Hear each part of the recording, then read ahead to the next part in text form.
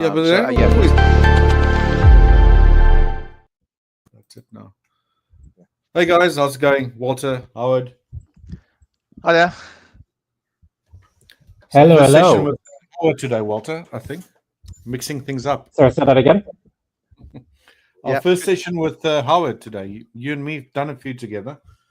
Good to join you guys on the early session. I've done quite a few of the later sessions, but great to be on the earlier one. So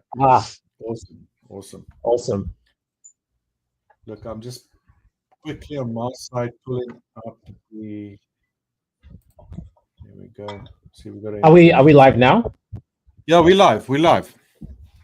Perfect. Yeah. So yeah, I mean, Howard, what instruments do you typically look at? Mainly for foreign exchange, but I look at most things, to be fair. But intimately foreign exchange. Okay. So shall I like the word intimately. Yes. Yeah. That's how you should treat it. Intimately. Okay. Yeah. Shall I kick things off just to show you what I'm seeing on my side? And yeah. Go for sure. it. Just 1 second. Okay. Let's present. Okay. Let me know when it comes through. There we go. Okay, great. Okay, yeah. So from my side, obviously, with on the currencies, the dollar has been pretty weak of late, but last few days we've had an attempt at breaking lower, higher on euro dollar, higher on cable sterling dollar, but literally post FOMC we've seen a bit of a breakdown in euro dollar. So we had a lot of people who were kind of trapped above basically above 109.20, pushing up 109.50, and after the announcement we saw a bit of a rebound, but no real follow through, and now we've kind of retraced all of the post FOMC rally and we're making new lows for the for this little pullback.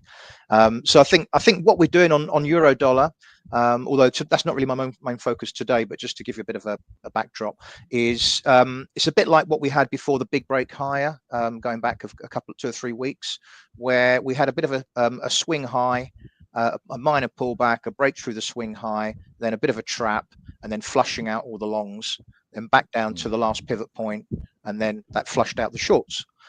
So it looks to me, I still think the trend is up, but it looks to me like we're doing a similar kind of thing, where we've broken through the last swing high, minor pullback, break through the swing high, we trapped a few buyers, and now we're starting to flush those buyers out. So the level comes in at 108.22 and a bit, not a million miles away from where we are now. So yeah, it wouldn't surprise me to see this thing kind of break through, maybe like before, a couple of closes below, just to make it look like we've reversed the trend, and then we can start to see whether it bases out and then starts to resume its upward path. But very, very short term, it does look like the sellers are in control of this market. I wouldn't want to be buying into this one right now. I'm basically waiting for this kind of basing action, so it might take a couple of days before we can get to that point. So yeah, just to the markets I was going to do today, really just Kiwi and CAD, I think we were looking at, and also maybe the Aussie. A similar sort of thing on these ones. Kiwi against the dollar, it had quite a strong break of resistance here, but in a similar kind of way, perhaps a bit more extreme than the others. We've really kind of started, it broke it by quite a good degree, and now we're starting to see the flush out. So again, we've got buyers trapped above this old swing high, and I think what we're doing again, as with euro dollar, is we're heading back down towards the last pivot point down here, and then I'll be looking for a base, because I think longer term the dollar is going down.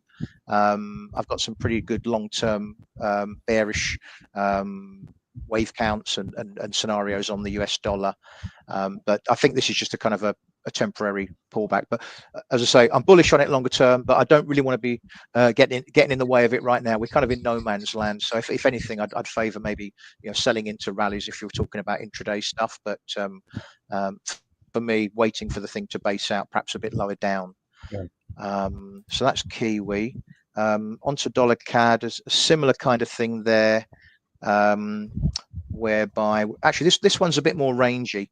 Going back to well, a number of months, we've got this kind of range where we're talking, what is it, 142.60 odd, up to 145 and a bit, and it seems to be kind of stuck between those two lines. I think longer term we're making a lower high, as with the other ones, and the dollar will continue down. But again, very short term, it looks like the dollar buyers have got a bit of momentum. So if anything, trading on the long side for the very short term stuff, but for the longer term, maybe swing trading 1, 2, 3 days out, waiting for it to top out, and then have another go on the short side. Okay. Yeah. Anything you've seen on those charts, guys? Anything agree, disagree? If you look at the euro US dollar that you had on that first chart, I think it was a daily. Sure. Yeah. See, you did talk about a little bit about Elliott wave there. Yeah. Sorry, not the daily. Where was it? No, I'll just minimize that again. Yeah, the long term. This one? No. It Or must the have been the daily. daily then. Yeah. I mean, if you look at just the move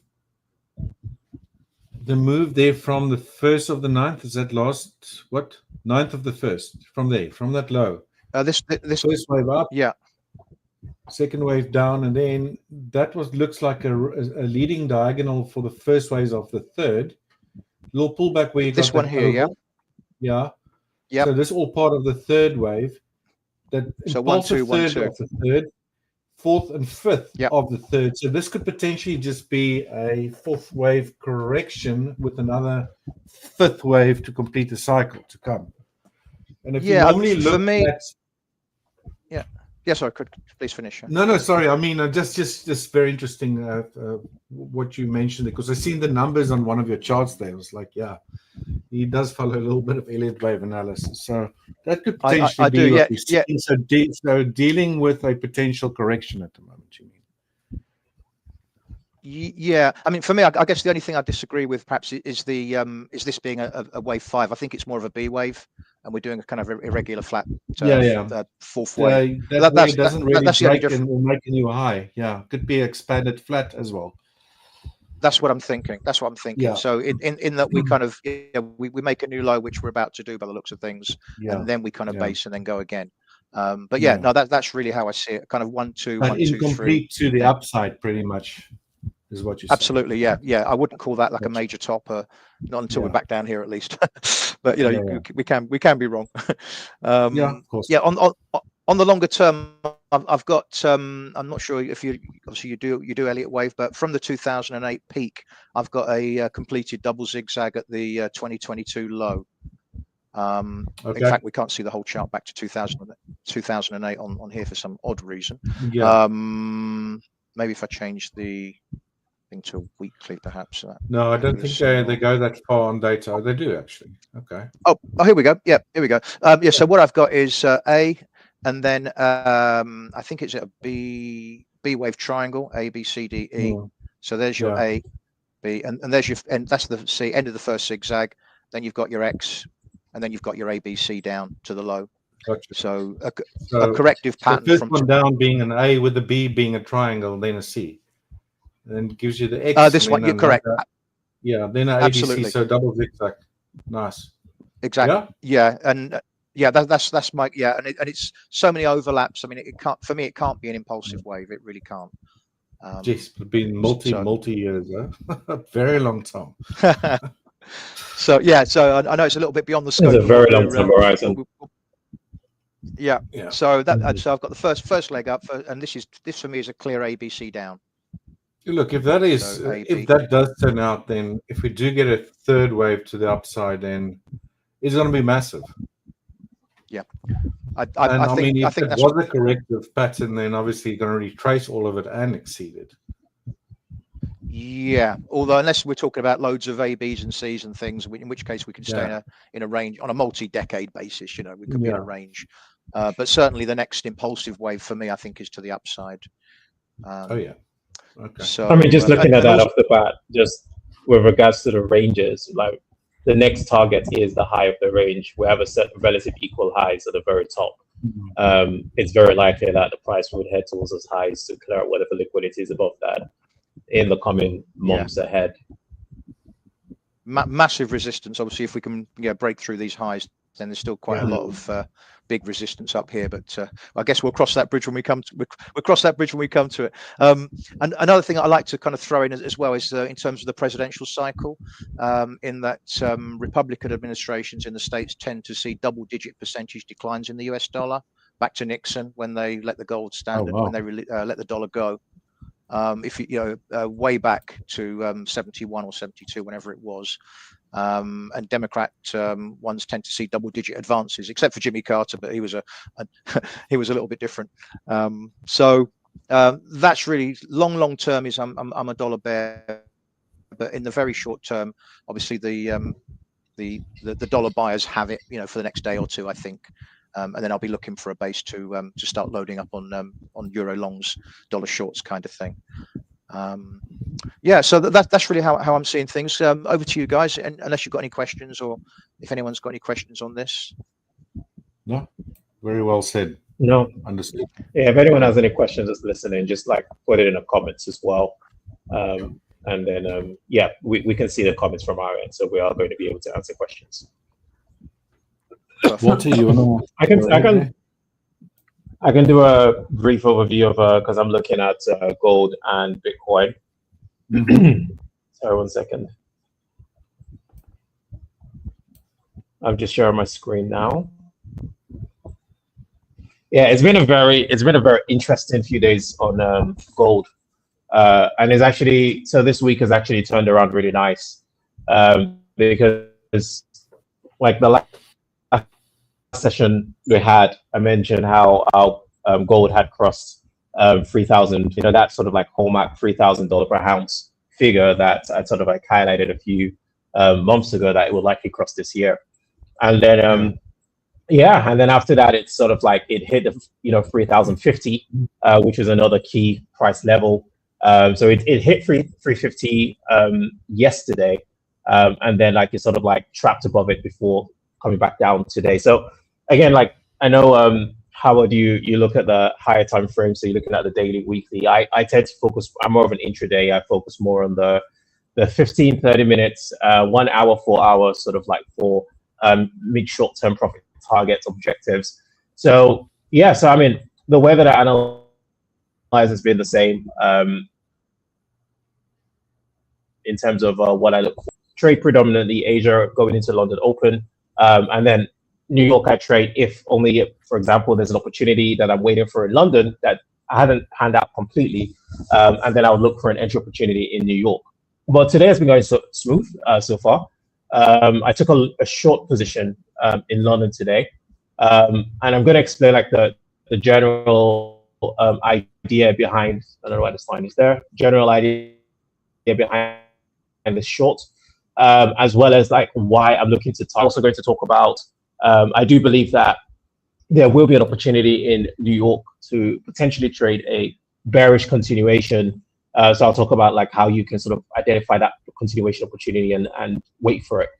So what was behind the idea?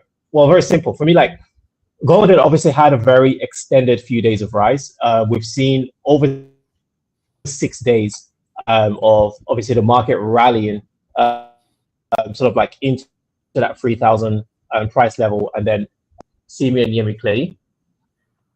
I'm not sure if I keep breaking out.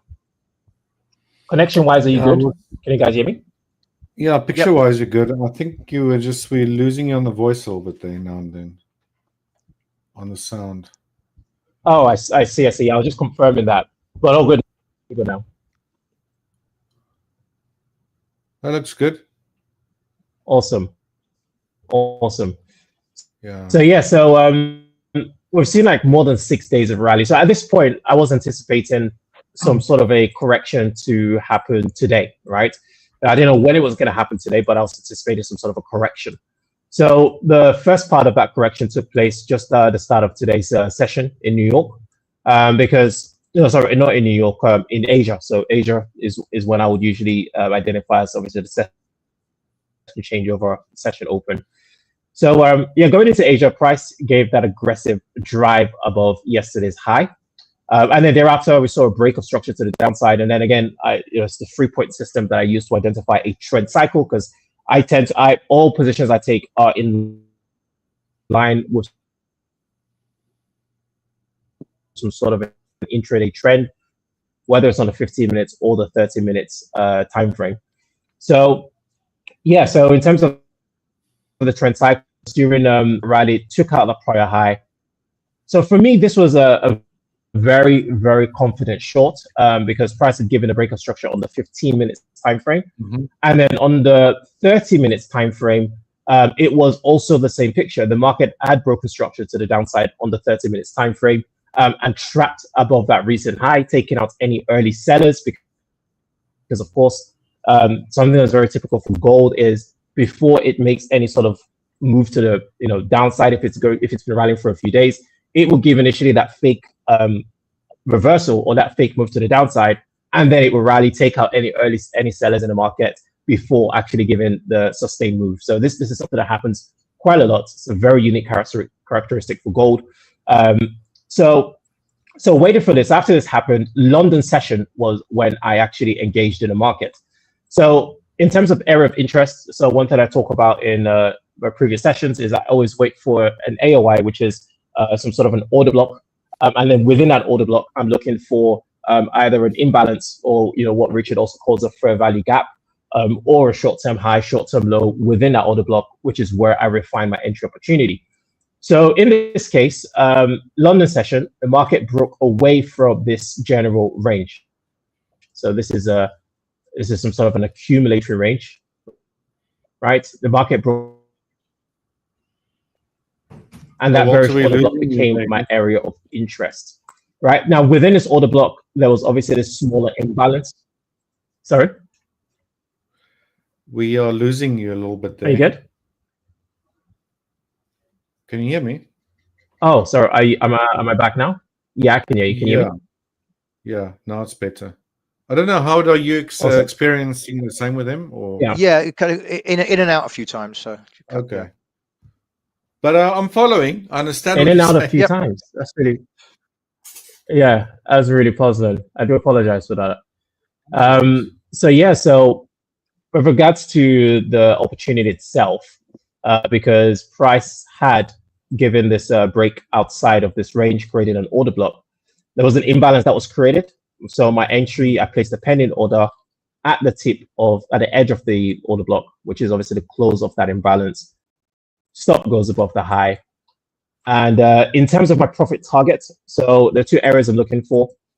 One is, of course, the low of this range. So this is the full range that price had been forming over the past few days, right?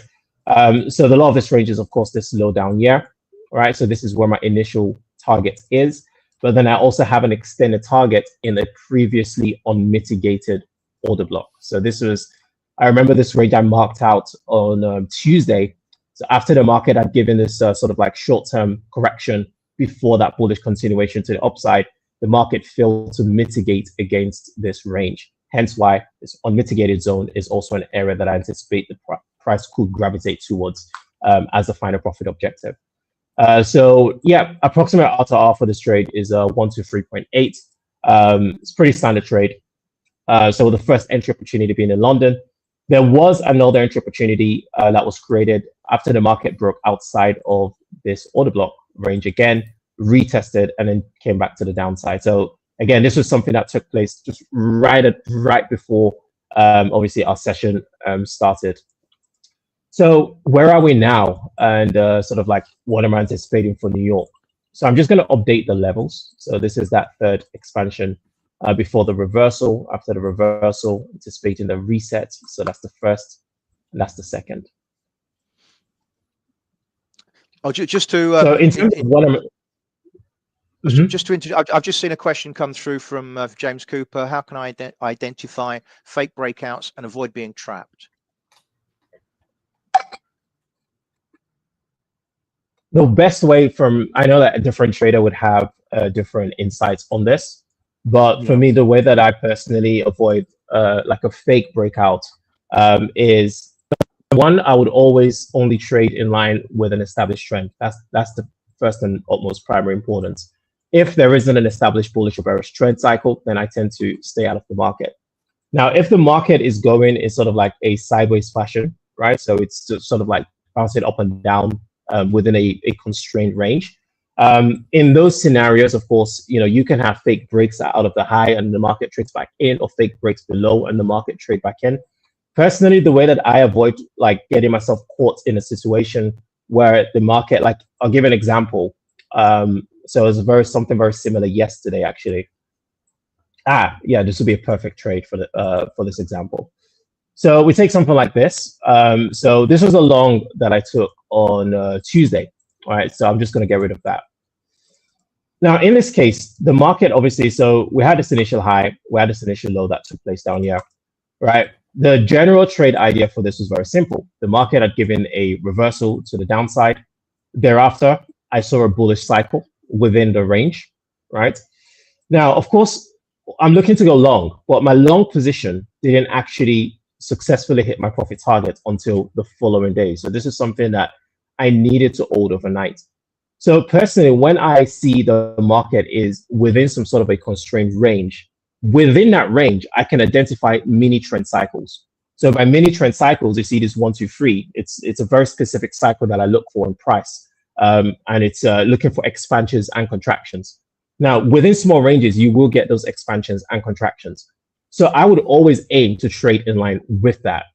Now, when I set profit targets, so for example, let's say that I take a long position within a constrained range, my profit target in the majority of cases would either be at the high of that range or slightly above it if there is a prior high preceding that, right? So in this case, obviously, I got into a long position within the range, and then I just simply aim for a 1 to 2, and a 1 to 2 put my profit target just slightly outside of the range.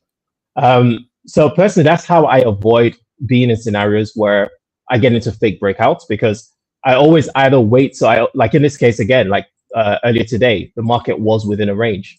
My entry opportunity for London was after the break had taken place. So the market broke outside of the range. I placed a pending order at the low of the range, stop went above the high, and that was the continuation trade. But then how do I know this wasn't going? Sorry, Walter, so you're more for breakout and then wait for retracement type of thing, and then identify if you got, fair value gap. It's also something I want to add there to you. Yeah, so it's confluence. Quite a lot of times you see that volume confirmation when you get a breakout. Let's say like a fair value gap forms during the breakout. That's all extra confirmation that the actual breakout is actually a breakout and not a fake out, if that makes sense. Exactly. Obviously, it might always just reverse against you and you're wrong about things. But I do a similar thing to what Walter's doing there. It's like rather trade on the retest. If the breakout's too strong and it runs away, then so be it. Just don't chase it either. Sorry, Walter. Never chase it. No, that's a fair point. Like you never chase it, and also there's the confluence of imbalances. And another tip as well is do not. So when a market breaks out of an actual range, you need to avoid trap candle patterns. You need to know what your candle patterns are. So stuff like morning star formation, evening star formation, hammers, spinning tops, and another one called a railway track. So like if you look up here, this is a railway track. So a lot of the time, if the market trades and closes outside of the range in a single candle, that does not define a break, right? You need at least 2 or 3 other successive closes outside of that range for it to be defined as a breakout. So because a lot of time when I see like new traders, they'll still like a single candle close and they're like, oh, it's broken out, and they go long. It's like, that's not sufficient. Wait for the next candle close. And if the next candle close forms a trap formation, such as a railway track back into the range, then this is simply a trap. The market is still within the range.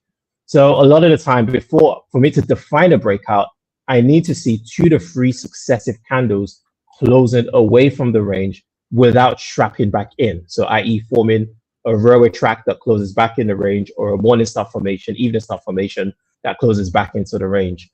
So that's another way not to sort of get trapped or to get involved in a false breakout scenario. So that's my take on it. I'm not sure if Howard or Richard had a different view set on this. No, I agree with you. Or maybe just avoid taking that first breakout. A lot of traders get caught You know, that's exactly why it's called a fake breakout. You know, it could just be a liquidity grab. You think things are breaking out, and then it just reverses against you. Yeah. You know, It use seems those to be additional quite. methods that Walter's talked about, you know, to maybe help you confirm that an actual breakout's taking place. You will never know if you're 100% correct, but at least statistically, if you go look at previous breakouts, maybe you can build some evidence showing you of the things for Walter talked about, or look at these fair value gaps formed during breakouts, or use something like volume or volume delta. I know some guys like that, footprint charts, or stuff like that, you know, to just build a case. I always say you have to be a bit of a detective.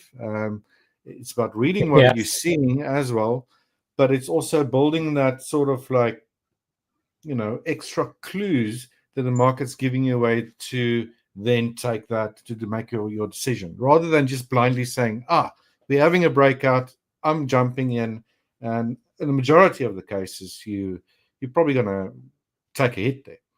I mean, find it quite interesting on daily charts, especially. Go back in history and go look at how many times after a correction or just like a little decline, it looks like you're getting a breakout, and then it just falls back into a range. So a lot of people getting flushed out there. Or another thing is, like, I personally prefer trade towards the breakout point and be in the trade before. If you trade the end of corrections, or try to find the end of corrections and that sort of stuff. Rather than trading the actual breakout, when most of the move potentially occurred already. Totally agree with that one. I think swing highs and swing lows act as a bit of a magnet. So getting in before they try it can sometimes be a good idea. And not only that, you're not paying the spread and the slippage and all the rest of it if you're trading directly on the break. So you can almost get in just before the breakout happens, and whether it's a fake or not a fake, you've got in at a decent-ish price. Yeah. 100%. Yeah, and that's the main thing, because then you can you can actually protect your bottom line a lot faster. And if it is a false breakout, then you would know as well quite fast. But yeah, I think generally just like one candle does not define a break. I think that's the most important rule when it comes to breakouts. You need to have, regardless of whatever time frame you're looking at, if you're looking at the daily, one daily candle closing out the range doesn't define a break. You need another daily candle. If you're looking at the 1 hour, the 30 minutes, the 15 minutes, again, you need like 2 to 3 candles closing outside of that range for you to get your confirmation. Yeah, it's always nice to see what happens in the next maybe 2 or 3 candles after a breakout. Just to see, that could give you a pretty good clue as to whether it's real or not. Exactly. But yeah, I mean, that's the main viewpoint for gold for me right now, anyways. So bearish on gold for now. It's a short-term short position.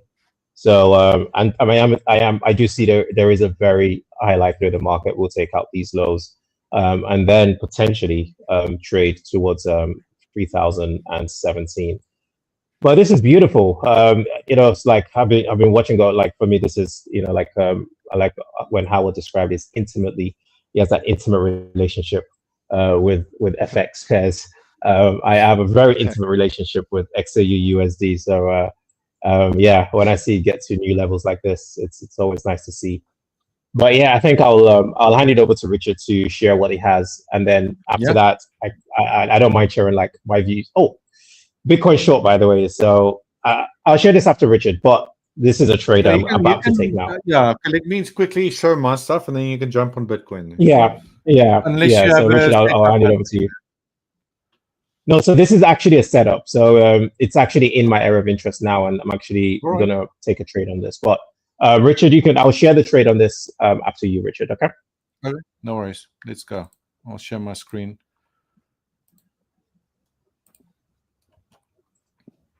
All right, so looking at the ES as well as WTI crude, this is the ES chart. I'm looking at a 5-minute here, and Howard, I don't know if you've seen what I do previously, but using pretty much market structure, price structure breaks, and looking for reversals, especially on the ES on the NASDAQ, between the 9 a.m. and 11 a.m. time window. That's generally when you get reversals there. Obviously, when the stock market and stuff opens as well, right? So, The strategy here, I personally will call the system, I don't know if you want to call it methodology or whatever you want to call it.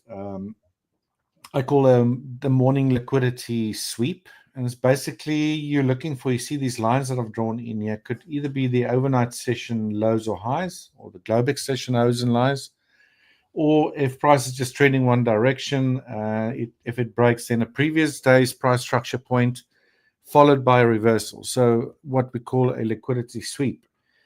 So I trade with 2 time frames, first on the 5-minute, and I only want to see a setup occur during this time window. So unfortunately now, if you look here at the ES, if price actually ran this horizontal line here at 5,630.5 level, that was this little structure point over here, if that makes sense. It actually didn't do that. It sort of created almost a double bottom with the overnight session lows. We had a very strong decline, obviously, as well. Gave most of yesterday's, I couldn't not say profits, because some people were on the wrong side of things here, but that gave most of that that incline back again with a pretty strong drop. So I want to see during that time frame, it's probably easier just using my path tool, a break of a level, and then a jump like what's currently occurring here. Right, and then I want to see a price structure point break. And then generally, if I do see a fair value gap that occurred prior to that break, then I would like to see a retest of that area and use that as my trade entry location. Right, so at the moment, there's no setup here on the ES. This might be a little corrective pattern. If we want to look a bit at Elliott wave, maybe we've seen a 1, a 2, a 3, maybe a 4 ABC and another move lower, and then another, and potentially a bounce.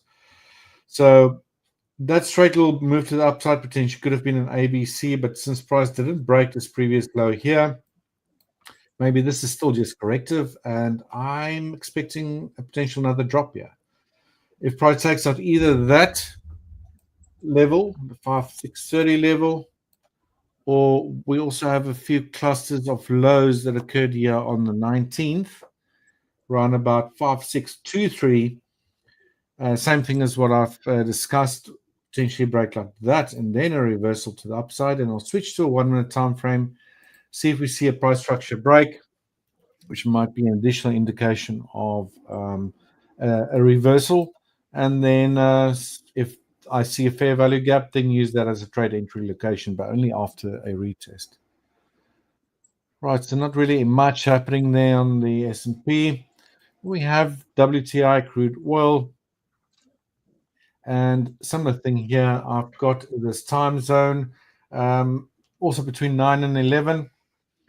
I've got the Globex session now around 67.45. And obviously price has been moving lower. It took out this low over here. It's actually not a low. It's a bit of a cluster of lows between the 19th and actually the Globex session low, which occurred around about 6:30 Eastern. So that's why it's a bit more of a zone. Price took that out. So if we can get a nice bounce back to the upside now, then I want to see price structure being broken to the upside. And what do I mean by that for those that are new to what price structure breaks are? Pretty much, as you hopefully know, price structure in a downtrend is defined by lower lows and lower highs, right? So if we do get a reversal after a break of, in this case, a little zone, we had a few clusters of lows, and price then takes out previous price structure points of this downtrend, in this case, a lower high. And let's say prices made a nice little bounce to the upside there, and we see a fair value gap that formed on the 1-minute time frame, then I want to see price after that breakout reverse lower again, test that fair value gap, and then get into a trade and hopefully see a bounce up again, something like that. So crude oil potentially might be in the beginning phases of setting up, might not. Still a little bit of work to do. I generally like going to the 1-minute time frame after price take out those levels. And see if we can see a price structure break, a proper price structure break to the upside with a fair value gap that forms, and then try to get into a trade. Still think that the NASDAQ and the ES, though, just from a bigger picture point, I don't have that chart open at the moment, that we might potentially still head lower. I don't think that decline is over yet. And on crude oil, still think more bearish price action to come in the near future. So that being said, that's in the bigger picture. But if you only trade this as intraday, it's an intraday strategy. I'm not really too worried about what's going to happen in the bigger picture. You know, are we going to go down for next 2 weeks? I don't know. No one can tell you that. So I'll trade any direction how the trade actually sets up. That's what I'm trying to say.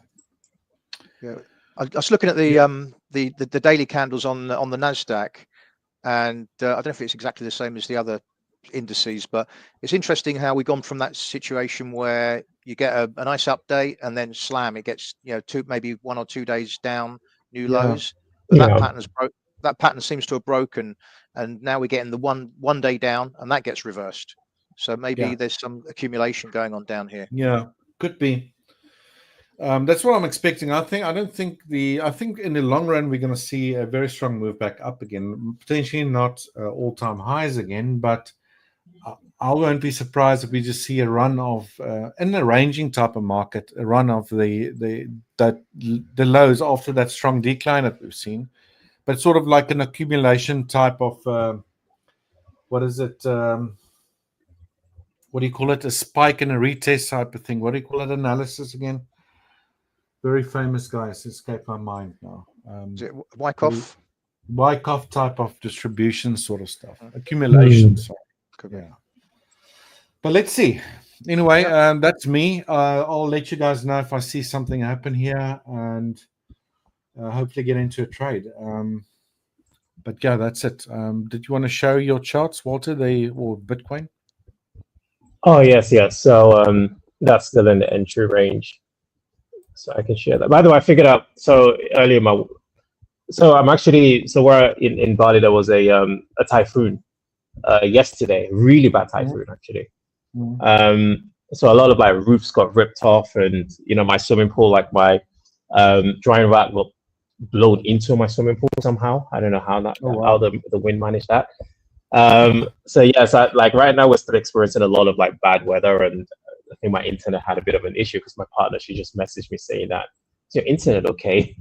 So that's why I was sort of getting those little glitches earlier, but it's settled now, so we should be good from now. But so with Bitcoin dollar, so this is it's an interesting one. Yesterday, especially because we had FOMC, it was really nice. So I actually talked about this last week, and also posted something about this as well, that this was most likely going to be bullish because on the 4 hour there was a very strong indication of, and these are my arrows from last discussion. Just going to clean this up a bit. All right, so there's very strong signs of bullishness. 2 areas of interest. The first area of interest was this imbalance, where the market did sort of like give a sort of rally to the upside, but ultimately price still broke below that low. Moving to the next area of interest, which was this imbalance down here, and that imbalance respected. And then after that, so yesterday I did get a long position in London, which essentially carried into New York session, and price eventually hit that sort of like target of equal highs. So it was these relative equal highs here that I was anticipating price to take out. So now today, so today there was obviously that reversal, that was some sort of a correction anyways that I'm anticipating what's going to happen. So the first sign of the correction took place earlier today in Asia, where the market essentially, it gave that aggressive move into this prior order block and then broke structure to the downside, right? My area of interest essentially became this order block, or rather this, so this order block after the market broke away from that in the London session. So what I was essentially waiting for is prices broken away from the order block. I was waiting for a retest, stop goes above the high. Again, this is just all my setups are very much like this, very similar, very classic. As long as it's in line with the trend, as long as we wait for that break to take place, and as long as there's an imbalance, there's sort of confluence within the range, these are all the things I look for to validate a opportunity. So in terms of target, so within the trend cycle, price is still bearish on the 15 minutes time frame, so there isn't any sign of a bullish break to the upside.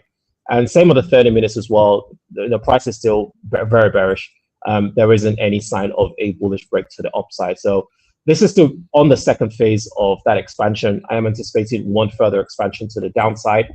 The next obvious target, because between this 800 EMA and these lows, there's pretty much nothing. This is a very balanced market, so there is no liquidity target from this initial low that was created just towards the end of London morning session to these prior lows. There's nothing here, so I'm very confident that if price were to break below this low, it will potentially be a very smooth run to these relative equal lows down here. At 83,522. So this is the next logical target objective, hence why this one I'm aiming for. So it's a 1 to like 3.93. I could extend it to a 1 to 4 to sort of like this unmitigated order block, very similar to what I was looking at on gold, right? Because gold, again, I had this extended target down here to the unmitigated order block. But with Bitcoin, I'm being a little bit cautious with being on the short side. Because I do think we are going to see buying activity resume on Bitcoin in the coming sort of like days and week ahead. And with Bitcoin, when that resumes, it's usually very aggressive. So although I do see that short-term correction taking place, I'm being a little bit cautious. I'm just taking profit at the next logical area of interest. But as to what happens after that, I have no clue. We could see more buying activity from there, rebound to the upside, and a potential bullish continuation. But for now, short is my position on this. Awesome. So you're in that trade? Yes, so I got in right on the 5 minutes imbalance right here. So again, just that imbalance within imbalance. So it's a very small imbalance within that 15. That's where price was. So I got in a short position and stop loss went above the high on this. Cool. So now in two positions. So now in Bitcoin and also short gold. So so we'll see how these two positions play out over the next few hours, I guess. Okay.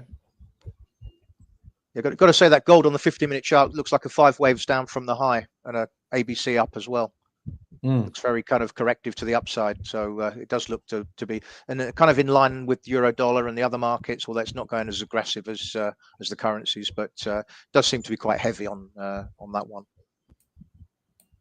Yes, indeed. So it is a bearish. Like I do see more bullishness on gold in the long run, but right now it is going through that sort of like corrective phase.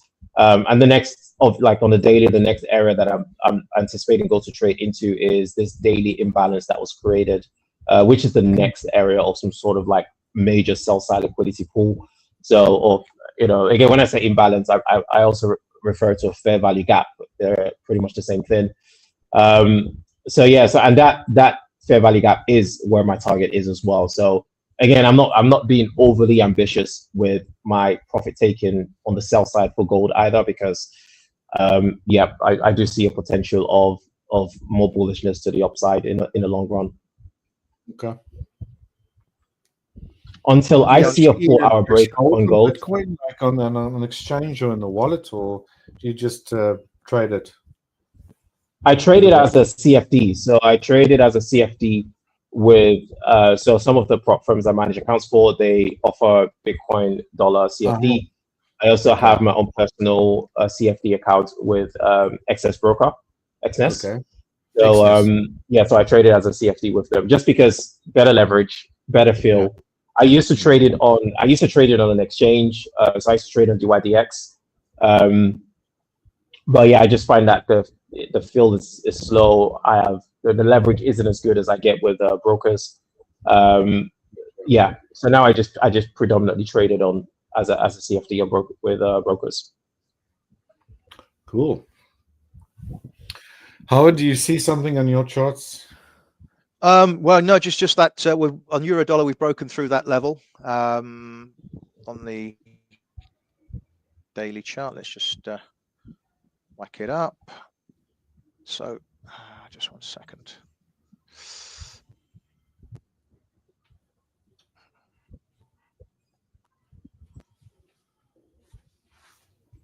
Howard, whereabouts in the world are you? Here we go. Just coming through. He's raising cattle in Switzerland. I'm in Switzerland. Ah, you're in Switzerland. Amazing. Yeah, I've been here since 2009. Let's have a look. Yeah, so oh, that's gone a bit of a funny shape. Yeah, so here we are. Yeah, we're kind of just testing the pivot level there. So as I say, what I want to see is this thing kind of push through it, spend maybe a day or two, maybe below it, or just try and see the buyers come in as they did before. So I'm still kind of on hold at the moment, really just waiting for that turn to catch the next multi-day swing higher. So for me, a little bit too even going on the intraday charts, I think I wouldn't want to kind of trade an upside reversal yet, because I mean today we're so far down from the day's high. There's a lot of people who are on the long side of the market today who are badly wrong. So it would be nice to see a little bit of demand coming in terms of where we are in relation to the daily range. Let's see on the shorter term stuff. So it does look quite overextended. There's the FOMC where we saw the bounce, the rally, and then the attempt at continuing higher, but then complete reversal and down. So yeah, so for me, I'm kind of just waiting for the thing to form some sort of base before I go and buy it. That's really what I'm looking at. Gotcha.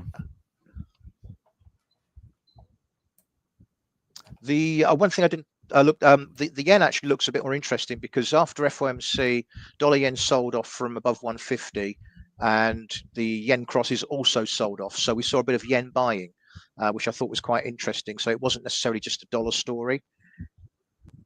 On the daily, so on dollar yen, I've got this kind of the big picture is we're kind of early stages of a new bull market on dollar yen, and we had a nice outside session yesterday, bearish outside session, which can be quite indicative of the market headed down. So it looks a bit like this last one, where we saw corrective bounce, bearish outside session, and then attempt at going higher next session, and then down we go. And it looks to me to be what we're trying to do on this one.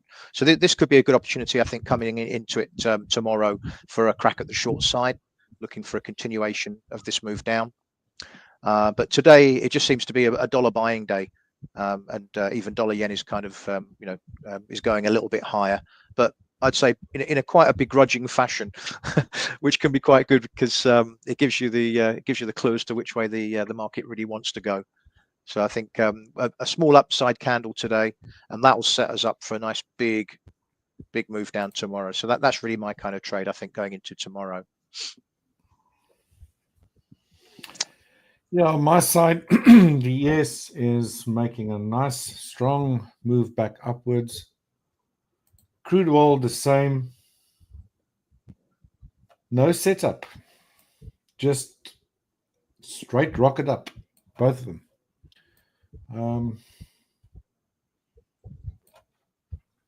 So yeah, difficult. It is not really anything to show. Interesting time.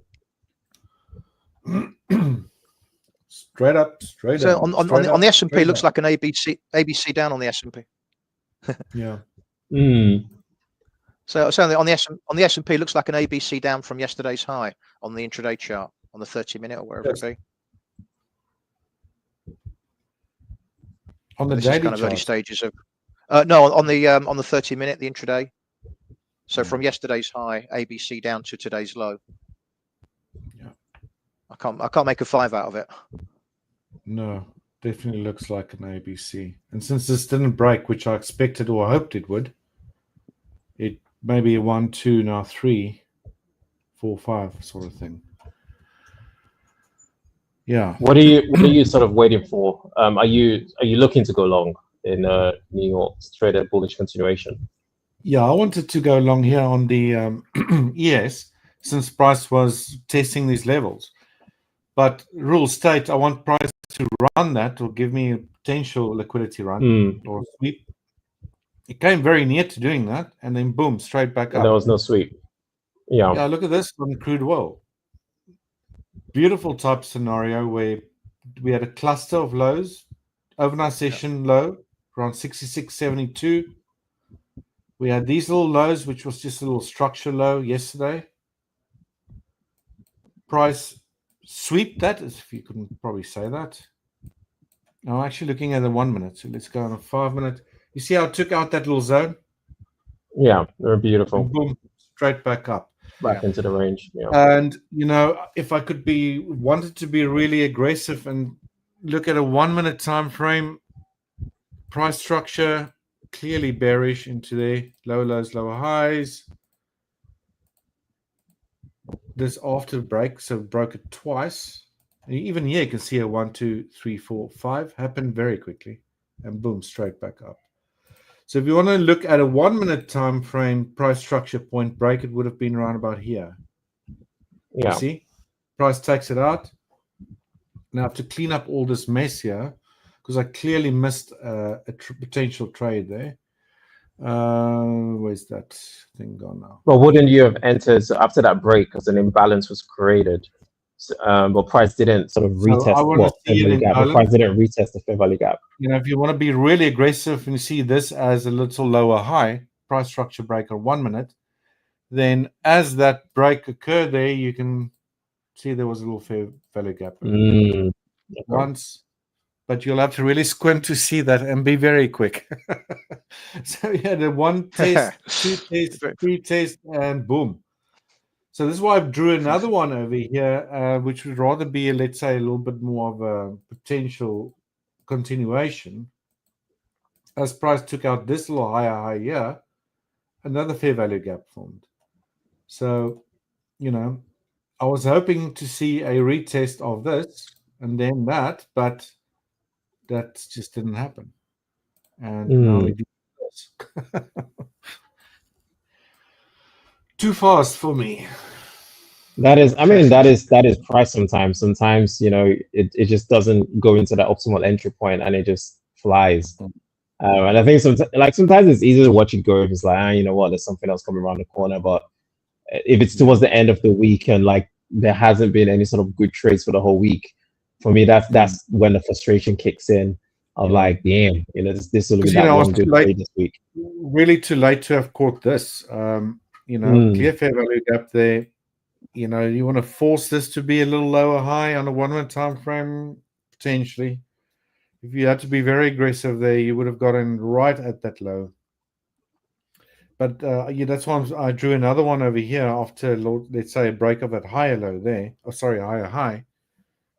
After that price structure break, then, it's not too high above this sort of area or this fair value gap lower down. So I would have been willing to take a trade there, but it just never happened. So be it.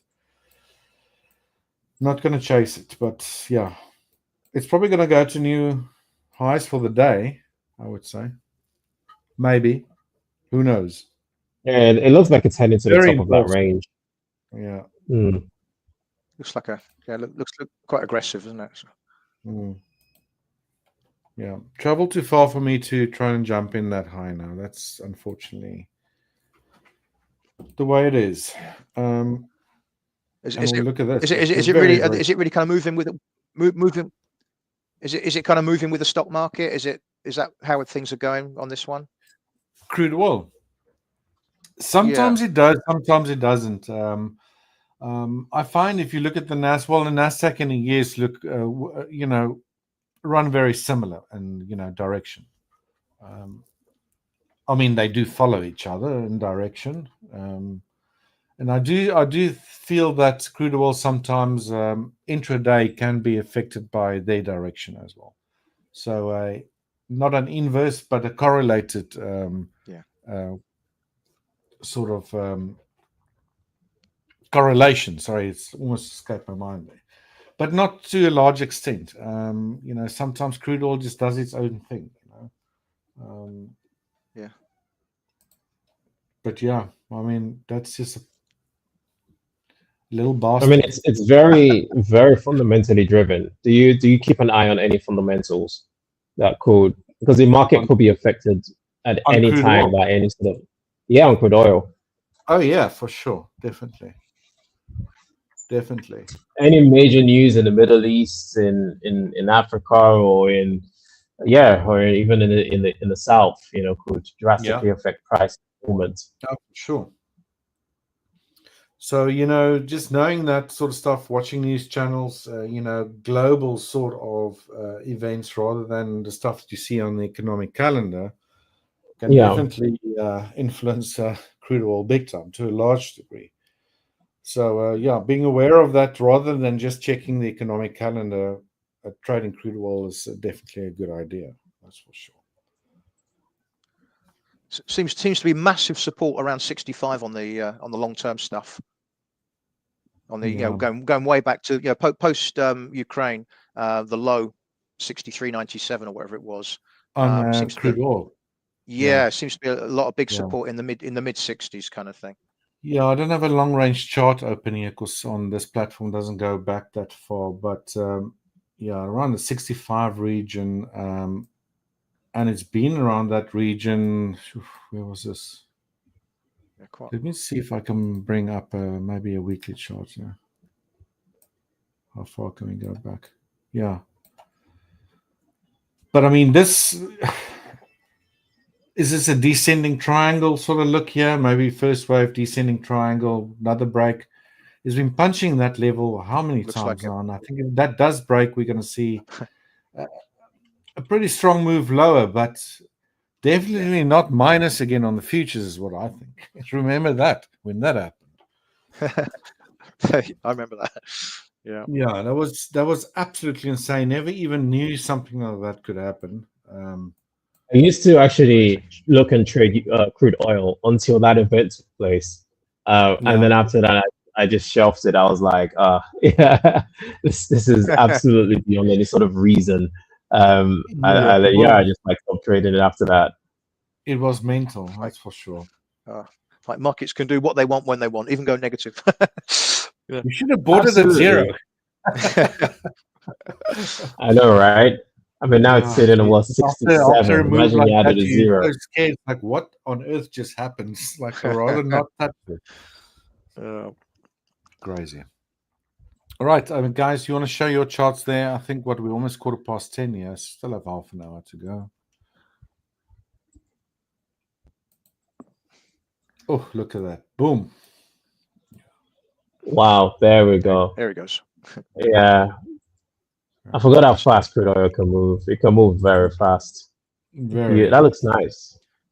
This also looks, there's something going on actually. There's a no, but this can't be. I know right now is existing home sales data got released. Which is existing home sales doesn't really do much to the market. No, crude oil inventories normally does, and that's on Wednesdays though. So it was yesterday. Yeah. And wow, that is a very rapid a big move. That's very sudden. So yeah, did not get into it, but that's the top setup. Looks like a so-called risk on. How are you feeling now, Richard? Yeah, a risk on. Cool, a risk on. I feel like a beer. That would have been a trade of the week. It could be worse. You could be short. It could be worse. Oh yeah, absolutely. But at least the strategy would have caught it, but I didn't catch it, which is sometimes worse than actually taking a loss. Is seeing how profitable you could have been. I mean, how do you typically manage yourself around these moments and around these emotions? Well, I'm definitely not going to chase that. I've missed the majority of the move. I normally have 2 attempts. If I would, let's say, take a loss on the first trade, I'll try again. Mm-hmm. After the second loss during that time window, I just walk away. But whereas now, if the majority of the move already happened and I should have been in, but I'm not, then I'm not going to trade it again, because then you're just risking taking a loss on the second trade. Yeah. So yeah, and definitely trying to avoid that, chasing the market or getting angry. I don't really get angry, to be dead honest with you. It's just nice talking to you guys. You guys keeping me in check because you can see me. Exactly. I mean, what you said is so key. It's like not taking that trade, because when you try to take that trade at Chase's price and you take a loss on that trade, that's where the slippery slope of overtrade and the revenge trading usually begins. Because then you want to compensate for that mistake, and it's just not worth it at all. Yeah, I want my money. They got At least I don't know where's price gone in now. Jeepers, that does it sometimes on this platform. At least I was willing to, acknowledge that there was a setup which I missed, and try to attempt again. And it wasn't really much higher than the actual entry point. Unfortunately, did not get full. But you have those days where it's like price just moves one direction, skyrockets in this scenario, and the trains left the station, sort of thing. And that's just part of the game. And I find that in a lot of cases, those skyrocket scenario where price moves very fast towards your profit target, those tend to be the ones where the entry opportunity is a very small window, and you just have that small window to catch it. And if you miss it, then it just flies and leaves you behind. Yeah, I mean, it just happens so quickly. It's just, and I don't think this is something you can go program either. It's just one heck of a move. What's that? 14 pips. If you had even a running target to the upside to the top of that range, or the overnight session, I had 75. Yeah, it looks pretty. Yeah. So if that's on the futures, would have been fierce. a $140 on one contract with a $750, $140 stop loss or risk with a $750 per contract run in a matter of a few minutes. There was a question actually that came in. How do I analyze liquidity sweeps and stop hunts?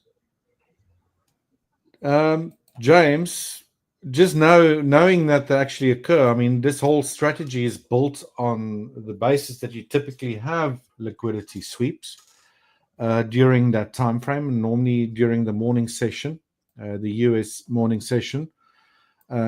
And just knowing that typically, whether there are stops that's there that previous traders have put. For example, maybe some traders during the Globex session was long here, thinking price is going to go to new high.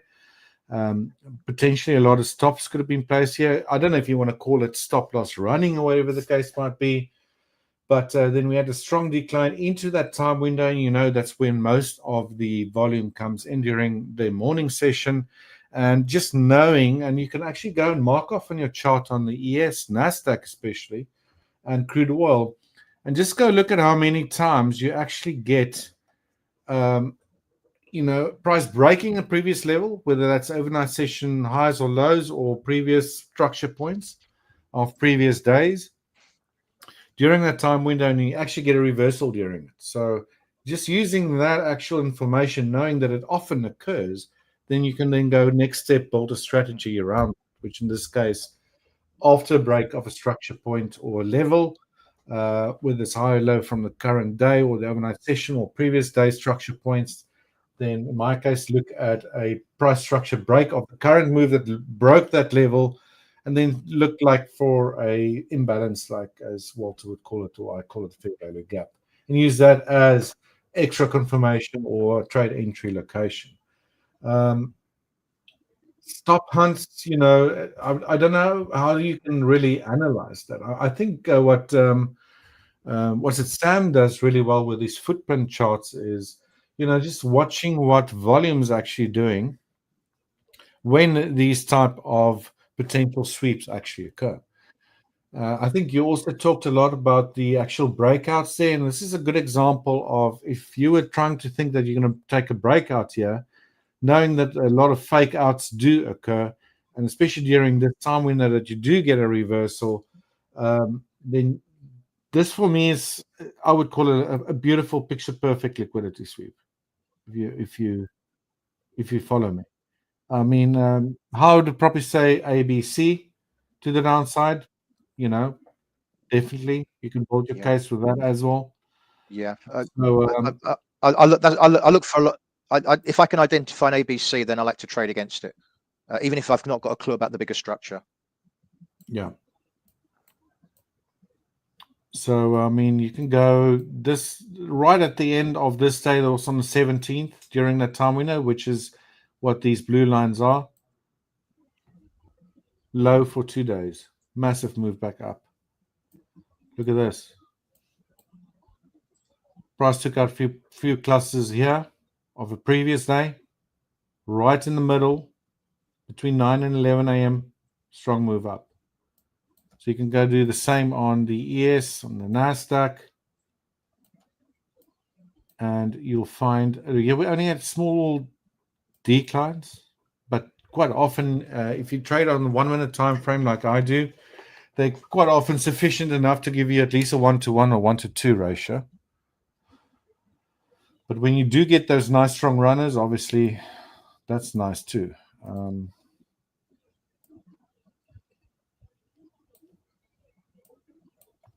You can look here on the NASDAQ. Reversal during that time frame. Reversal during that time window. Reversal during that time window. There was a reversal down. There was also another move back up. You see, you get quite often a type of, I won't say a high or low of the day, but you typically get a reversal during that time window. So just knowing that that does occur and quite often coincides with potential liquidity sweeps, then you could use that information to your advantage. I don't know if that actually helps. That's great information. Address your question, Great information. if that makes sense. Yeah.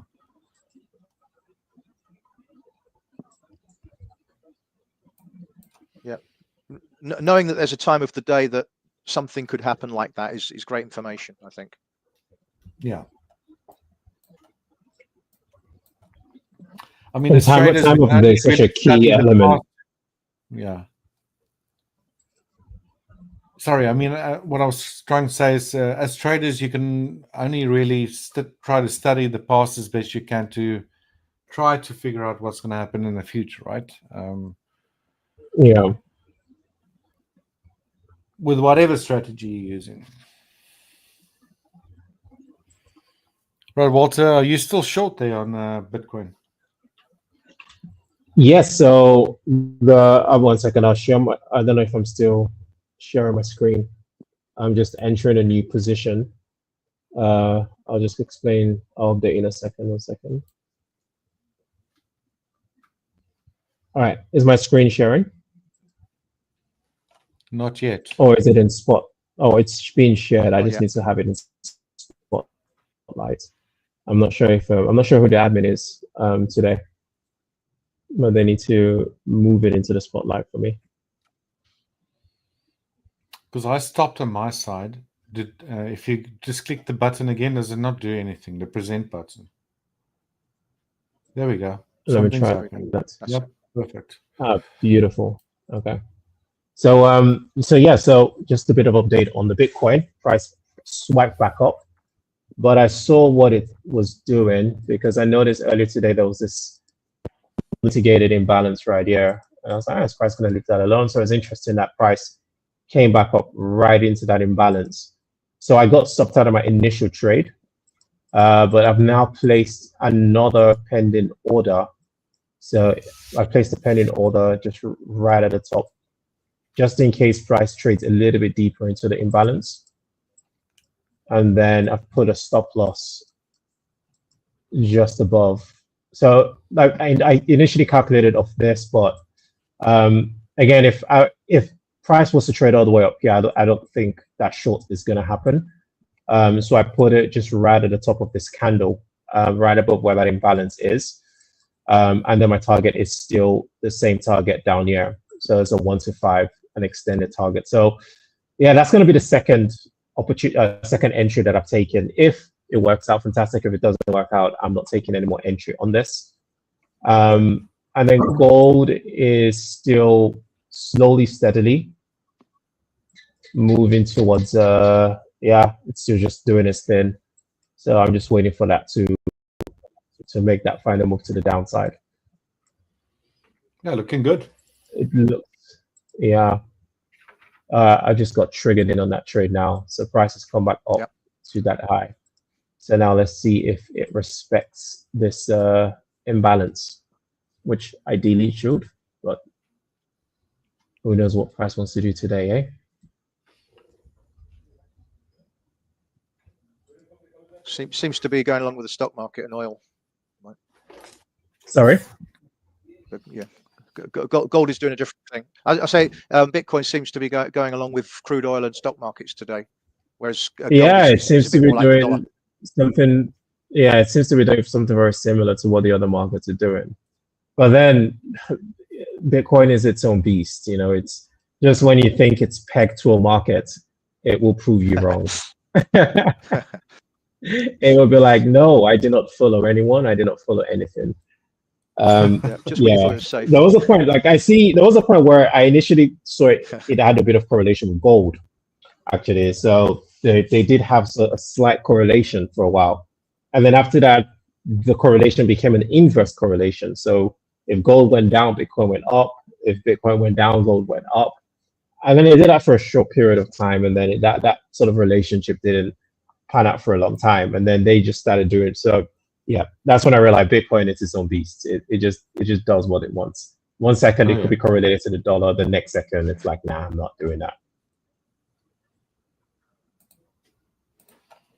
Yeah. I don't know if anybody follows the Dow Jones anymore, but it looks on the daily chart. It looks like we've had a nice little bear trap yesterday on the push. Oh yeah. Sorry, not yesterday. I'm looking at a weekly chart on the Dow 30. Let me just 1 second. This, again, it may be very long-term stuff, but sometimes it can be of use. Let's see. Hopefully that comes through. There's a very strong bullishness in the market today. Even the Dow Jones have had a very similar bullish move. Oil as well, the same. 1 second. Let's share screen. Try this again. That one. Okay. Hopefully that should come through. Hopefully. Oh, here we go. Here we go. Yeah. Yeah. Dow Jones last week closed below the breakout level. This week, starting to move higher. Be interesting to see where this closes tomorrow. That's a small bit of a cleaner looking ABC, right? Top. So it might be a nice little buy signal there for for least. Oh, that's on the weekly. For a couple of weeks. Okay. Yeah. Interesting.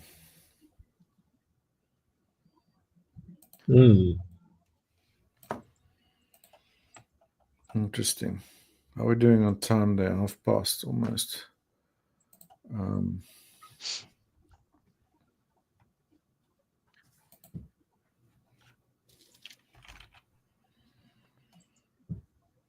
Yeah, not a whole lot coming out my side really. Just still euros testing that level and just hanging around. I think for me again, it's going to be something that I do tomorrow or maybe the day out, on Monday, for the next big one. But let's see what happens the next day or two. I think on the currencies. So a bit disappointing really. A bit quiet. Dollar yen, as I say, I'm still watching that one because we're getting a bit of a retest higher. So that could be a good one to attack tomorrow. So we'll see how that one goes. Mm-hmm. Walter, you have something to show you? Markets ran away from me. I don't even want to look at it. It's one of those experiences, man. It's like running and you're just like, no. I hate those moments. Absolutely hate those moments.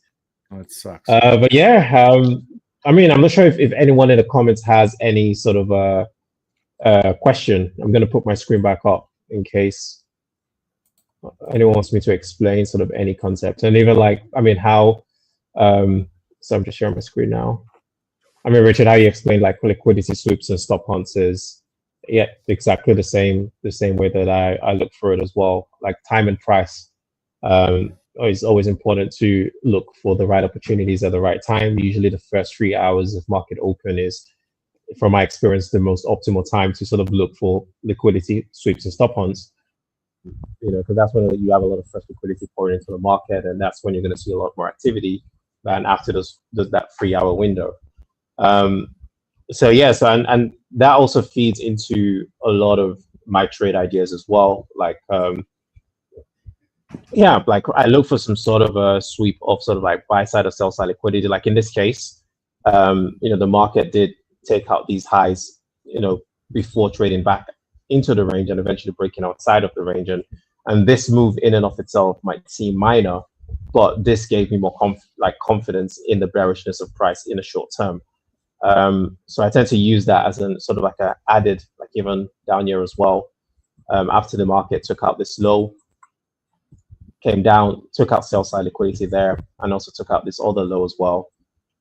Whatever stop losses or liquidity was residing below this low was purged. And then after that, so that moved back to the upside, back within range, break of structure with this imbalance. So there's two imbalances here. There was this tiny one down here. And then there was this one up here. So either or would have sufficed as a good area of entry before that sort of like bullish continuation to the upside. Yeah, like this is like the fundamentals for any good trade ideas.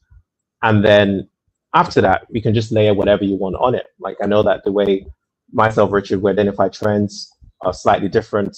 You know, I know Richard uses like the ABC method and Elliott waves. I use something very similar, but I focus on the swing points. And I focus on expansions and contractions outside of those swing areas. It's a sort of like a variation of the ABC without it being exactly the ABC. But being able to identify trends outside of stop hunts and purges is also very crucial, because you want to make sure that it is a full trend below a low, and then after that you are seeing an established bullish trend, and then you're looking to trade in line with that. It's another crucial element for analyzing liquidity sweeps and stop hunt. If not, that's how you're going to get into false breaks. If, for example, the market could be in a bullish trend, but then like in this case, you know, this is a bullish break of structure. But then if you look at the market taking out this short-term low as a liquidity sweep, and then you're sort of like missing out the bigger picture that the sweep has already happened down here, that could influence you in making a different trade idea. But yeah, like with any trade ideas, context is important. Context of trend, context of direction, and context of targets. Like where is price heading to? That's another crucial element before sort of like formulating some sort of a trade idea. But yeah, for me right now, it's waiting for these two trades to play out. I really do not like holding trades when I go to bed, because for me right now, it's yeah, it's 10:33 p.m. I don't like holding positions overnight, so we'll see how if these don't play out well in the next hour, I'll just take my profit on gold and call it a day. What did you say was 10:30 p.m. then? Yeah, it's 10:33. Yes, 10:30 p.m. here right now. Should be watching Netflix, man. I've already done that earlier. I did that earlier with the missus over a nice dinner. So yeah. So this is my pre-bed routine. The funny thing is, I like trading at this time of the day because it's also quiet. Everyone's in bed, and you know, I get my peace of quiet with the charts. A bit of intimate moments with price. Yeah, digesting your food, watching the charts. that intimacy is very important. I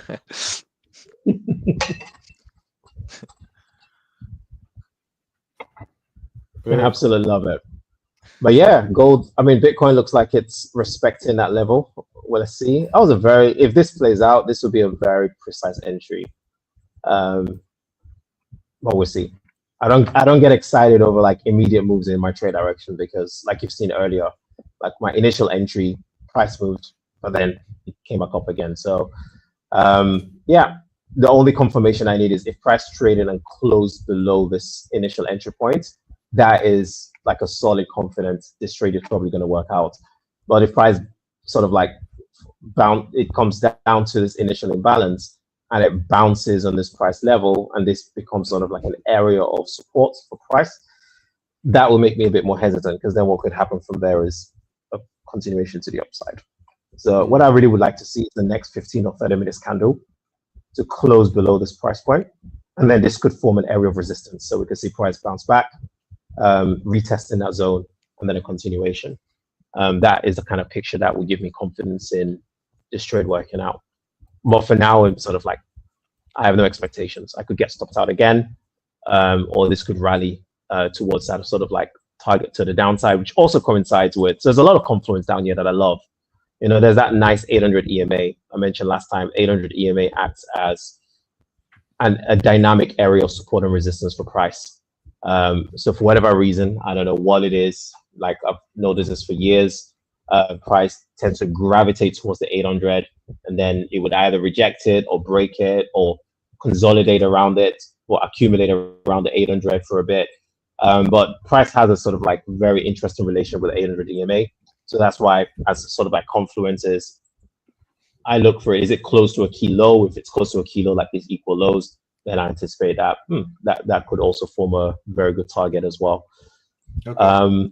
So yeah, so at this point, it's a waiting game.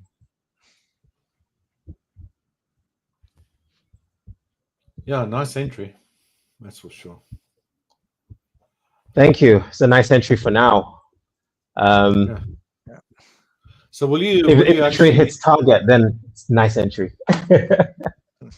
Yeah. Would you try to keep a position open on Bitcoin overnight, though? Yes, Bitcoin, I'm happy to keep that overnight, because this tends to have a lot of activity overnight for whatever reason. Well, overnight for me is New York, so Bitcoin is very active in New York. But I yeah, mean, it's would incredibly you go active to in bed New with York. an open position? Sorry?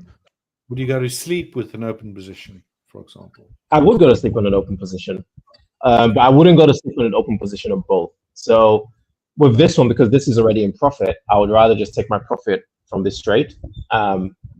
Because for me, what I really don't like is if I'm in a profitable position before I go to bed, and then I head to bed and I wake up the next day and that position hits a stop loss, then I don't like that, because it's like I could have taken up. So in my head, I could have taken that profit and I missed out an opportunity. So now as a habit, what I do is if I'm in a position and it is either 50% or more towards my profit target, I would just rather take that profit before bed than load it overnight. So yeah, but with something like this where it's a new trade and if it's still sort of like hanging around my entry, because the profit on this would allow this to be a trade I can take without it costing me anything, then I would actually allow this to run overnight, because then if it hits my stop loss, at least I've secured profit on this trade. Because the worst case, if I left both trade opens and this hit my stop loss and this hit my stop loss, then all that does is, I'm taking a much bigger loss, and I would wake up tomorrow morning and have a shitty day as a result of it. Not a nice way to start a Friday or the weekend. Yeah. Do you trade Bitcoin over the weekends, or just leave it to the week? At times, yeah. So at times I would look on Saturday morning and Sunday morning, because Bitcoin also moves really well over the weekend. So, but I don't always take a trade. But if I see something that's really good, really clean on a Saturday morning or Saturday afternoon, then I'll take that trade. But it's like sometimes the market is super quiet over the weekend. Sometimes we see big moves over the weekend. So I'm not always fussed being in the market if I don't have to, if there isn't anything clean. Yeah. Yeah, and also like my partner, she hates me trading over the weekend. It's a constant fight battle for us. Fair enough. Why are you always trading? So I need a bit of a work-life balance. Cool. No, I try to step away, but it's difficult. I know. You have that phone in your hand. It's like, what's the markets doing? What's crypto doing? Right. It's like, what's going on? Because when you're in sync with price, and you're sort of like in flow with what's going on. For me, my greatest fear is getting out of sync. Because once I'm out of sync, it takes me a few days or even a week to get back into sync with price. So this is why I always like to monitor, even like when I take vacation. See that by all those like numbering that you do, and it's always up to date. So that's Yeah, because the moment I miss something or get something wrong, right? It's not good. Yeah. Dedication and discipline. Yeah. Yeah, it's never good when you're out of sync with it. Sometimes you can have really good runs where you totally you know when the what's going to happen next. You almost know.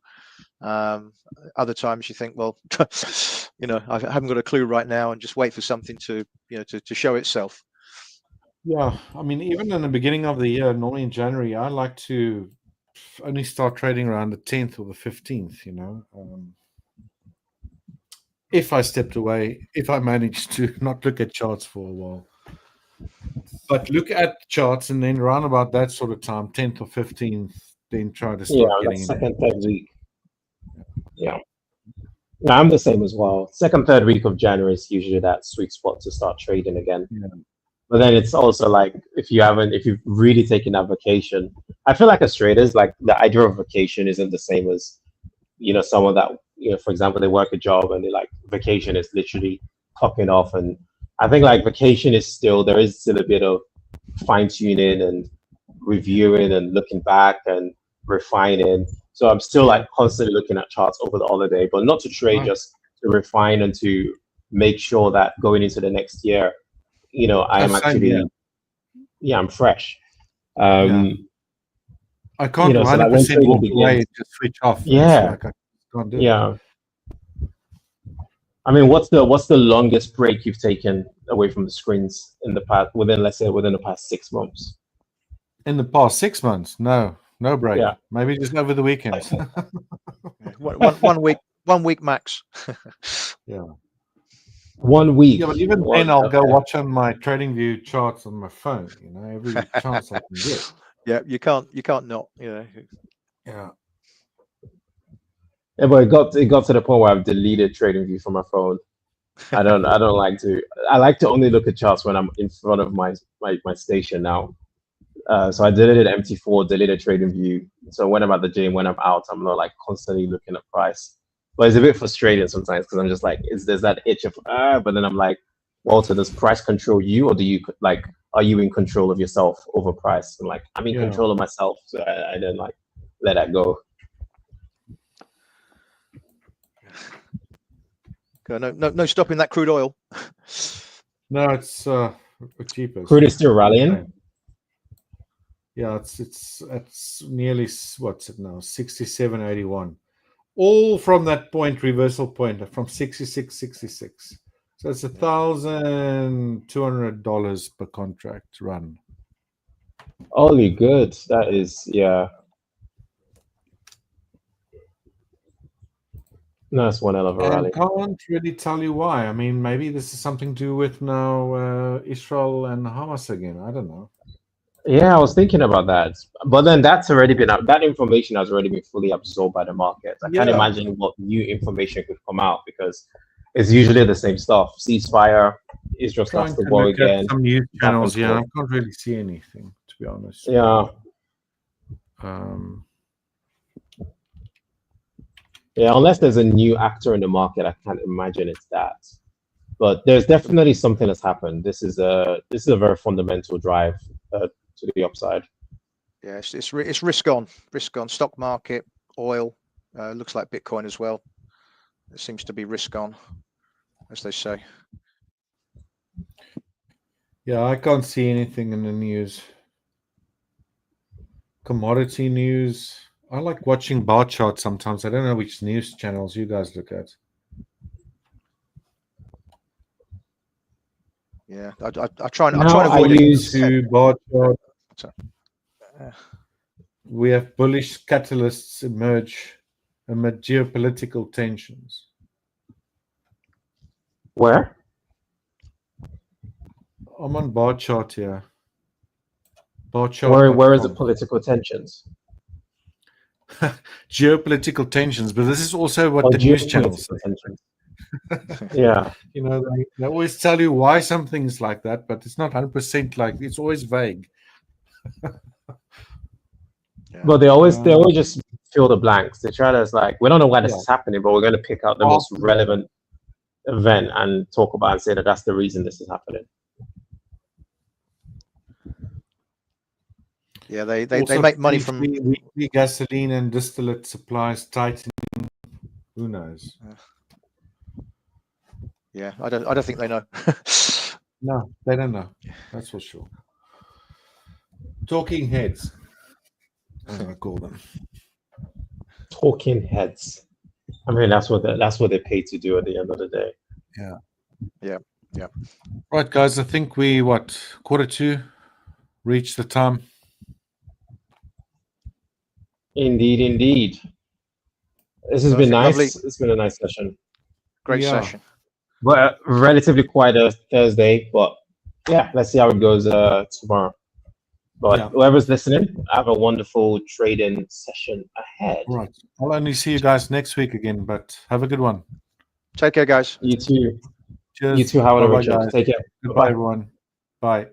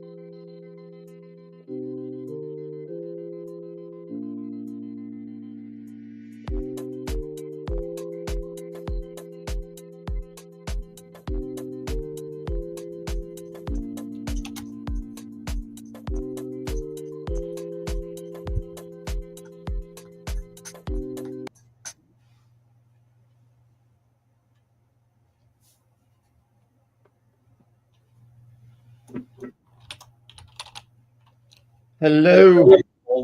How you doing, Igor? I'm okay. How are you today?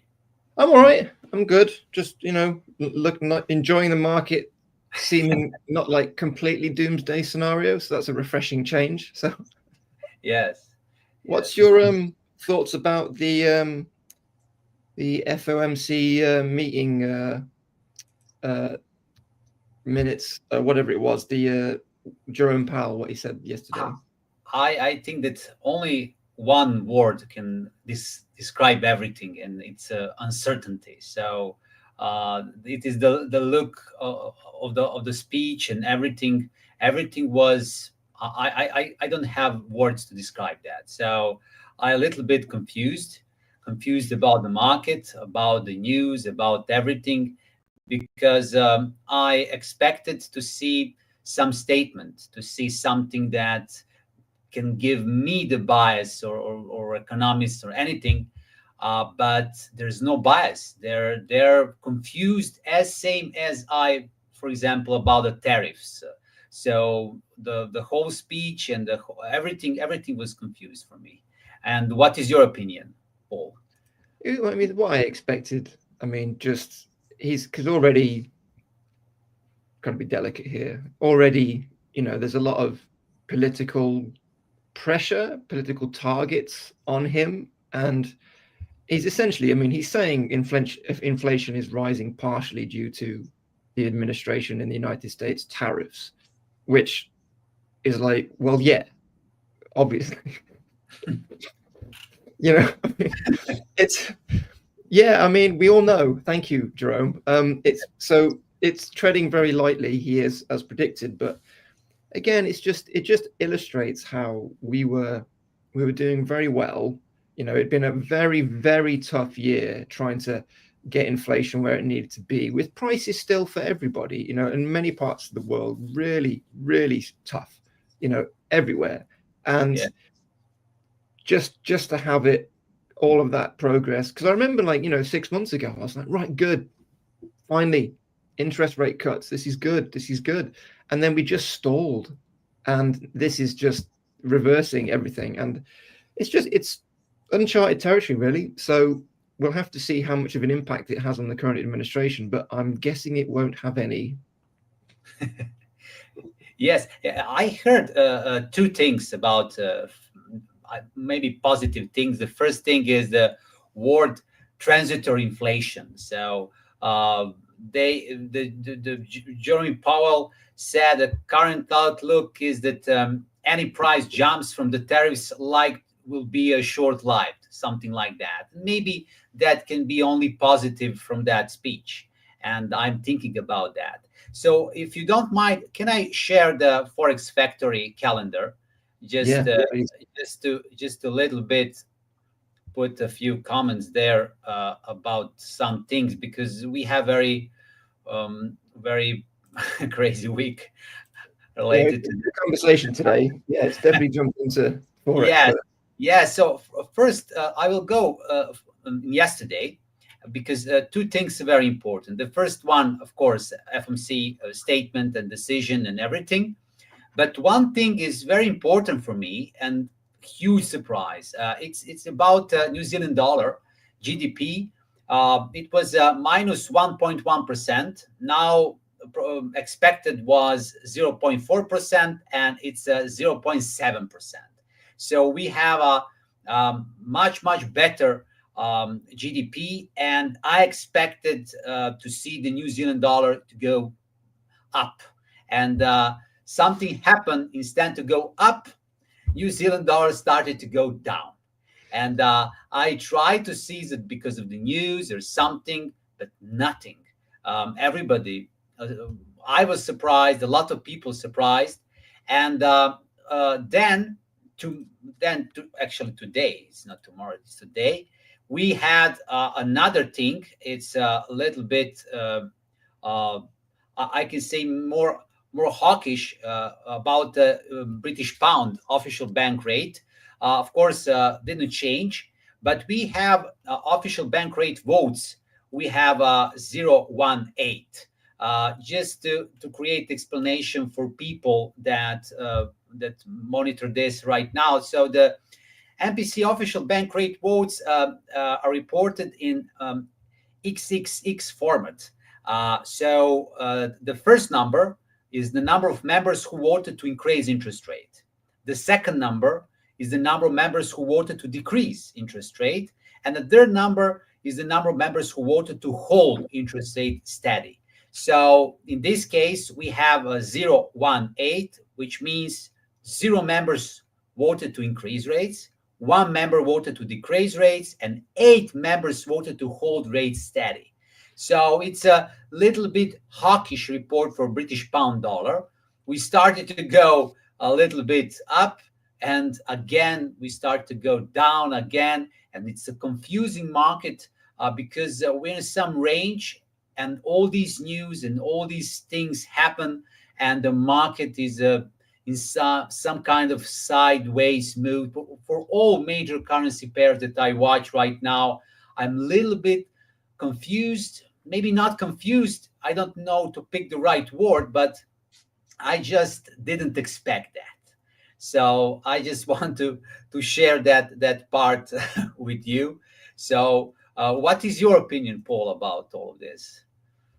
Well, I'm more interested. I think maybe if we can answer the New Zealand question, we might have an answer to others, but I don't know. I mean, how are we? Can we look at the New Zealand? Can we look at the GDP chart? Have we got a GDP chart or something? I don't know. Yes, I think it to be here just to see. Can we see that? Yeah, you're the man. Excellent.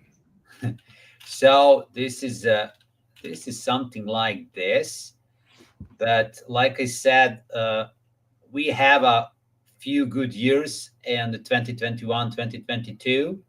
Yeah.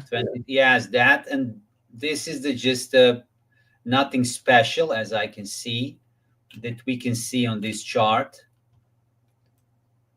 Yeah. Yeah. It's so very indecisive. A yes, little bit hawkish. Yes. So I still surprised because usually markets react in some positive way after GDP. So this is the little bit confused for me, but I still have time to learn next 50 years of my life. so I don't know what to say. I'm watching the chart, and so I'm thinking about like I talked before about the Jason Shapiro methodology and about the news rejection. So if we think about that we have news rejection, so the big dogs don't want to accept the good report or something like that. I'm confused because the major trend was in last couple weeks bullish for all US dollar pairs against the dollar. And I'm confused why to change direction when you have this kind of news. For example, what I know based on the market's experience and analysis is if we have, for example, a bullish trend and we get a news which should create a bearish move and market reject bearish move and start to go up, this is the typical news rejection, and then really that push can be high, and I'm ready to enter in that kind of trade. But this, when we have a bullish market and we get positive news to go more bullish and then we start to go down, it's some kind of the, I know, question mark for me. So yeah. This is you've got I think what we're dancing around is that because ultimately these conditions haven't been within our lifetime, and when we look back on it, hopefully on the other side of it, there'll be a lot of analysis, and there'll be a lot of consideration, there'll be a lot of diagnoses, and then we'll have an idea of, we'll have a historical precedent to trade off. So, but when normally you've got, as you described, what you would see as typical reactions to certain news like this about GDP and so forth. If you look at the normal reaction as, say, 100% of market participants, right? And they typically historically will, 60-70% of them will all kind of move. This is not a fact. I'm just giving you an example. So say 50 or 60 of them, move as you describe and react to the market as you describe through expectations. What are those 50-60% of people thinking and doing now when they are? What are they thinking different? And I imagine it's going to be, who is going to be the next target of a trade war, right? I mean, that's an obvious thing, right? And then who is going to, is the current trade war, what are the implications for it? And those are massive question marks. And then if you think about those 50-60 people pondering the market, they've all of a sudden got all these question marks, which they typically didn't have because they haven't lived through a trade war. I suppose that's not an answer for anybody, but I suppose it's one hypothesis about the reason why we're seeing the market react in a paradoxical way. I mean, did that make any sense? Of course, you're 100% true, because I just today monitor several economists talking on YouTube. Jason Shapiro had today just report about that, and when I think that he is trading last 40 years, something like that, and he went to see statistics, and he's surprised because he never see something like this. He's so surprised about the data, and he didn't have solution. He will just reduce the position size. He will not trade anymore. But I just want to see how smart people with experience think, and they're confused too. So this is something that it's a lot of correlations. We have correlation with US dollar and US index, then correlation with other pairs. There are a lot of things. All that correlations are really, really crazy. Yesterday, for example, we was Yannis, Richard, and me, and we talked about you, for example. So we said, Well, my ears were burning yesterday. So everybody, what will be with Bitcoin? What's happened right now? Because for a lot of assets, we don't have answer about some moves. So everybody trying to find some edge, some idea. But right now there is no idea. I don't have idea what will happen in next couple weeks, because I don't know how to interpret all these fundamental data. On technical data, I can always tell something, but on fundamentals, right now, I'm a little bit confused. Yeah, I think, when we determine that the clever people of the world are confused, we all need to worry. Yes, for so sure. What are you looking at the moment? If you're trying to obviously make sense of it. I will just talk a little bit of my positions, if you don't mind. Please. Just share, just people see where I am right now, because I had a couple positions. I need to close something, and I will just explain right now. I hope that you will see soon. We are waiting to see the chart. Yes. That this is it. So as you know, this yellow box here is the moment when I entered into the trade 2 days ago, and I just it was the level 1.2950. I catch that right spot, and what's happened there is I didn't close my trade because I saw I saw the new high, and I suggest that we can see maybe more bullish gain, especially if we see during the FOMC some bad news for dollar or something like that. It was the smart decision because we didn't touch this 1.2950 level yesterday. We started to go up. We created the new high, and I didn't close the trade. I wait to see maybe a little bit pull back, then push up and up. And today, after the UK opening range, I realized that we are below the opening range blue box here. We are far away from the pivot point. The market structure is not good. For example, if I check my 30-minute chart and draw a trend line, this is some kind of the bearish move on the 30-minute relative strength index. And because of that, I close my trade somewhere here.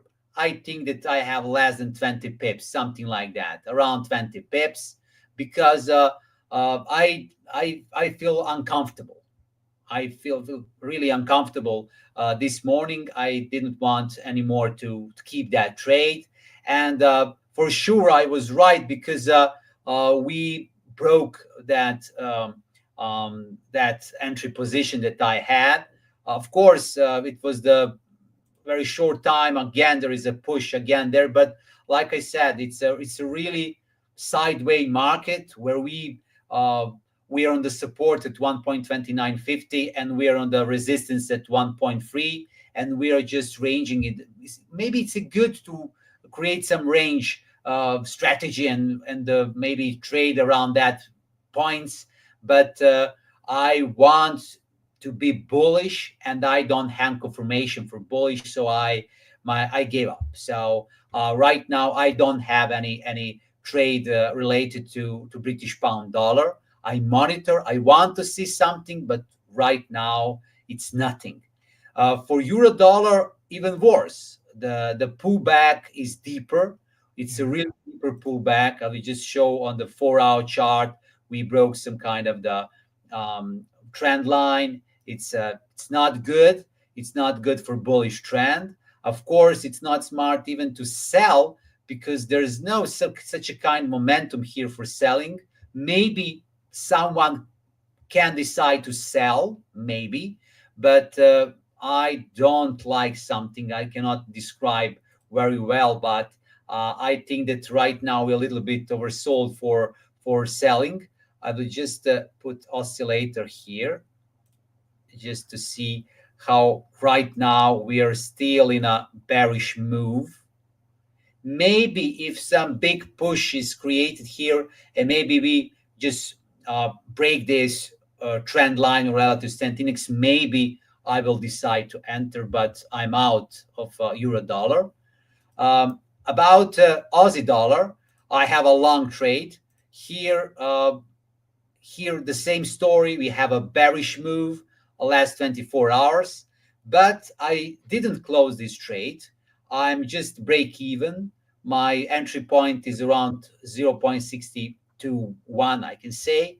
And this is something that I will just wait to see. There is some trend line that can be rejection here. As you can see, there is a trend line on the daily chart, and maybe we can go down to this trend line. Maybe it will be rejection and up again.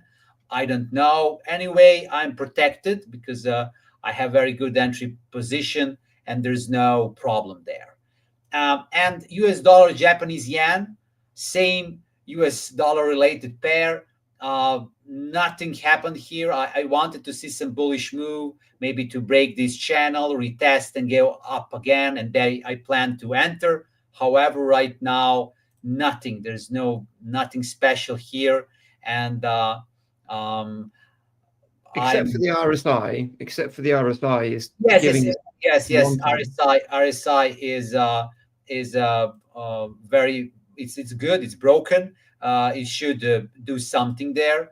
But just to find again here, RSI is okay. But what can happen here? Like always, we can retest this trend line here. Mm-hmm. Maybe we can make a small pullback, retest, and again we can go up. Maybe I can get better position to enter in buy trade. However, there is no momentum, and the problem right now is that US dollar is weak currency. Maybe today is not, but generally last 2 weeks is very weak currency. Japanese yen is weak, and we have a weak against the weak, and it's not, there's no momentum because of that there. And last pair that I monitor is New Zealand dollar. Here on the daily chart, of course, I see bullish trend. I have a excellent fundamentals about this pair, but in the last 24 hours, we have a bad bearish move. We could assume that it can be a bearish move because we had two dodgy candles here, two dodgy daily candles, then push here. I don't know what will happen here. What I can suggest, maybe we can touch the 50 moving simple moving average. Maybe we can retest that move. That can be aligned with a relative strength index, maybe 50 moving average and the relative strength index, and then reject that and start to go up again. But I don't know, will that happen or when will that happen? Of course, I'm out, but I monitor. I would like to enter it into New Zealand dollar. It's not maybe smart because I already have Aussie dollar, but Aussie dollar, there's no risk because I'm break even, so I don't watch that. And maybe I do something in next days, but I will just monitor this without any kind of the moves right now, because there's no clear clue here, some clear strategy that I can apply right now. Yeah, but there's a few, a couple of year charts, there's a few confluence opportunities, as you said, with the RSI retesting that trend line on the oscillator and the moving average. But it's stop start. I'd be worried about stop start moves like this. A little bit of a bounce following support and then come back down, and then it's a bit, because you've got that. What's the brown moving average? What is that you've got on the top? The moving average. This is the 200 moving average. Right, exactly. And this is the 50 moving average. Yes. So you've got. Yes, we are still below the 200 moving average, which means that we are in the completely bearish mode for the New Zealand dollar yet. So there's no something special. Maybe just if we test this trend line here, retest something and start to go up, because these fundamental stats in one moment will produce some kind of the push upside, but I need to wait, because like I said, fundamentals are problematic, because sometimes we need to wait weeks to see some impact. Yeah, is this what I'm seeing at the moment on a lot of the altcoin charts? We're getting, some initial bullish signals, maybe retaking some, capturing some support lines, breaking through resistance, and maybe capturing some of the moving averages. But then I've got the 200 swooping in, and it needs time to come down lower to put a bit of pressure on the price action for it to then break out. Because if it's trying to break out here, it's a bit too high. It needs to be lower. And as you said, it'll take a couple of weeks or so for it to come down. So we could see this little bounce, and then maybe a return to the range, and then let it just slide down. And then once we can attack it from a lower level, then we break out. Then we've got bullish conditions. But that's what I'm seeing, and it's still difficult. It's capitalizing on these smaller moves and just waiting for the bigger patterns to form. Yes, it's a little bit complicated picture right now, but I'm looking a lot of these daily charts right now, because I want to catch the bias, and I think about that a lot, and avoid trading on the lower time frames, except maybe British pound dollar. All other charts are suspicious to me, so I'm looking for that bias to find some clear bias, and then to relax myself. Yes. Suspicious chart. Yes, a little bit. That's very funny. Yeah. So what would your advice be then? Because obviously, I'm not a Forex expert. I rely on you guys for that. But what would your advice be to people trying to trade conditions like this? When things maybe be bottoming, but we've got a lot of obstacles in the way and have a lot of uncertainty. What would be your tip perhaps? From the technical standpoint of view, the first thing that I always do is I go to the Monday opening range. I see the Monday high, Monday low, and I want for every single currency to see where I'm from the Monday low and high. And I watch the weekly chart and start to watch first from that point. What I want to see is some new high or new low that we can make during the one day. In any direction, bullish or bearish. As you can see on British pound dollar right now, I will just show the chart because this is the little bit more volatile currency pair.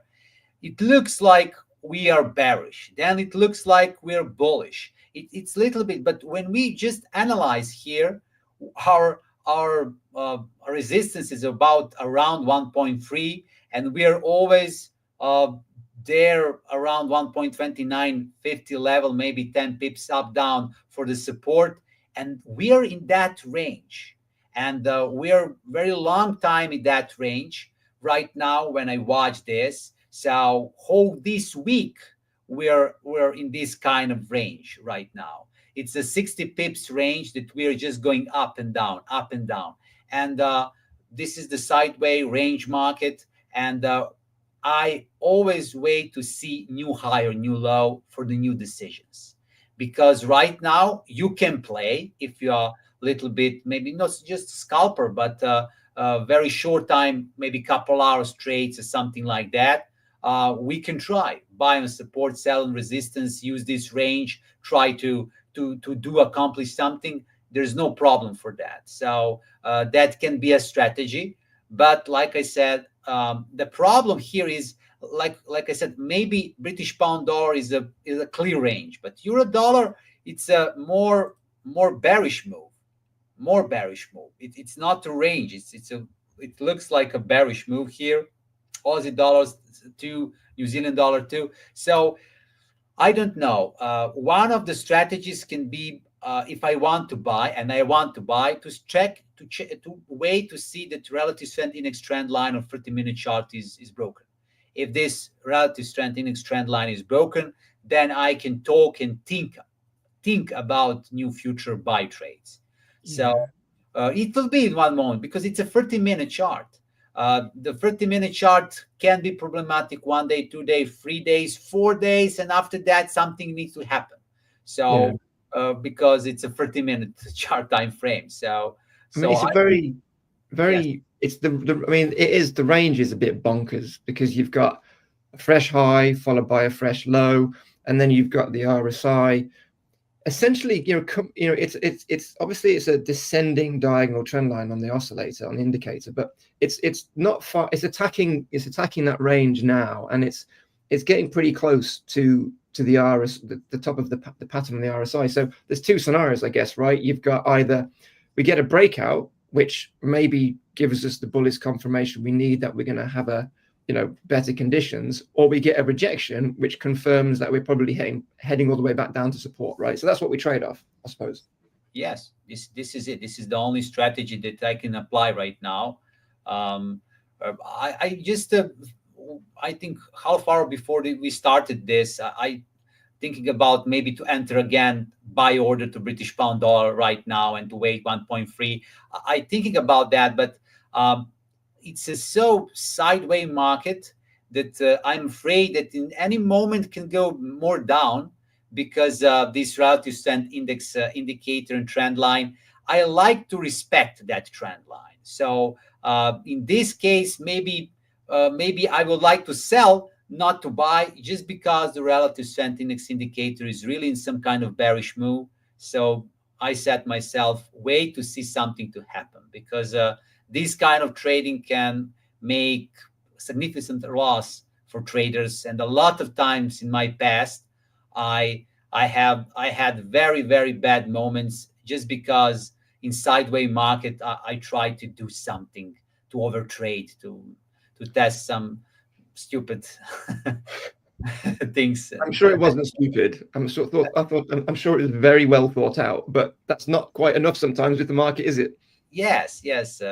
But when we have a range market, it's very hard to be smart then, because it's a range market. And that's brilliant. It's very hard to be smart, very easy to be dumb. yeah.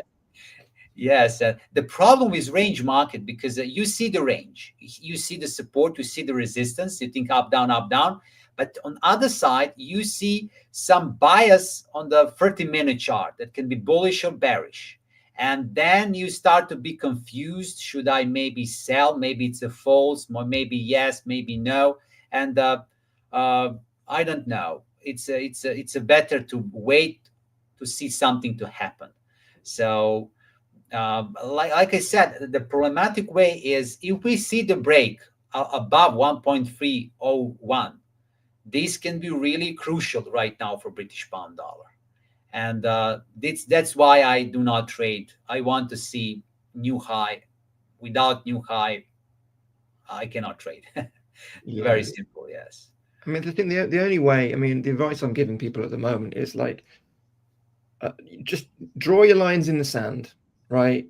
Don't just wing it, you know, or follow your usual strategy necessarily. Just have clear lines in the sand to trade off, right? If this happens, I'm going to do this. If this, it's so important when the market is difficult, and that will probably lead to 4 out of 5 potential trades not being viable. But you're waiting for the one where you're like, yeah, people are trading this, and it is just patience. But like, you know, with the RSI and you know, look into what's happening underneath and then use that, because other people will trade with it. And that's all we've got. When there's no signals, no trade. But when you do get a signal, whether it's a rejection from that RSI line there or a breakout, then that's something you can then start to think about. But it's not the be all and end all. I mean, you're not going to enter the trade just on one thing, because I mean, there's lots of resistance overhead, as an example, not just that line on the RSI, but you're waiting for your first signal to pay attention, and then you try and craft your trade. But don't craft your trade without a signal first, because then you'll just end up entering the market in frustration, and then it'll go wrong.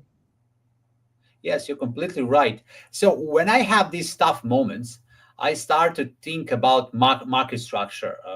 I just yesterday I give suggestions for all people that watch this session. For example, in TradingView, you have an indicator. It's called the name of the indicator in market structure. This is the name of indicator. I have that on the MetaTrader, but you have on TradingView too. And for example, I would just show to see how that looks like. What is important here is that here, watching this indicator, we can determine the periods of the bullish trends and bearish trends of any currency pair. If you watch on the daily chart, we can find for some long terms. So, for example, the last year in 2024, we had, I can say, maybe three periods of the time during the whole year. First, it was a bearish. Then we had one bullish period from the May up to the November, actually end of the October.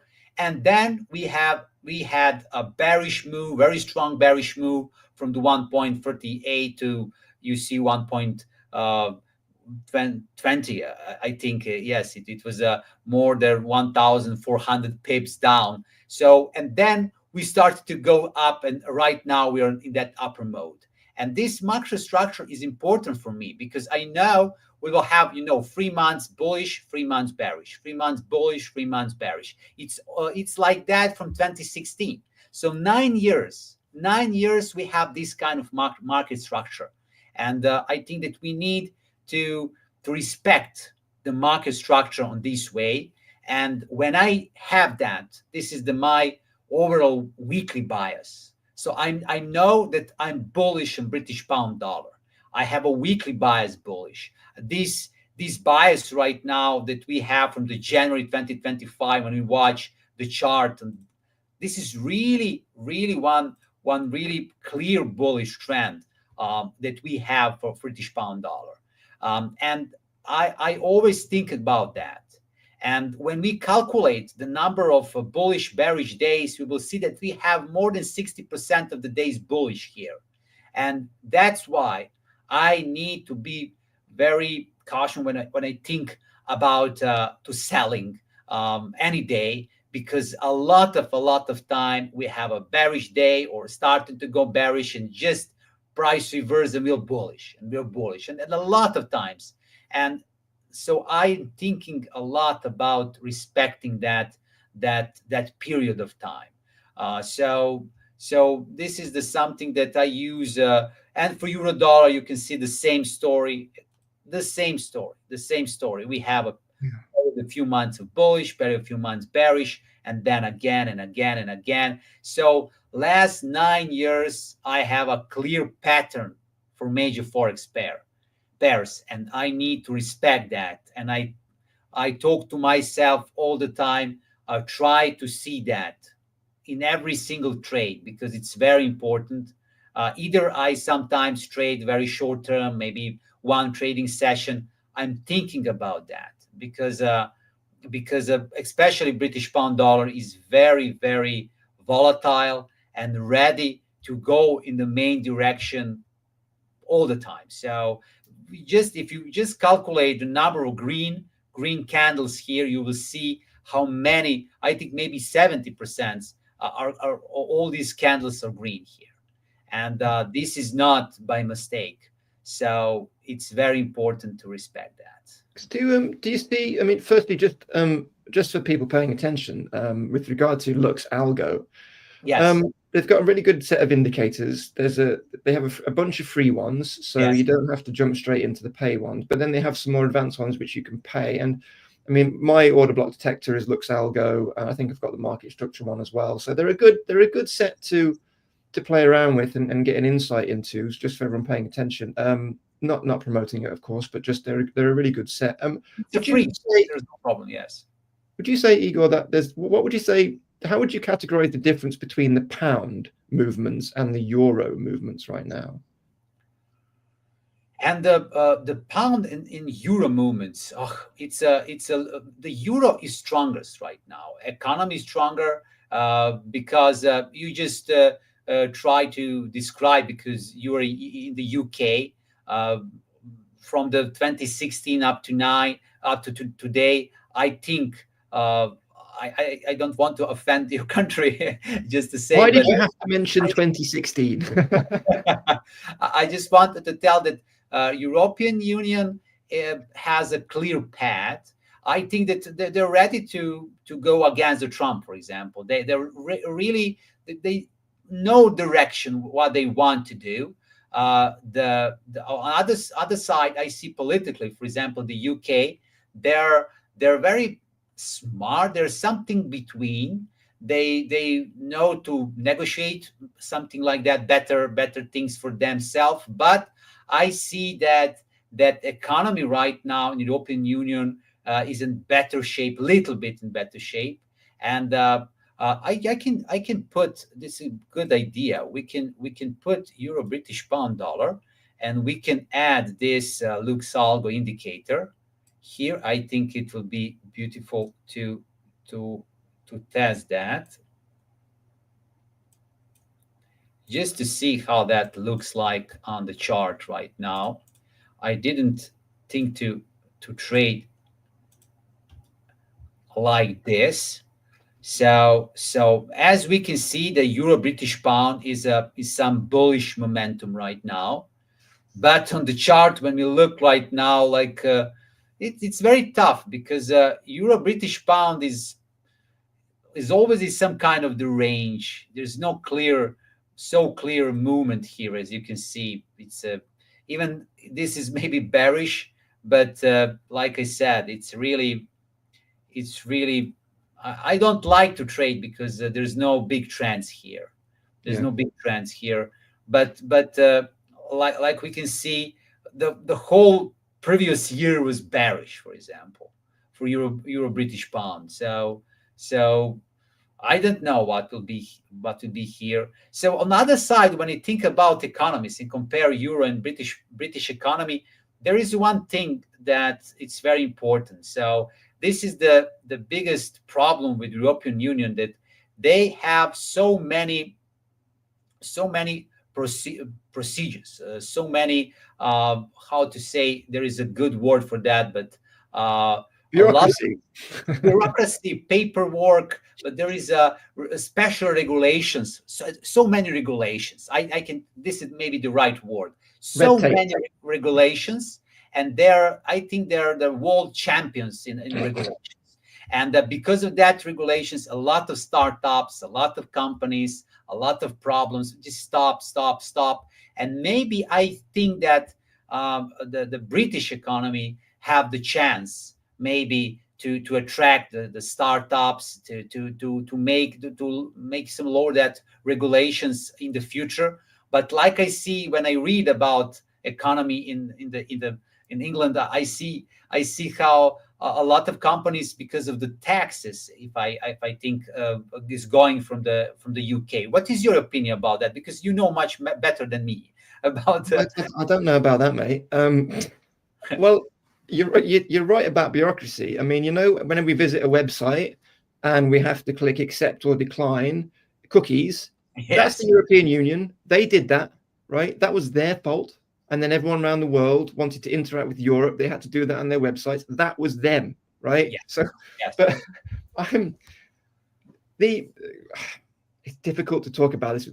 I'll just make it very clear. I mean, I never supported leaving the European Union, and a lot of businesses have been hurt, and there's been a lot of issues recovering. And the irony is that the people who think that, you know, we might be in a better place now being outside of Europe to, say, negotiate with the United States, you know, as our country has obviously taken a bit, as you said, make a bit more of a diplomatic approach, not necessarily responding to the threat of tariffs on VAT with reciprocal response. But it's that made no sense. But so it's right now, perhaps being slightly separate from Europe may be beneficial in terms of weathering what's happening. But at the same time, you have Europe really no nonsense at the moment as well. So it's really a competition to see who can be the most sane. And, you know, both Europe and my country are trying their best to deal with this properly. But it's, you know, it's very, very complicated. And there's a lot of every country has obviously got their pressures. Obviously, you know, the energy, you know, the United States, you know, the last couple of years, it's been prices on shelves which have been astronomical. In the UK, it's energy prices, which is an issue I imagine for you guys as well. And it's how they're different problems, but they're of the same making. And so we're always going to have slightly different response. But I mean, you know, we've got the former head of Bank of England is now Prime Minister of Canada, right? So yes. we have a lot of changing faces, and I mean, Carney is, I consider, very competent and probably the best person to deal with trade wars. That's it. I'll just say trade wars. Yes. And this is, I think, we're talking about the hesitation we're seeing. It's like everyone is waiting to see, what does Canada do? What is the negotiation going to be? What's going to happen in, you know, Eastern Europe? And these are the issues which, you know, I mean, you know, the ceasefire in the Middle East. I mean, these are all obviously, you know, we say that, what are you talking about that for? Because this is where the uncertainty is coming from, ultimately. So, I mean, that's the best I've got on it, which is only one step removed from, you know, I'm confused. Yes, you're right. Yes, you're right. Please, Paul, can you tell something about Bitcoin and what's happened in the world of the Bitcoin? Because I just wanted to learn more about that. Bitcoin? What's Bitcoin? Okay, yeah, sure. Let's do that. Let's do that. Let me. Yeah. So let's have a look. Slightly better picture, maybe forming. So I don't want to. Okay, so this is. Can you see that? Okay. Yes. So this is Bitcoin 30-minute, and we were talking about this yesterday, and we were just about here, and simply put, we had a lot of resistance, 0.5. We had the 200 MA on the 1 day. This is just a 30-minute chart, but I've got the 1 day 200 MA on here just for a bit of multi-time frame analysis. But we managed to break through, and we were saying how, you know, a candle body close below this. Sorry, I'm on the 1 hour and it should be the 30-minute. I'm so sorry. So we did say, like, if we saw a candle body close from this uptrend here, then that would be a potential signal to try and short it, just the range, just this range. But we didn't. We had a bit of movement upwards, and we had good volume, which is great to see. And we're trying to battle with the 618 now in the macro. So, and we're retesting. So this is good. So if you're looking for a basic trade, you know, we've got a lot of support coming in. We've got the 0.5 fib level, and I wouldn't suggest you set targets up here because this is significant mathematically. So it would be a simple, maybe just range trade here if you're just looking for something to do over the next few days. A lot of support from the 200 MA, but so that's where we are. But as I've been trying to do all week, is have a fresh chart every day, because the message behind that is it's not good enough to just check what Bitcoin's price is. Is it going up or is it going down? If you're going to trade crypto, you have to have, you know, a chart which is relevant to the current price action. And even though the one we've just looked at, sure, we've had a breakout. This setup was only really to negotiate this range. And then now we've got the breakout, we need a fresh chart. So this is now the 2 hour. And it's giving us a slightly more, a better insight into what's happening. So we had this ascending triangle, which probability-wise, you know, is supposed to break out because you're essentially, you know, you're in an uptrend whilst attacking the sellers, and that's the idea behind, you know, the breakout. And we've had this diagonal trend line as well. Plus, we've broken out of the moving average. So speaking of confluence, we've got the moving average, we've got the breakout of an ascending triangle, we've got the breakout of a diagonal trend line. And bearing in mind, this has been in place for a month, right? And then we've got a breakout from the lower range point of control. That's pretty good confluence. So you've got a lot of support now. So again, you're looking at this chart, and we're saying maybe this is the trade. This chart isn't giving us the information we need to confirm whether that's a good idea or not. But this chart is giving us a lot of good bullish ideas, at least just to move up, perhaps to this range. So that's Bitcoin. So first bullish signal in a while, which makes me very happy, because, and also makes the altcoins happy. So if we look at the money flow, if I can find it, we're still in this uptrend, right? We're still in this uptrend on the long term. So nothing major's happened for the altcoin market yet. And likewise, we've been looking at all week with total 2 or total 3, which kind of represents what the altcoin market is doing. We're moving into a bullish posture, but in slow motion, and we need more. So Ethereum is an example. Thanks for that. Ethereum is attempting to, I'll just let people look at this pattern for a second. So this is a long-term pattern. This is the previous bull run. We've looked at it several times on the streams.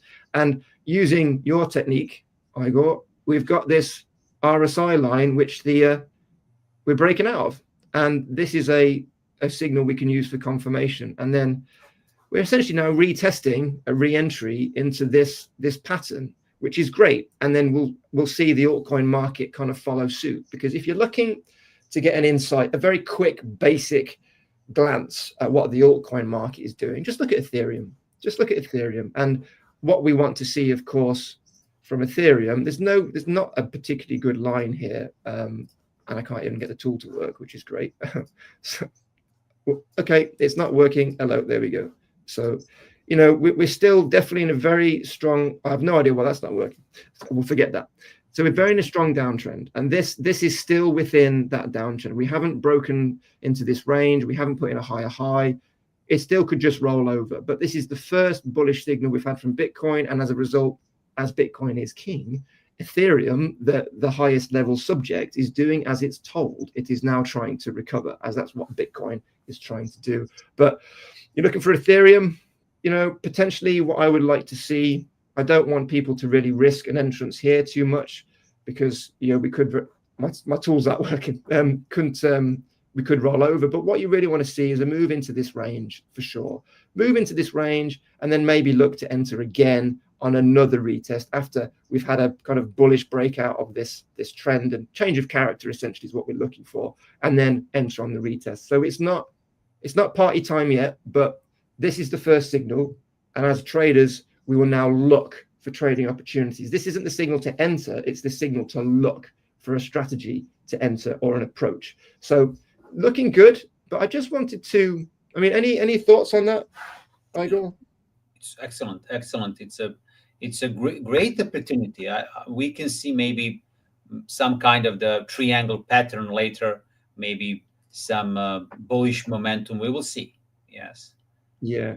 So I mean, this is what Michael, his approach is very much. You know, we were joking yesterday about we're in a bar, and if this is the metaphor for trading, if a girl or guy looks at you, right, and you think they're looking at you, right, it's like, don't go over straight away. You need more confirmation, right?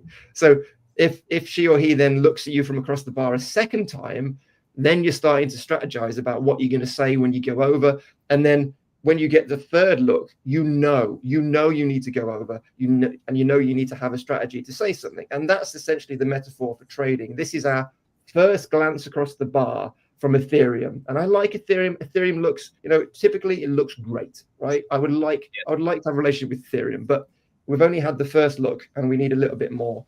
So yeah, that's the bit of it, Michael's influence rubbing off on me, I think. So, yeah.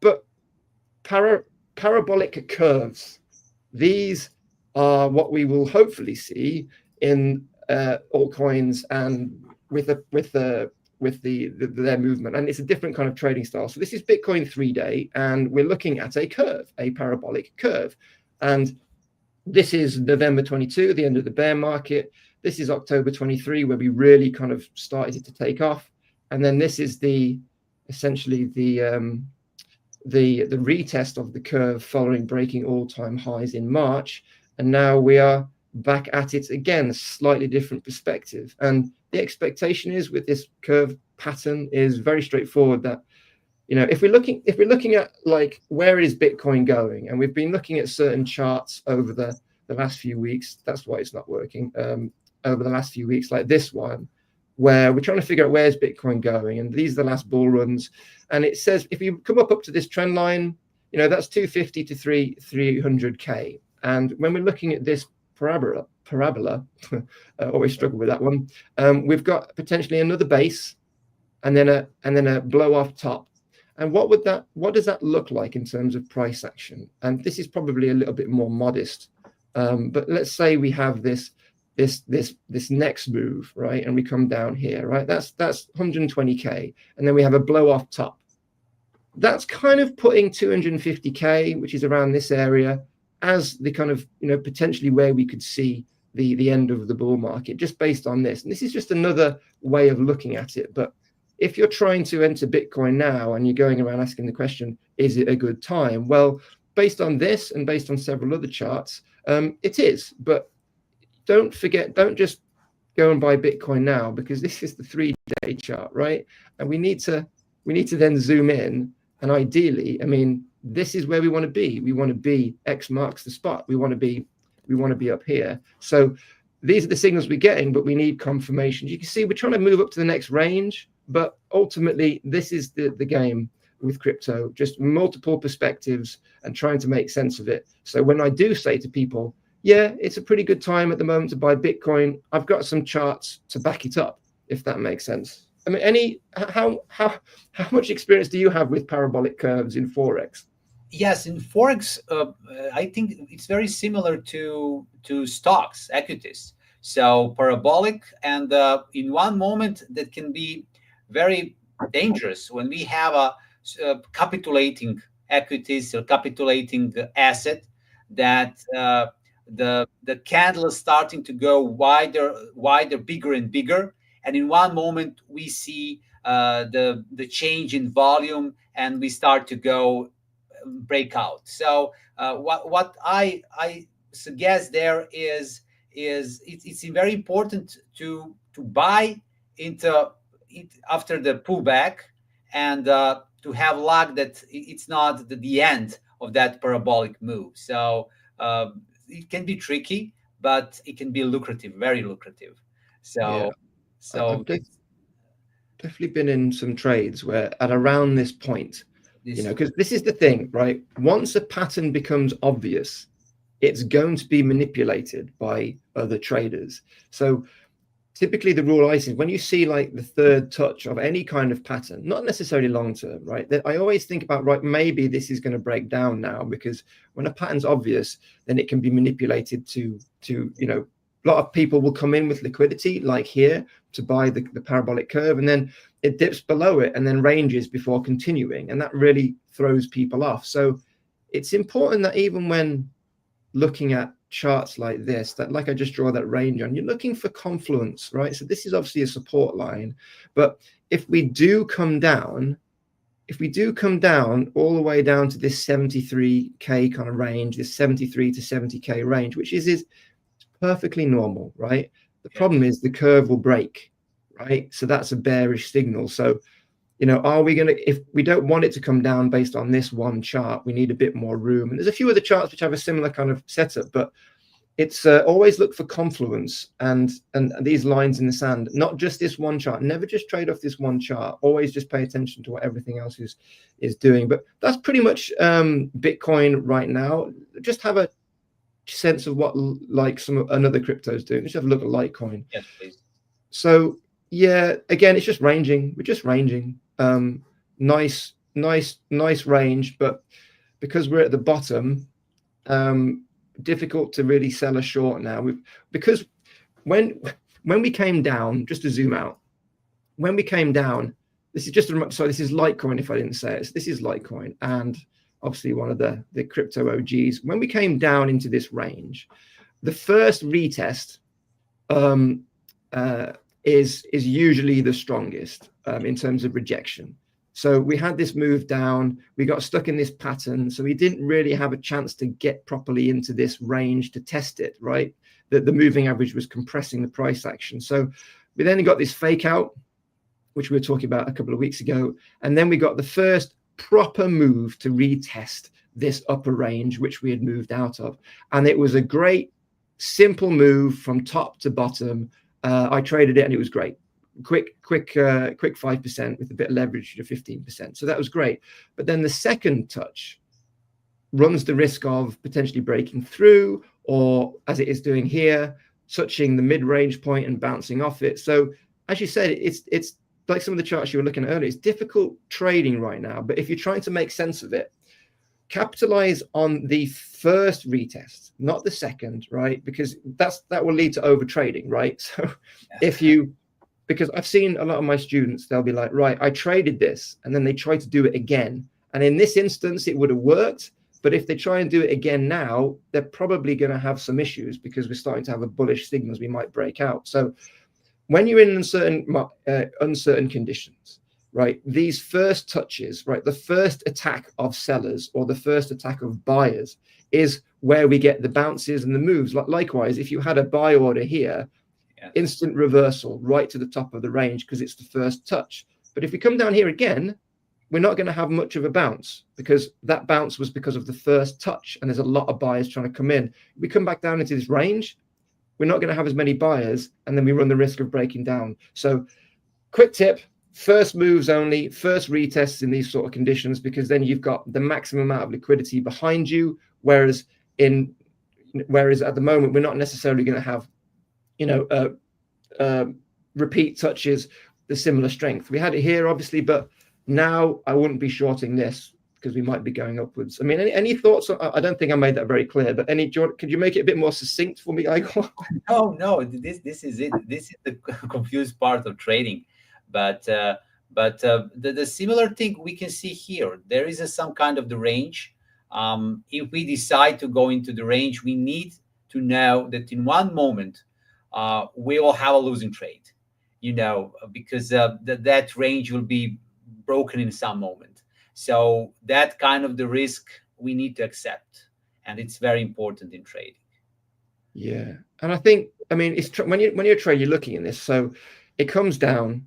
There's a potential short move here, but that didn't work out. I was trying to trade that because we're so close. If I just zoom out, just to give everyone perspective, because I don't think, if you weren't with us 2 weeks ago, so this is the big picture, right? So we've been in accumulation, and then after the election, we broke up to this upper range, but we are nowhere close to where we're supposed to be going, which is up here. So, these are really good entry points for long trades here. And this is the issue with trying to short the market at this level, which is what got me here, because the bearish momentum will come to a pretty solid stop in this range. But this was a solid short trade because it was the first retest, and then you had all the sellers there, and then down we go. But then you'll see the second test, we do put in a slightly higher high, and then we get rejected again. But now the trade is probably not to trade this range again. I wouldn't suggest waiting for another touch and then try to ride it down. I think the next trade for me out of this chart is wait for a breakout now, because we've got great confluence with the 1 day hugging this resistance line. Wait for the breakout, come in, buy the retest, because then you're on the 1 day that's flipped from support. You're on this support line. It's a solid range, and then we've got, and you can see people are thinking that, right? This is the hourly chart. This is where they've put their orders. They expect it to come up here, and that's the short trade. So this is the next range. So Litecoin is a waiting game, but that's what I would suggest would be the next move. I mean, do you have a different take? No, this is it. This is the typical pattern for a bullish move. So it should be like that. It's very similar to my Aussie dollar on daily chart. Very similar thing. So that push down, up, down, and starting to go more bullish and bullish. And I will see. I think that relative strength index will be some kind of the bullish line very soon. But we need one more push, one more higher push for clearer picture. Yes. Yeah, I mean, I wouldn't ever recommend front running this here, because you've got the 200 MA on the 1 day overhead, right? But we are sitting really nicely at around the 40-45 zone, which is the bullish, the bullish bump zone. Whereas at this level previously on the 18th, we were oversold on the stock. This is just the hourly, people, okay? So it's not massively significant, but now we're equally oversold on the stock. And we're now at this kind of, so here we're oversold on the RSI, oversold on the stock RSI. Now we're oversold on the stock. We have a bullish posture from the RSI. So, and now you can see people have got the same idea. They've seen this, and these oversold conditions can hopefully give us the momentum, the footing to break through. But as always, what are we waiting for, people? We're waiting for Bitcoin to give it permission. So right now, if I can just get rid of these ridiculous scribbles, right now, if Bitcoin bounces at this support, which is, as we've already established, we've got a lot of confluence. Let me get the better chart up. So we've got a lot of confluence here. So on the presumption we get a bullish move now, or at least a little bit of a bounce from Bitcoin, that is what will allow your Litecoin trade to come up at the way here and give you the opportunity. So this is your first signal. This is the signal to pay attention. The person glancing across the room in a club or a pub or whatever. And then you're now waiting. You're looking for what you need to see in order to enter. You then wait for the breakout. And then because the market is still a bit uncertain, we're still, nothing's crazy bullish right now. And then you wait for the retest. And that will obviously be, whether you come in here will be dependent on what Bitcoin is doing. But presuming it comes up, gets rejected here, comes back down with maybe a higher low, there you go. If it lines up with Litecoin retesting, that's your trade, I think. This is it, yes. And the money flow is kind of in your favor right now, because we've been, all last week, we've been in this uptrend, macro uptrend. This is Bitcoin dominance. So when it's going up, that means the altcoin market is shrinking. When it's going down, that means it's growing, essentially, in proportion to Bitcoin. And as you can see, lovely, lovely lower low here, right down into the next range. And this is what we want to see now. We want to see it come down here. And if it keeps going down, then things will start to recover, because this is reflective of what Bitcoin is doing.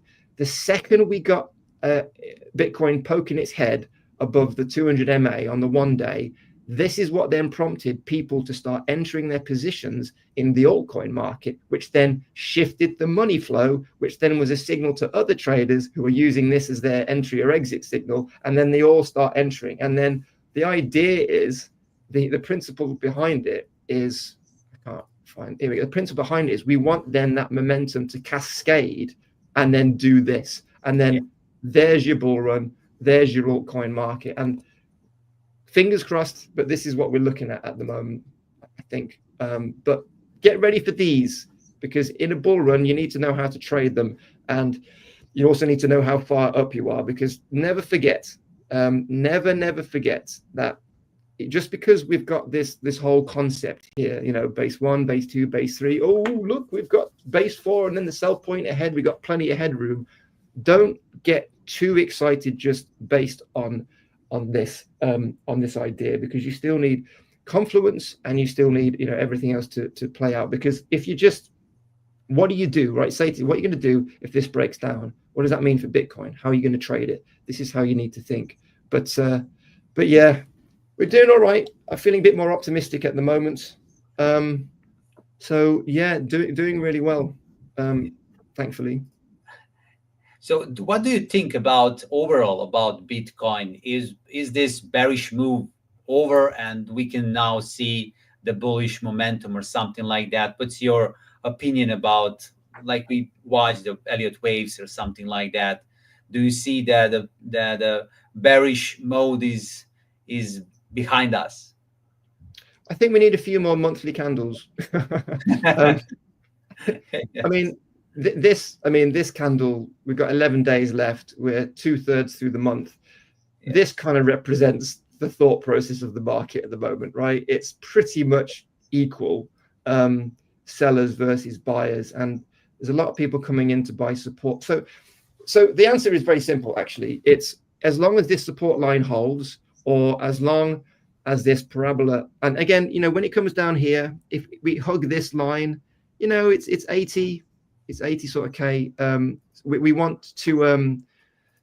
to see that line hold. So as long as we are above this line, we're bullish, because we've got a strong uptrend still. It's just a waiting game until we get a bounce, and economic conditions are what's going to help with that, of course. I don't know what the dollar's doing. I don't think I've got it. Yeah. So, you know, another thing which we're waiting for from the dollar, again, out of my wheelhouse now, we want this move. We want this breakdown. We don't want to bounce here, right, for risk assets. So we want to head down here. This will help the crypto market for sure. But, you know, this is a significant level. I mean, what are your thoughts on the dollar, just based on this very basic chart? The same thing. I want to see to go to the 100. Maybe this is my target, because I think that this bearish move is a little bit extended, and that we need to see more push down. So sometimes the US dollar can go, you know, down, that it was a false, and start to go up. But this move wasn't false. This was really bearish move, and we need maybe a little bit more, so we can have the volatility from the last year, because the last year we were around the 100 level as a low level from the last year. Yeah, for sure. And I think this is, you know, this is the thing. It's like, when, for people looking to get into crypto, and obviously I think we've got some really, really positive news coming next week for all the prime and crypto. I'm not sure how much I can say, but so yeah, here's Bitcoin now really, really testing this zone, and we want to see a bounce here. So we're sitting on the edge, you know. But what the great thing about the crypto market is, it's the second Bitcoin gives you a bullish signal, then you've got something to play with your altcoins, right? You've got something to do. I mean, let's have a look at a random altcoin. This is AKT, and just as an example of an altcoin, we've had so much. Sorry, it's a very messy chart. Sorry, it's not really presentable for the public, but we've got this very, very strong sell-off following December. I mean, this one got hit hard, right? So not the best use case, AKT, but it's got a lot of interest in it, but it's really been hit hard. But now, since kind of Bitcoin has been, giving us signals. We've got this one bullish signal.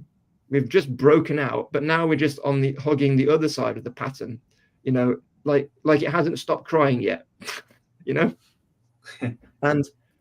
this is the thing. It's like what we want to see. We need to see a market, breaking out and doing that. That's a good, healthy market. Right now, this is potentially just putting in a maybe forming a double bottom, which would be a good entrance point for tokens which are sitting in this area, because we want to be on the other side of this pattern, but it's not exactly giving us, confidence, is it? So, Yes. This is, and in terms of the money flow, I don't think I've got the right chart to show you. Do you want to just take over for it? Have you got the dollar we could bring up? Because I think your chart's going to be better than mine, right? Okay, and then no problem. I can go to the dollar, but before that, I just created something. Maybe I can go to the dollar first. Just a moment to find that. If you've got something, that's great. I just need a minute to find a chart. Okay. No, first, let me go to the dollar just because of you. I just want to say that we are consolidating there. I will just share the screen, and then I will show indicator that I'm starting to use more. I will describe why. Okay. I hope that we see that. Sorry, because of all of these lines, I will explain later a little bit. But the catch here, as you can see, the US dollar, if you watch 1 hour chart, we are really some kind of consolidation. So I think the last week we are really in consolidation here, and we cannot say that we started some price rejection, very important level 103, and started going up. We are still in consolidation, and I want to see what if we break this level here. It's 1.104, some that level. If we break that and start to go up, okay, that maybe we can see some bigger pullback for US dollar. But for right now, nothing. So we are still in that range, in my opinion, about that, and about US dollar. And I just wanted to show this indicator to describe. Can I do that, or you have something to say about Bitcoin? No, this is great. Please proceed. Go with it. Okay. We just to find. I will go to the British pound futures. Just to show a few things. What I do, there are two big companies, Lux Algo and Algo Alpha. Both companies provide free indicators. So on TradingView, you can download free indicators to use for trading, a lot of free indicators.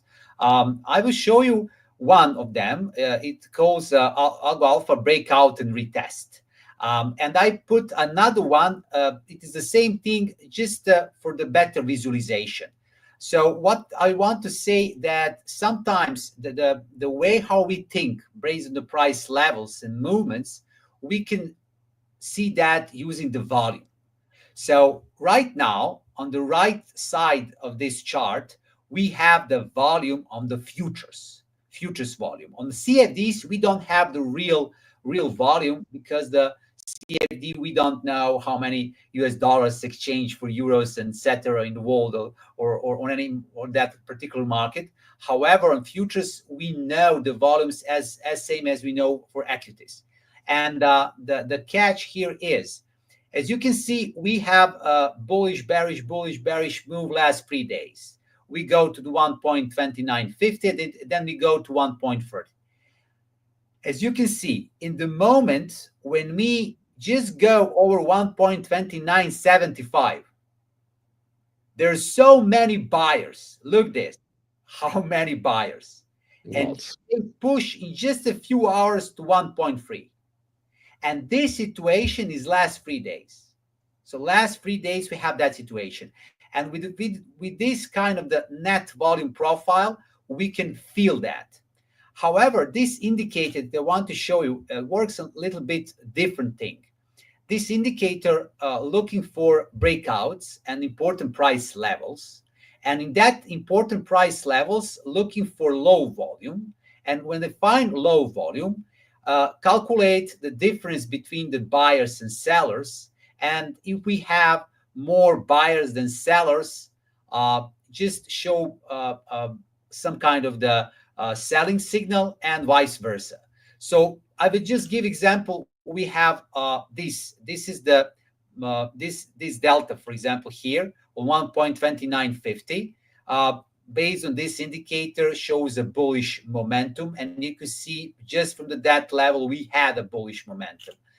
It's very good. You can see very often the same levels, price levels that was the support in the future can be resistance and vice versa. And this is the good thing.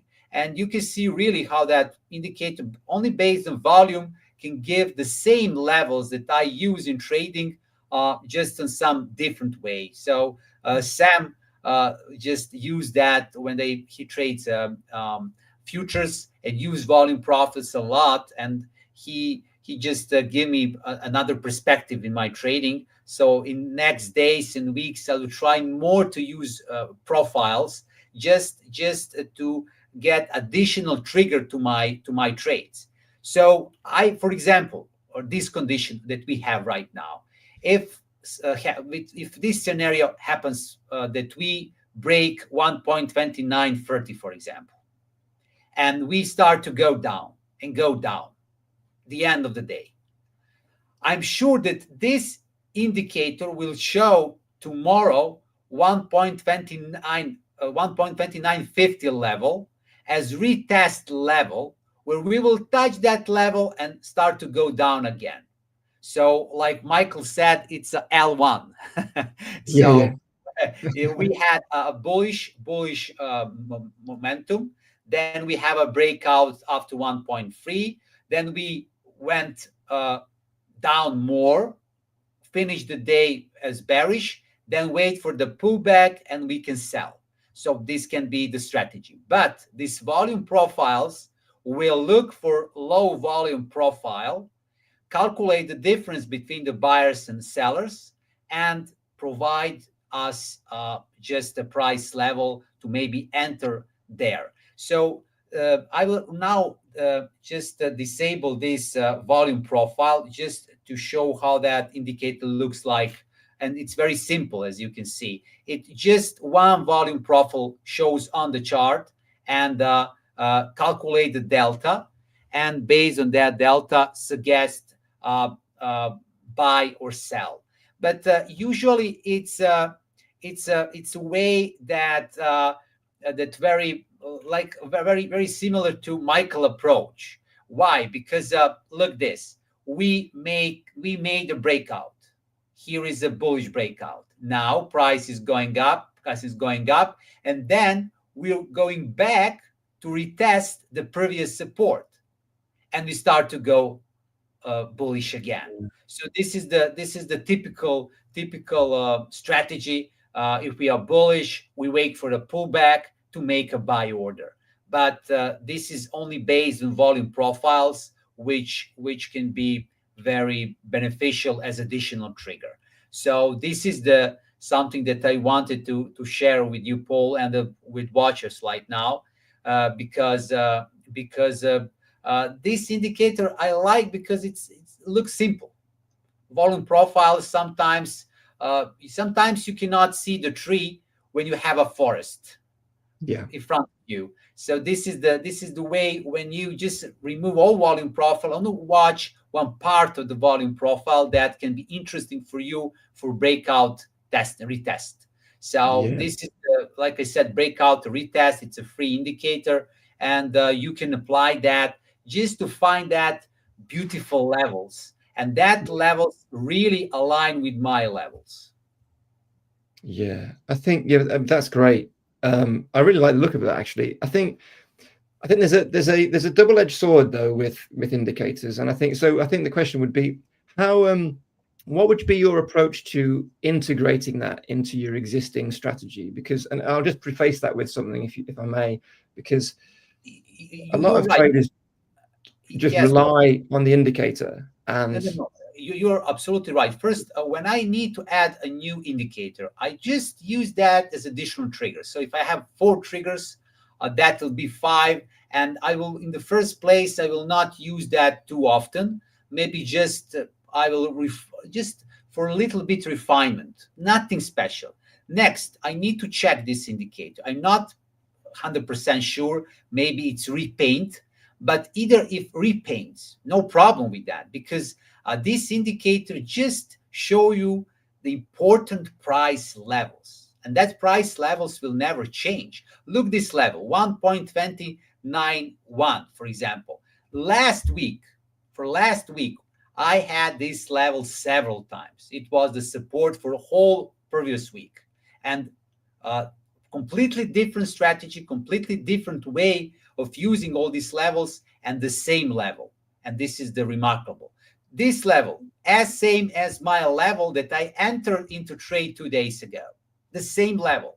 And here, using the volume profiles, that level is on the chart. So either that this indicator repaints, no problem for me, because now I can sometimes see some levels that maybe I can miss sometimes, but in this way I will never miss, because I can just see that levels, put it on my paper or draw on the chart and think next time about that level. Because like I said, this level 1.2950, if we go bearish, tomorrow can be interesting resistance for sell order.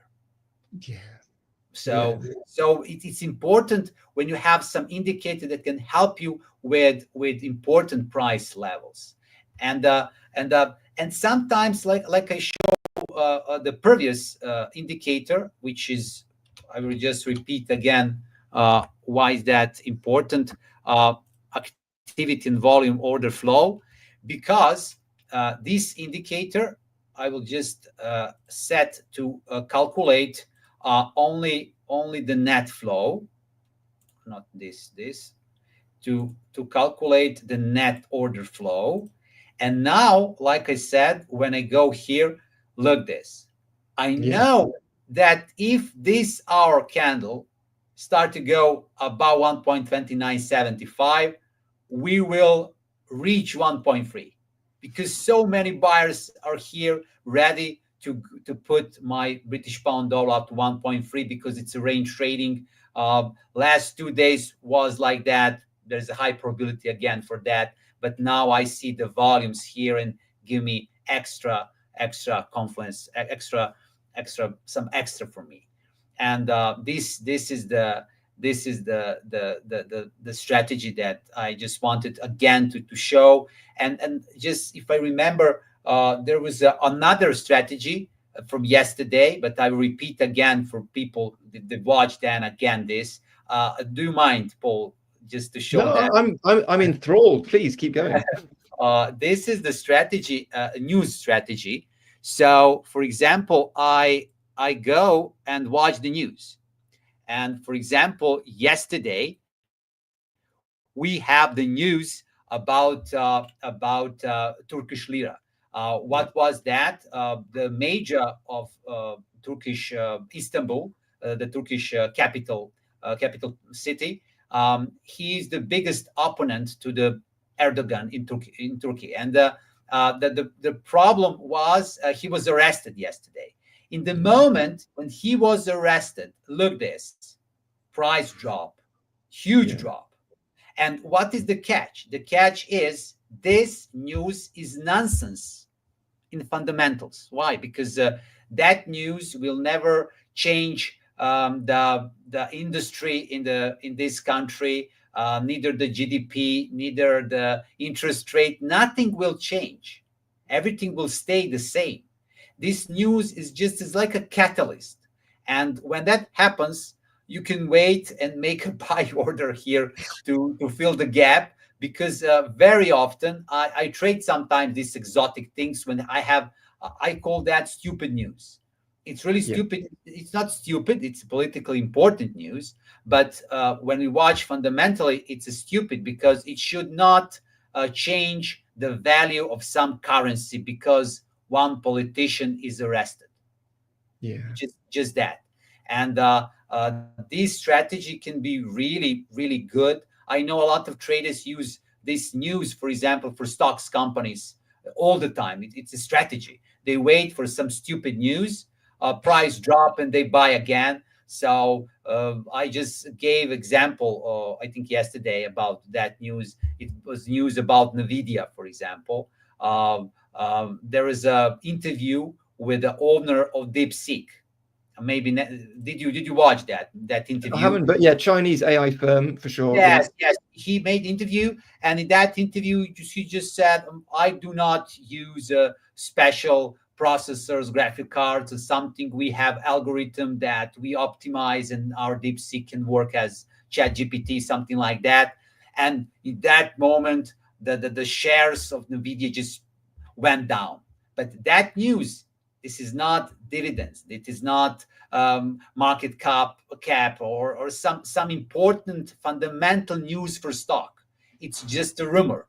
The rumor that will not change the stock of that company. And I know that, and traders know that. And very soon, everything fix that. But the problem is there are a lot of news that, like a catalyst, that just push some stock or a currency in some direction, very short time, and we traders can use that information because we know what is important and what is not important. So, I mean, in crypto, with that NVIDIA thing, I mean, it's a different proposition, because in crypto we've got a load of AI is the big kind of coins and tokens, which I'll be talking about in more detail as time goes on, and they got hit really hard. Right. But this is the thing. It's stupid news, because you can't possibly have an in-depth audit of DeepSeek in an hour and understand whether or not it's actually something sizable. Because when we've looked deeper into DeepSeek, it's like there's so many question marks. Like, was it trained off ChatGPT content? And how it's very easy to say I can do this, but the thing is with ChatGPT, you've got to scale DeepSeek up, right? And that is a different proposition, which hasn't happened yet. So you have people who will see the news, sell their AI token positions or whatever, right? NVIDIA, the NASDAQ, and all that kind of stuff. And then you'll get these bounces when everyone's like, "Yeah, that was dumb," right? And then it recovers, but it's too late, because we're not back in, like, the lira is not back to where it was. It's just wrecked the market. And it's like, thank you, Elon, or whoever's just tweeted, or thank you to that news report who's just, is giving you, a different context. Because you have to ask the question, like you said, like, why does this news, I mean, it's not good news at all, right? Worrying about democracy, all that kind of stuff, if it democracy, Turkey, so it's but does it justify this? And as you said, it does not. And there's money to be made off that as well, right? Yes. But it's not easy. But crikey, that is a drop. That's the crypto level drop. That is. Yes, but sometimes the news can make a fundamental change. Like, for example, I just gave that example: war between Ukraine and Russia. For example, in the moment when that war started, the biggest impact in currency industry was for Norwegian krona, because Norway started to become the biggest oil exporter, and everything changed in Europe. They became very stronger than before, and these push Norwegian krona up. And sometimes we need to monitor that news, and maybe to reallocate our funds somewhere else, maybe on the longer term, not just the short term like this trade. But like I said, the news can be really, really powerful tool, but we need to know to make that separation between stupid news and smart news. Yes. I think you're asking a lot of the current times, because facts, what's actually happening, not really the top of the priority really for people at the moment. And I think that's the problem. That's great. I think I did find my money flow chart, but I'll save that for tomorrow. But all I've got to close, speaking of Pakistan is set to legalize cryptocurrency. That's all I got. I mean, I didn't realize it was illegal. So you know, I have that's all the information I've got. I think that was literally all the news report said. Pakistan to legalize cryptocurrency, and I'm like, great. I don't know what that means yet. So this is the point, right? I need to find out what's the context, and then maybe we've got something to trade off. But okay, great chat, Igor. Good stuff. Thanks for all that. Great to hear you talk for an extended period of time. I get sick of my own voice sometimes, so thanks for all that. You really give me inspiration a lot with your setups and everything. So I like these meetings. So yeah, absolutely. I don't know what the schedule is for next week, but hopefully we'll have a couple of sessions. So of course. Thanks to everyone. Igor, great to see you. Thank you so much. Great stuff. Inspired myself. Hopefully see you later in the week. Of course, I wish you a great week. You too, my friend. Take care. Bye-bye.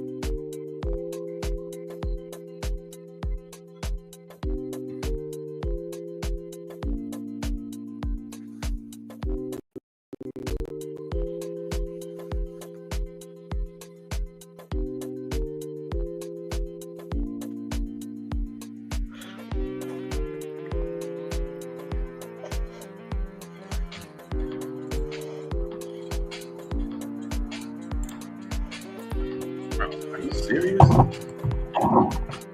Hello? Yep, I'm here.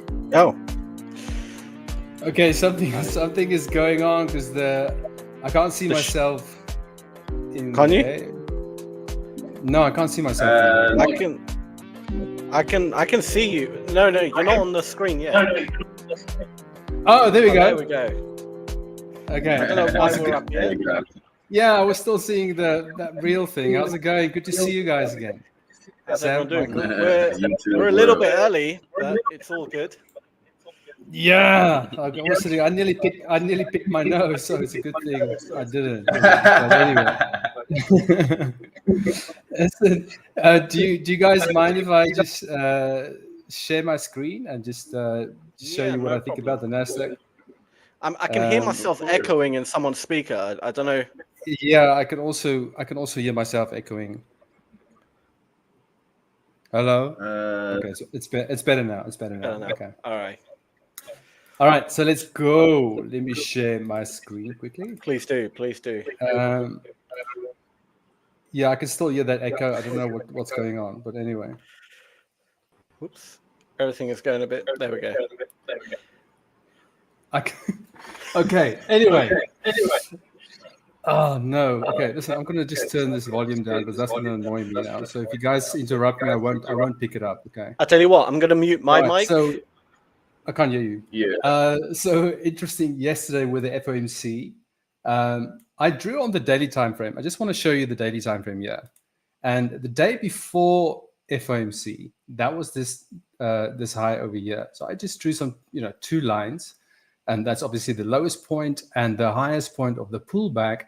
This was FOMC day, and it failed to break the high. It didn't close above this little range here. So I thought it was a very weak FOMC day. Can you guys hear me? Yeah, we can hear you. I've just muted the mic just to avoid the echo thing. But I'm yeah, the same thing. Oh, okay. Well, that's not a bad idea. Okay. So but anyway, on FOMC, I don't trade FOMC. Anyway, I did place a trade during the session at the market open. And today was an extremely rangy day. If you look at the pre-market action here, what a strong sell-off that was. It actually dropped below the release of this FOMC data that came out yesterday. And then this was the market open, very strong push all the way to the session highs or the day's high. But I didn't get any entries here. I couldn't, my strategy didn't allow me to take a trade. But I did get 2 trades on the way back down, and I did record them. So I'm not sure if you guys want to quickly have a look. You can switch your mic on.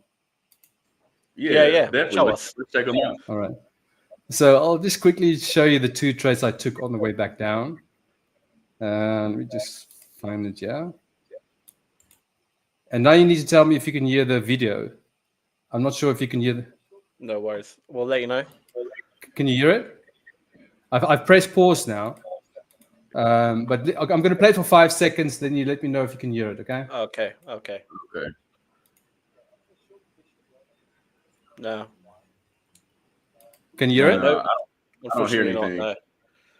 Oh, okay. So I'm going to have to talk you through everything. Okay, fine. I'll do it. Okay.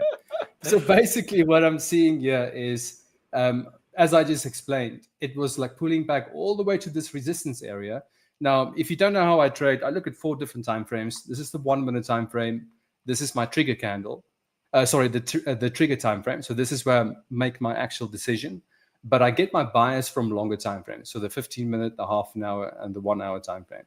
So in this particular case, you can see I'm already in a trade here in this recording. And that is because if you look here on the 15-minute time frame, we've hit against this resistance level, and then we got this bearish candle. Okay, so I always wait for the candle to close. And then on the half an hour time frame, I'm not sure if you can see that candle. That's also a bearish candle. The last closed candle, also hitting off a resistance area. Obviously, that's the same level. Okay, so you get the bearish candle on the half an hour as well as on the 15-minute. And then on the 1 minute time frame, now I want to look for a position to take. Okay, because I've got my bias now. We're hitting resistance. So now I want to short, but on the 1 minute time frame, you need to look for an opportunity. So with other words, a breakout and a retest, or the standard deviation or VWAP or VWAP itself. In this particular case, it was hitting against the one standard deviation. So let me just play the video. I'll probably have to listen to everything I just said now. So just, yeah, let me just forward this. Okay. Yeah. Okay, I just said that that's a resistance area. So the resistance area. Now, for people watching who trades VWAP, you can't just trade off VWAP or the one standard deviation or the two standard deviation just by itself. You must have a bias. Okay, if you're just going to focus on that one time frame and you try to trade support, resistance, and VWAP and all that, you're going to have a very tough time. It's really, really difficult. So you must have a bias coming from longer time frames, and it just makes the probability so much higher for when you do place a trade on the 1 minute time frame that's in the same direction of your bias on the longer time frames. Okay, so let me just play that.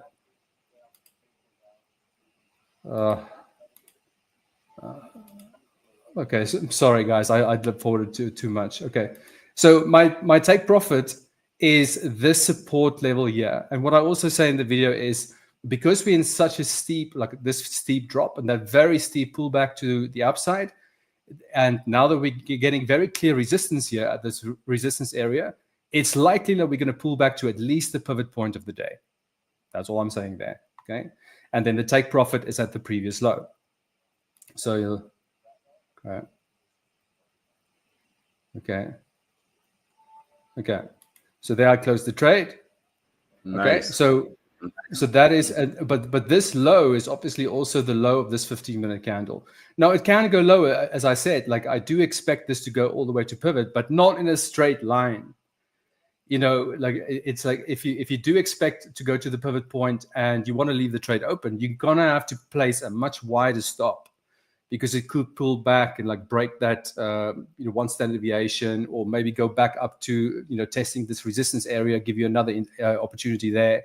So like if you scalp, you just want to like make sure your entry criteria makes sense. The bias comes from longer time frames, and then when you do take your trade, that your profit potential is bigger than your risk, and also the area where you take profit makes sense. Like in this case, it's a support level. Now, if I only looked at the 1 minute time frame, now and I see the support level and I see maybe a bullish candle there, then there might be people out there say, "Oh, it's hitting support, I'm going to buy," right? Because it's moving off support. But you're not looking at the bigger picture. You're not looking at the bigger picture. So this will be a very low probability setup if you try to go long here. Does that make sense? Yeah, that makes perfect sense. Yeah. Okay, so that was the first trade. And then now so here's the second one. Okay, so here's the second one. Okay. I still think of it. Well, if you just look at the last closed candles, now you've got a bearish candle on the 1 hour. The last closed candle is definitely rejecting from that resistance area. So you've got a bearish candle on the 1 hour. You've got the last closed candle on the half an hour is also bearish, and the last closed candle on the 15-minute is also bearish. So now, once I have my bias, now I just want to focus on the 1 minute time frame to look for an opportunity. This is a breakout from the support level. Do you take the breakout? No. Because it can be a false breakout. Okay, so this can be like going down and then shoot all the way back up. So it's always best to don't take the breakout itself. Always wait for a retest, because you'll get a much better entry. Your stop loss will be much tighter, and that's how you're going to get your risk reward ratio. Okay, so it's exactly the same thing. The chart just looks slightly different every single time, but the process is exactly the same. Get your bias from longer time frames, and then you look at the 1 minute time frame and you look for a setup that makes sense. So in this case, a breakout and a retest. So okay. Such a shame you can't hear the sound. Okay, so basically what I'm waiting for here is for price to break out again below the support level. Okay, and then if I can get that, then this little swing, if you will, that little pivot point just above there, not right at the top of the candle. I do get a little bit of clearance because it can come up and just test that again. So a little bit of clearance, but that's your stop loss. And it's just so much easier to control your risk and also the take profit to get that risk reward ratio. So if I just press play again. Okay. Okay. Okay, so it's gonna 5 seconds left for that candle to close. That's what I'm saying. So I'm getting ready there, and now I'll wait for the new candle.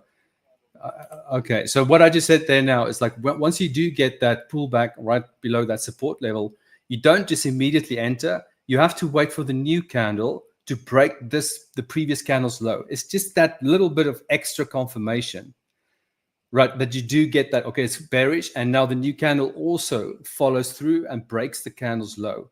It's just that little, you just hang on a little bit before you do that, because you can get this bearish candle and then the very next candle can just push straight up, right? Without even breaking the low. So I do like to wait just that extra 2-3 seconds and make sure that it does break the low there. So, okay, so you'll see there I enter the trade. Okay, and then there, okay, so there I'm just pointing that the profit target, or where it's likely to go to the pivot point now. And that's where I'll probably close the trade earlier because I just want to 1 to 2. Okay. Okay, so there we go.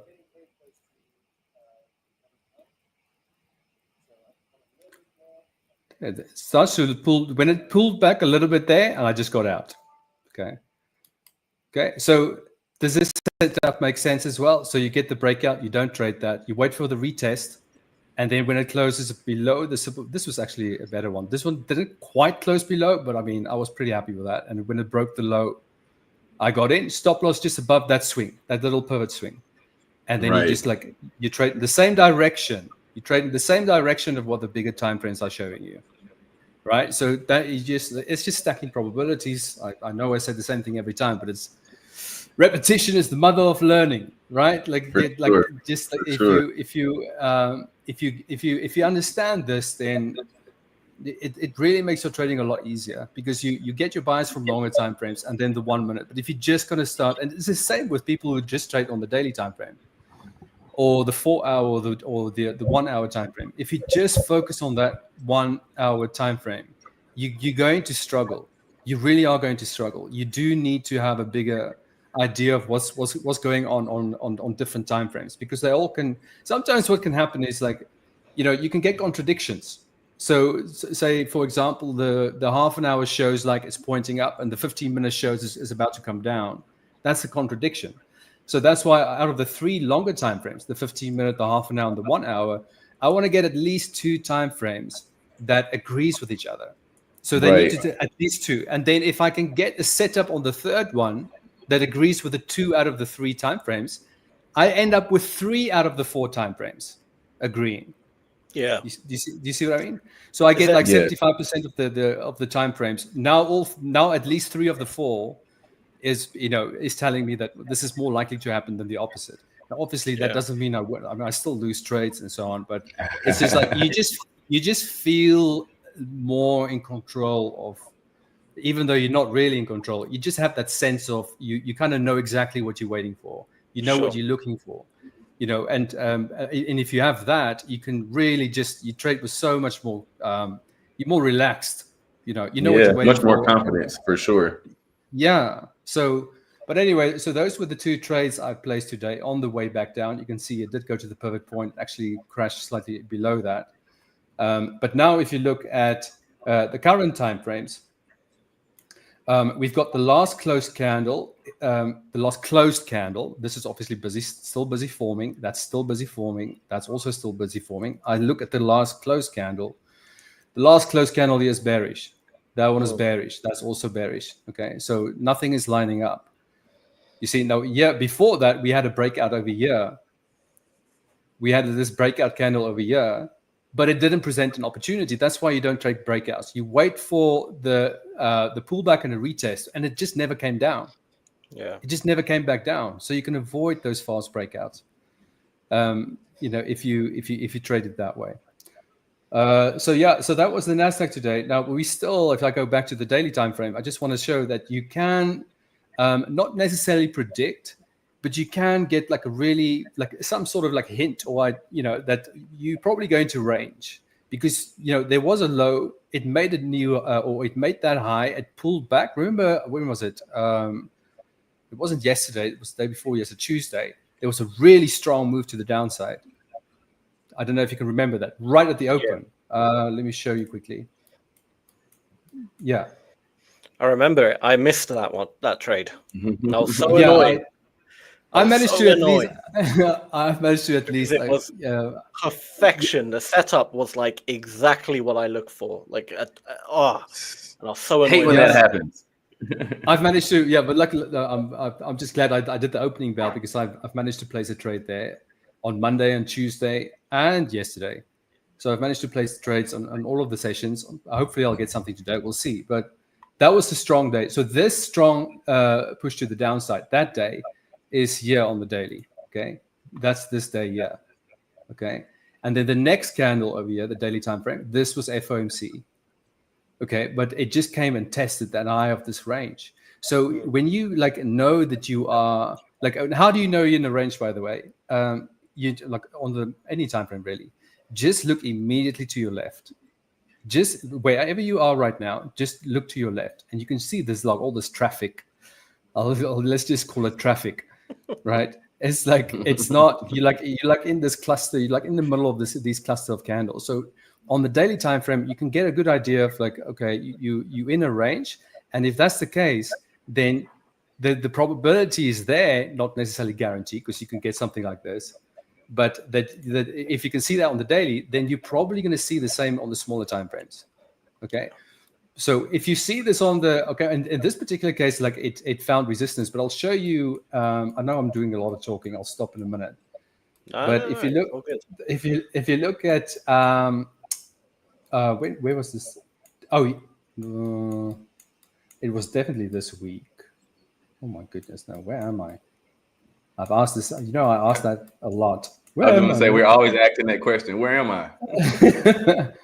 It was towards the end. I think it was here. No, I think Sam. We were in the same. Yeah, this is the one. Okay, so you get this range. This was the opening candle. There was a news event over here. Then you had this opening candle pushing straight up right to R1. This is the pivot points. So it was bouncing straight off R1 and then pulled back. And then we were just in this, again, just look immediately to your left here. You could just tell in a range. And yet towards the bottom, it pushed right up to the session's high, the first 15-minute candle of the open. It pushed right up to this high.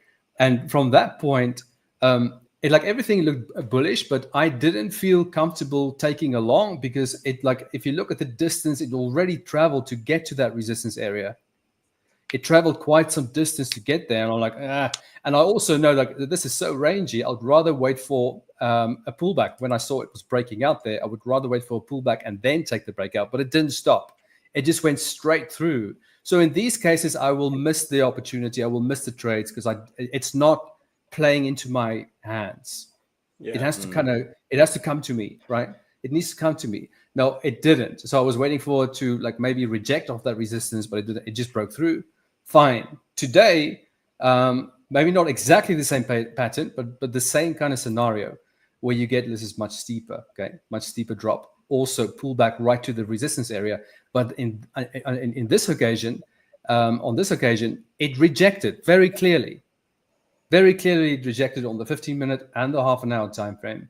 And now, once you get that, now you can look at the 1-minute time frame and scalp if you are a scalper. If you're not a scalper, you can still focus on longer time frames, and just trade the 15-minute time frame. But your stop loss will be much higher. It needs to be at the top end of this candle, and then you can target, say, the pivot point. Okay, it's going to be more or less the same risk-reward ratio. But if you do focus on the 1 minute, you're going to get potentially more than one opportunity, sometimes 2-3 opportunities, all the way down here.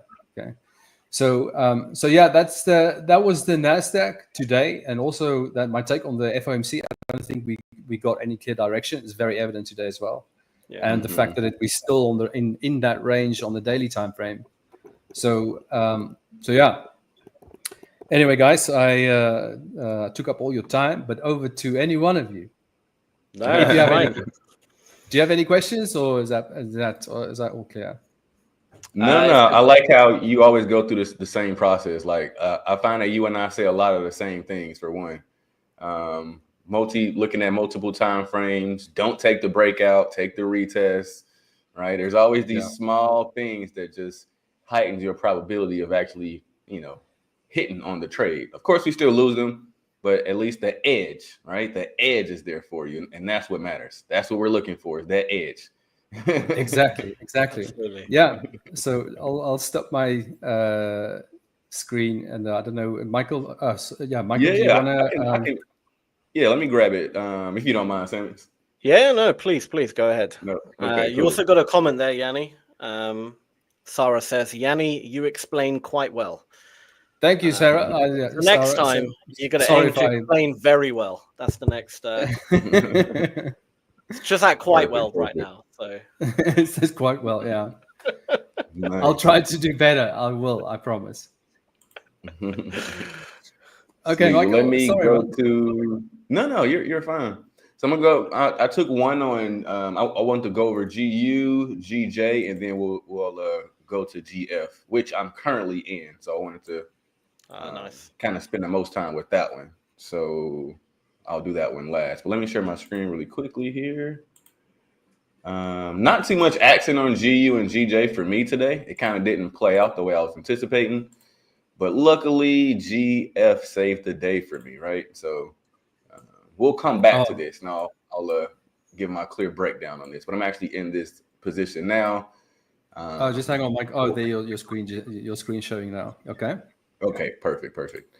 Cool. So let's start with GU. For me, GU was nothing, right? Like this is really, really high for me, guys. Like, and then as you all know, if you've been watching for at least a little bit, you guys know I trade the market maker structure along with some type of order flow here, right? So this is the pattern that I'm always looking for, that I always talk about, right? This is in essence what I'm looking for. And I'm staying away from this peak high here, and I'm staying away from this peak low here, right? Those two are no-goes for me. I'm only interested in that position here and this position here, right? I'll just put here peak high.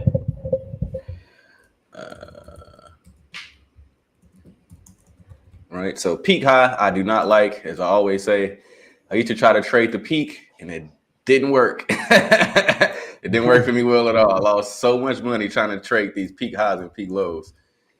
Trying to time that move, and it just never worked out for me. So I'm only interested in two parts of the cycle, which is level 1 for me, right? Level 1, which is here, and then level 2, which is here, right? So I'm only interested in these two levels, and obviously this is shorts, right? So I want to see just how we were just speaking about.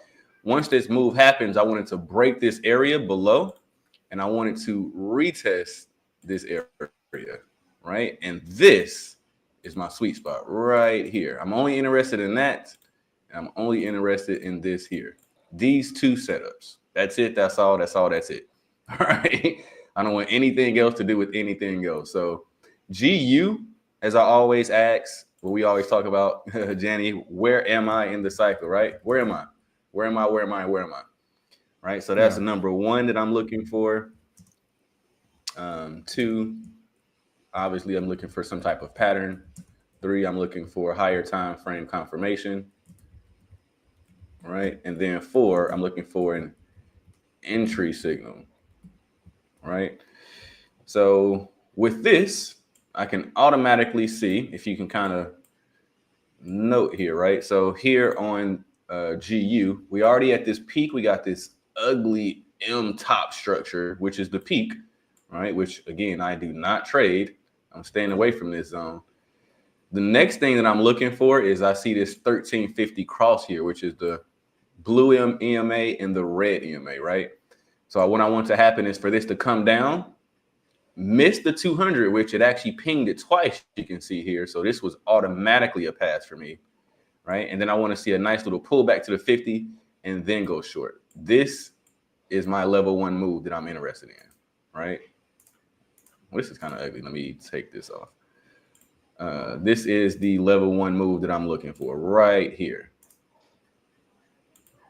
right? This is the same thing as this, right? Same exact thing. This did not happen, right? So this was a pass for me. GU altogether today was a pass. I didn't touch it. I wasn't interested in it at all once I found out where I was in the cycle, which is 1. Again, nothing there, right? Even though we did have this nice 1350 cross here, I can see it's going into level 2. But again, once it touches the 200, I'm not interested. I want it to miss the 200 because I want to be in the move when it's going to the 200 EMA the first time, right? I don't want it to touch the 200 EMA, come back, hit the 50, and then go to the 200 EMA for a second time. My setup, my strategy isn't, the data's not based off that. It's the first move. If it does this and touches it, it could easily, come here, come back to the 50, give you a fake and just go back the other way, right? So that's a no-no for me. Like it cannot touch the 200. Otherwise it's a pass, right? So GU was nothing for me today. Just wanted to go through that. And GJ was slightly the same, right? Was kind of the same here. Same exact thing, right? This one's a little bit clearer on the actual structure, right? So we got this M structure once again, right? This was clearer. You can actually see this M structure pretty good, like pretty decent here, right? That's that peak that I'm always talking about, that peak high. Next, I got this 1350 cross, which is again here. And just like I just mentioned, once this breaks below, I want this price to miss the 200. I don't want it to touch it. I want it to miss it, come back, hit the 50, and then drop. Once again, I'm interested in the move right here. But as you can see, this has touched the 200 again. So GU and GJ were both passes for me. I was not interested at all once I see this. So that was a pass as well. And then finally, we did get some action on GF, which I was super excited about, but this thing started to not run the full way, right? So let's kind of break this down. So in that structure that I always mentioned, that W structure, right? As soon as I see this, which is my 5200 cross, right? Just gonna point to this. And I'll just put here 5200 cross. Oh, whoops, what's happening here? Oh, okay.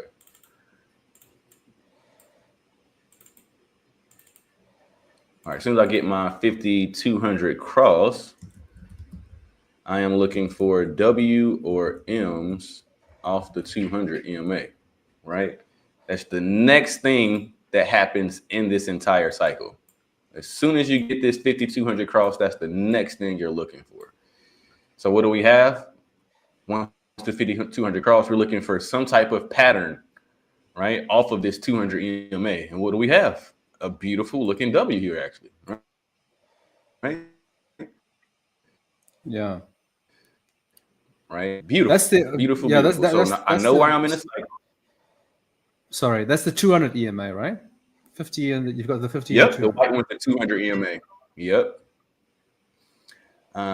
So I know where I'm in the cycle as soon as I see this. Once I know this 5200 cross, okay, cool. One of my 5 setups is the W or M off the 200. So I know where I am. So that checks that number 1.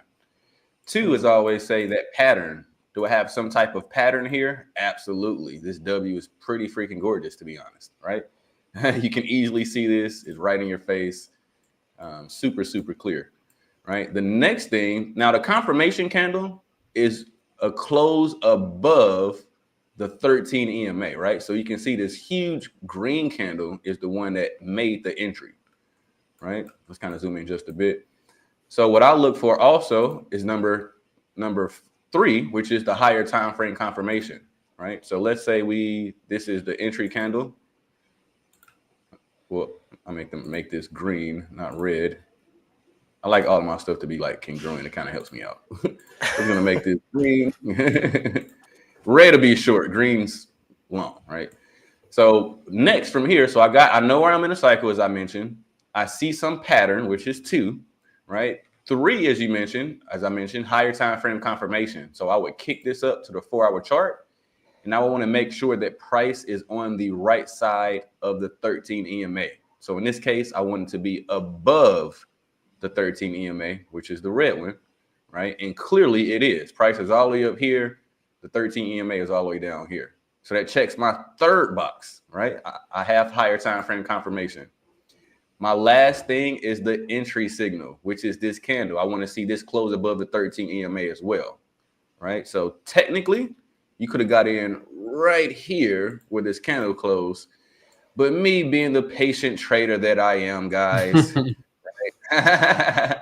this was a beautiful entry, right? I haven't marked this up in my TradeZella. Like, one of my tags is beautiful execution. Like, you always I like to tag when I made a decent execution, or when I held it really long, or when my execution was nearly to the pip, right? So I actually waited on this trade. I wanted to pull back to the 200 EMA, which it did. It went further than that, right? So technically, you could have gotten a better entry here, right? Like, you could have got something all the way down here, but let's be serious. That's the chance of that happening is not high at all. I was just simply waiting for a pullback to the 200 EMA, which we got, right? I set a pending order for right here, right when this touches the 200. My stop went below this wick, right? That last little wick, because I'm pretty confident that it's not going to go, that far down. And then from there, right, my target was this EMA, this high over here, right? So we scooted this up to this area here, right? So actually, I'm sorry, I'm wrong. We took this to this area because this actually didn't touch it, right? So super close, right? This, once price got to this 80 here, which is this orange dotted line, this is when I typically like to, I'll mark this up here too. This is typically, okay, cool. That's typically when I like to take some of my position off, right? I'll take some of it off and I'll let the rest ride. Now I'm still quarterly in this trade. I took 75% of it off. So obviously this is going against me now.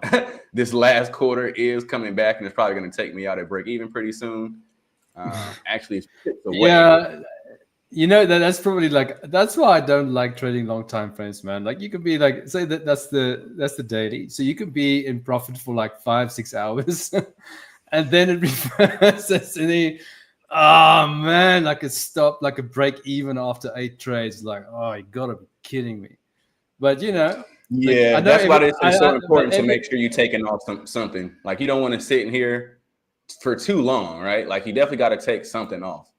So for me, like you said, the original entry is right here, right? And then as this went further and further, and it actually hit. Let me make these a different color. I'll make this one blue, just to make it a bit easier. You've taken 3/4 off, right, already? So you're only a quarter in. Exactly. Yeah. And so as I always mention, by doing that, you get to kill 3 birds in one stone, right? You get to take risk off, right? You get to pay yourself, right? And 3, you're still in the position, right? Still in for the ride, right? So I can't say I don't care at all, right? But this is exactly why, because what I used to do was not take anything off. I would just move my stops to break even. Next thing you know, something like this happens, and it's like, damn it, I was up, just how you just said. I was up for so long, and then all of a sudden this thing pulls on back, ends up taking you out. You did all of that work, and you didn't even make any money, right? So for me, once this trade actually moves into profit, right? So the entry was here initially, right? Once this actually gets to this area, I am scooting this up further. So this is actually right here. This is actually probably about to take me out right now. But whatever this small distance is from here to here, That's on my last quarter of a position to get taken off. But yeah, from here all the way up, that is the 75% of the ride. So definitely took some profits off of this today, and it still had the quarter in. There's no risk on the table. For me, this is a free trade at this point. Yeah. But yeah, this was my play of the day. Basically, was the my number 4 trade, which is the B setup, which is the W off the 200. And then we also had something else that gave me further confirmation, was this nice reload on the TDI at the bottom here. Right, just beautiful. Nice reload below the static 50. Activate some of those orders to go long, and what do? Snatch it right away from them. just crazy the way they do that. But yeah, Michael, this was my. Sorry to interrupt you, Michael. But on that, the pound US dollar, the one that you were looking at earlier, you did mention that you want to show, and I agree with you there. I just wanted to ask you. I think, Sam, we spoke about ATR before, but it's more like relevant for me in Forex. It really helps in Forex for me anyway. Like, is ATR something you look at? Because I'll tell you why I am short is because if you look at the monthly time frame, I'll just quickly, just for 10 seconds, share my screen if you don't mind. Yeah, go ahead. Yeah. Sorry, Sam. Well, you'll get. That's all right. No, we've got plenty of time. Plenty of time. Yeah. I'm in no trades or anything like that, so all the time in the world. Don't worry. Okay, great. Okay, so if you look, can you see? No, not yet. Okay, no. I'm adding it stage. There we go. Oh, there we go. Okay, so I've got this is the pound US dollar here. On the monthly time frame. Okay, I obviously don't trade the monthly time frame. On Forex, I wouldn't go smaller than the 15-minute time frame. The 1-minute time frame is not really a good idea because of things like spreads and so on. But you can definitely trade it on the NASDAQ, and indices in general is just very different. But on the monthly time frame, you can see like I've got my ATR. I've got 2 ATR settings. I've got the 2 and the 14. But what's really important to me is like I want to see how much it's already moved for the month, and then and what's the ATR. So the ATR, there's 2 values here. There's a 2 and a 14. So the 2, I just use the 2 to tell me whether the momentum is stronger than what the 14 suggests. Okay, because for those who don't know, ATR just means the average true range. So it tells you the average size of the candles in number of pips over the last 14 candles. What's the average size of the candles? So it gives you a really good like estimate of what you can expect the size of a candle can be. Like on any time frame really, but the smallest you should go down for the ATRs, I would say, is the daily. But the monthly on this monthly time frame, if you look at the 2 ATRs currently above the 14, so you pay attention to the top one, and the ATR is 461. Okay, so that is like that's the average ATR. And if you look at, I've got this little indicator on the left-hand top corner. If you add the low to the high, or pips from low and pips from high, basically just the range of the candle. If you add them together, you get about 360 pips. Okay, so 360 pips, and then the ATR is also 460. 460 pips. And the ATR is also, so it's like it really already in a very short period of time, because this is where we were yesterday already. So and then there's a couple of, how many days are left in this month? 5, 6 trading days, 7 trading days. So if you want to go long, this is probably not a good idea to go long. And if you go to the smaller time frames, and this is where it ties in with what you just saw on your 1 hourly chart, Michael, is like over here, this really ugly top. So this is such a strong clue, right? If you can combine that with something like an ATR, and the candle's already moved what you can expect it to move based on the ATR. If you get to the top end, this is how you can very easily get tricked into a long position. It's like I know this is a bit rough, but if this was lining up a bit better, like much smoother and consolidating to the side, and you see a breakout, that would be like the probability for that to work is really low, because it's already moved so far already. It's already like reached the potential. Does that make sense? Like, so it's already reached the potential that you can expect for the month. So you're more likely So like if you've reached the maximum ATR, it doesn't mean it's gonna like not go further or anything, but it just decreases the probability for any setup with a decent risk reward ratio to the upside anyway. Okay, because you're kind of out of range now. It doesn't make sense to, if you know the ATR, so it moves on average 400 pips, and this is the monthly, obviously, you're not going to leave it open for that long, but it just shows you where you are in that month so far. What's it done so far? You know, and if you see it's already moved, 460 pips, the ATR is 461, and you are expecting another 60 pip move to the upside. You know, you are now you're really pushing your luck, because now you are expecting the candle to move, much further than what the average size candle, the average size candles has been in the past, over the last few days.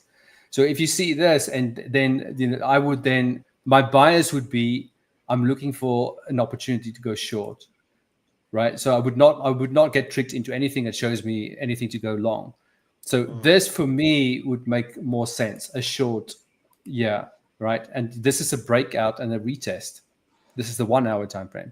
But does that make sense? So like it's just like when you stack the probabilities, you look at this, something like the longer time frames, specifically ATR on the monthly time frame. You can do that on the weekly as well and the daily as well. If you do intraday trading, you can do that as well. So if you look at the daily, then the ATR will be much smaller. Obviously, the further out you go, the bigger it is. But 68 pips, and look what it's done today. Sorry, where are we? Oh, the 14 is at the top. So you need to look at the second one, 84. The ATR is 84, and it's moved 78 pips today from high to low. Do you see that? 79 pips. So it's so if you are going to if you want to take a short, it's probably not a good idea. Yeah, it's more likely to, you're probably better off, and you can do that as well. Like the really good setups is like if you're in a position to, or if you want to go long, and you can get like those candles that forms those long wicks to the lower end. You can have a look at ATR just to see how far it's moved, and if you can catch it towards the lower point. So if you are long, then I would definitely, this would be a good time. Maybe not this time of the night, because the markets are. I don't leave. I'm talking specifically about intraday trading. If you're this is too late now. 20 minutes from now. Actually, no. Yeah, actually, like 40 minutes ago, that's when it stops. Like usually the last 4 hours in Forex anyway, before the New York close, it really dies down. It really slows for sure. Yeah, for sure. So that's why I don't even like to trade currency pairs after 12, because after 12 it's just the volume is just not there really. So anyway, I agree with you. I just wanted to tie let me get this. With you. Sorry to let me get the screen really quick. I agree with you 100%. 100%. And I think we talked about it last time. I don't necessarily use ATR, but I use ADR, right? The average daily range. Yep. So when I mentioned, and that's exactly why, right? Like when I do, and not GU, but GF, right? Because this is the one that I actually took, GF, right? So when I look and I show, where am my stuff at? Oh, this is the monthly. I'm like, what's going on here? Okay. Yep. So when I was saying this orange bar, this is the ADR high, actually, right? And this is exactly why, like, hey, once it gets to this point, I'm not expecting it to go too much further. So I'm definitely going to move my stop to break even, and I'm going to take, in this case, 3/4 off. I'll let that last quarter ride, because this could go here and it could go here. Like technically, it could even go here, right? Like, but do I think that's going to happen today? No, I don't think that'll happen today. But just in case it did, I still had that footy, was what I call it, that last little quarter position on to go longer for sure. And back to GU, how you just mentioned, I see the exact same thing. Like for me in my setup, like my cycle, the way I do it, I wouldn't be interested in longs at all in here, right? Because once again, when I have this structure, right, I'm looking for shorts at this particular junction. Whoops, it's kind of ugly, but here, right? Once I get this peak high here, I'm no longer interested, right, in longs at all. And my first indication that is happening, that I want to start looking for that retest, is when I see this 1350 cross here. So yeah, I wouldn't be interested in longs, just like you mentioned, at all. And this isn't a great place to short this. For one, I mean, it's not horrible. It's better than trying to catch the peak, but I would need to see a more solid of a move than this. Like for me, also, let's say this did run down, come back, retest this area, and then drop. In addition to that, I would also want to see my RSI line and my signal line, which is the purple and the red one, go above this market baseline, right, which is the yellow one. That's going to give me more confirmation that, okay, this pulled up far enough, you know, activated some of those orders, and then with a proper confirmation, which would be that close for me below the 13, then I'll be interested in shorting this, but not a pip before. to the pip, yeah, for sure. Yeah. Seriously. And yeah, when I'm checking this out, this thing is super long. Like, I mean, super long. Right? This thing just keeps going up and up and up. But what's giving me that confirmation that it is kind of bottoming out or topping out, so to speak, is these multiple hits. It's not really going too much further. And again, I got this 1350 cross. And my market baseline, as you see, for the entire time has been above this static line. But now, except for maybe right here, right? For the most part, it's been all the way above it, minus this part, above. Now it's getting to the point where it just now went below it. So now I'm starting to be interested in shorts. But yeah, so just bringing it all back to it, I totally agree. Yeah, I mean, like it's like, but it's also, you know, just to point out, like the ATR on the monthly is just to avoid, or that will prevent me from getting into a position that suggests it's going to go even further. I'll go, I don't know. But then if I do expect the reverse, then I would like to see something that what you just explained, right? Like there's a setup busy forming that lines up with what you can see on a different time frame. So it's just stacking those, you know, collecting evidence. Very there nice. you go. For your case. All right, Sam, sorry, man. No worries. No, it's all good. Pretty. Let me 1 minute. Let me get my screen up before I start talking. No, I like that. Collecting evidence, right? Like, I know she's a cheater because she cheated on this guy, she cheated on that guy. I'm next.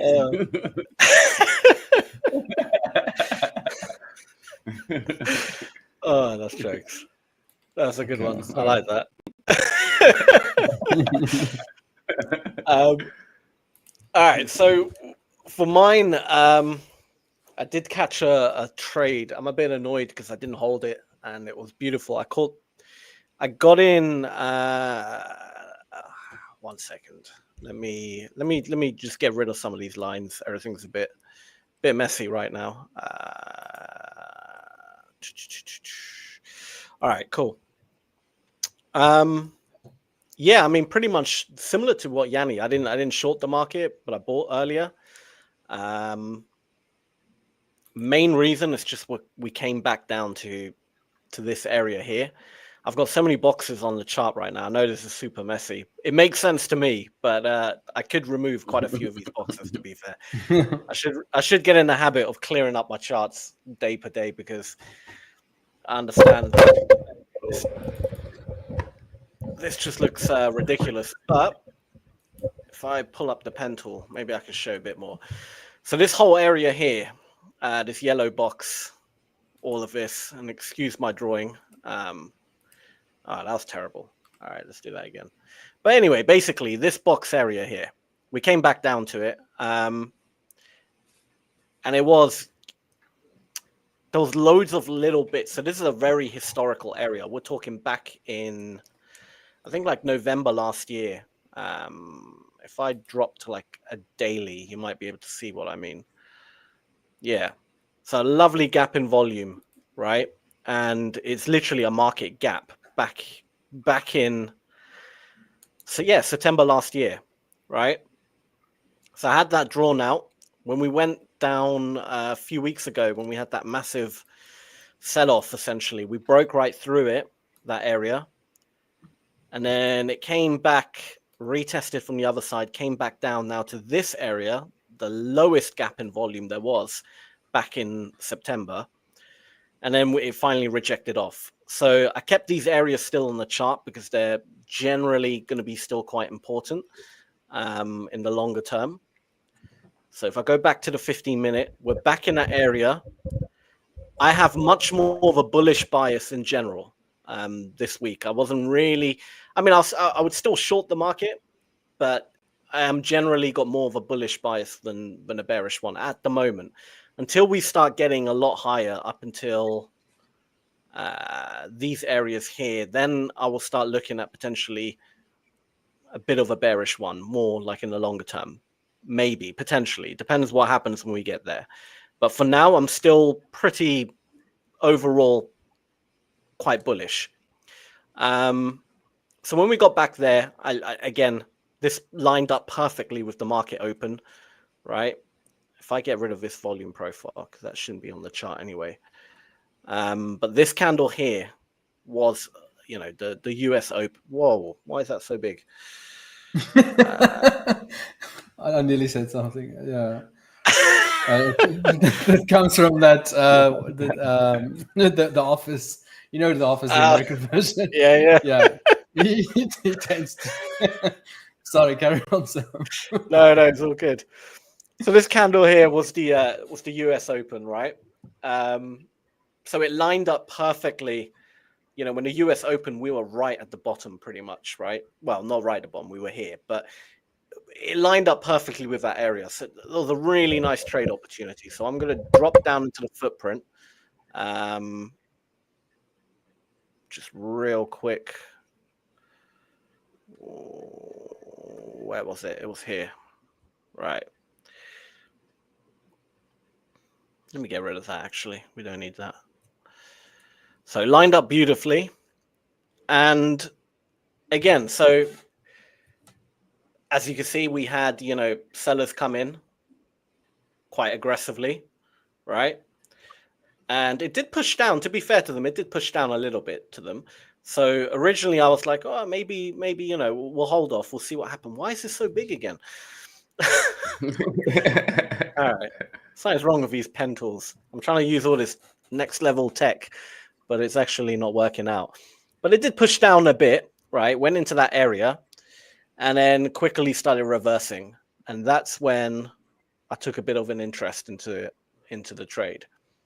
And as you can see, when we started breaking above these, we had this beautiful, you could see the buy pressure coming in, especially, although they ain't huge numbers, you know, you got to realize again, we got more sellers coming in, all right, quite big, especially that 700, right? But then we had these 800 buyers coming in. Now that's, could be fresh buyers. It could be some sellers getting out. I didn't think it was sellers getting out. I saw it more as fresh buyers coming in at the US Open. So we had a bit of a battle between buyers and sellers here, and they were quite even in terms of numbers.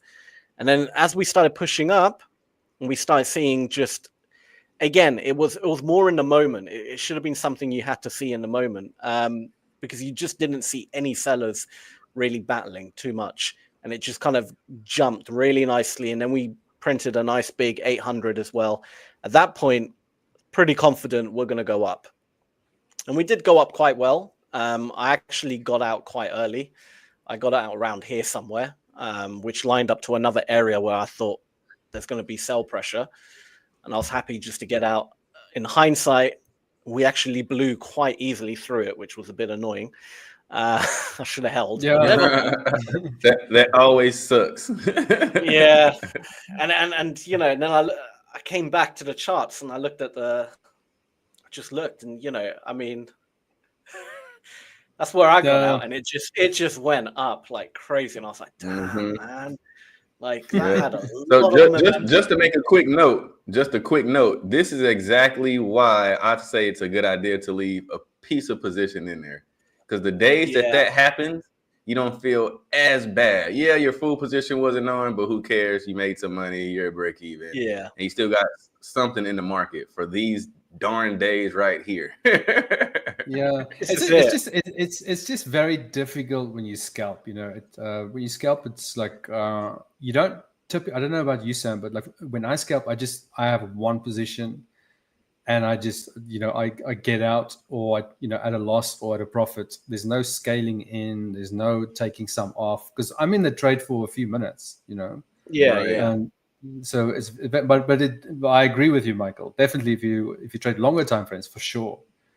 Yeah. Take some mean- off and leave some, because you've got so much more time, and it takes an hour for an hour candle to close or to form.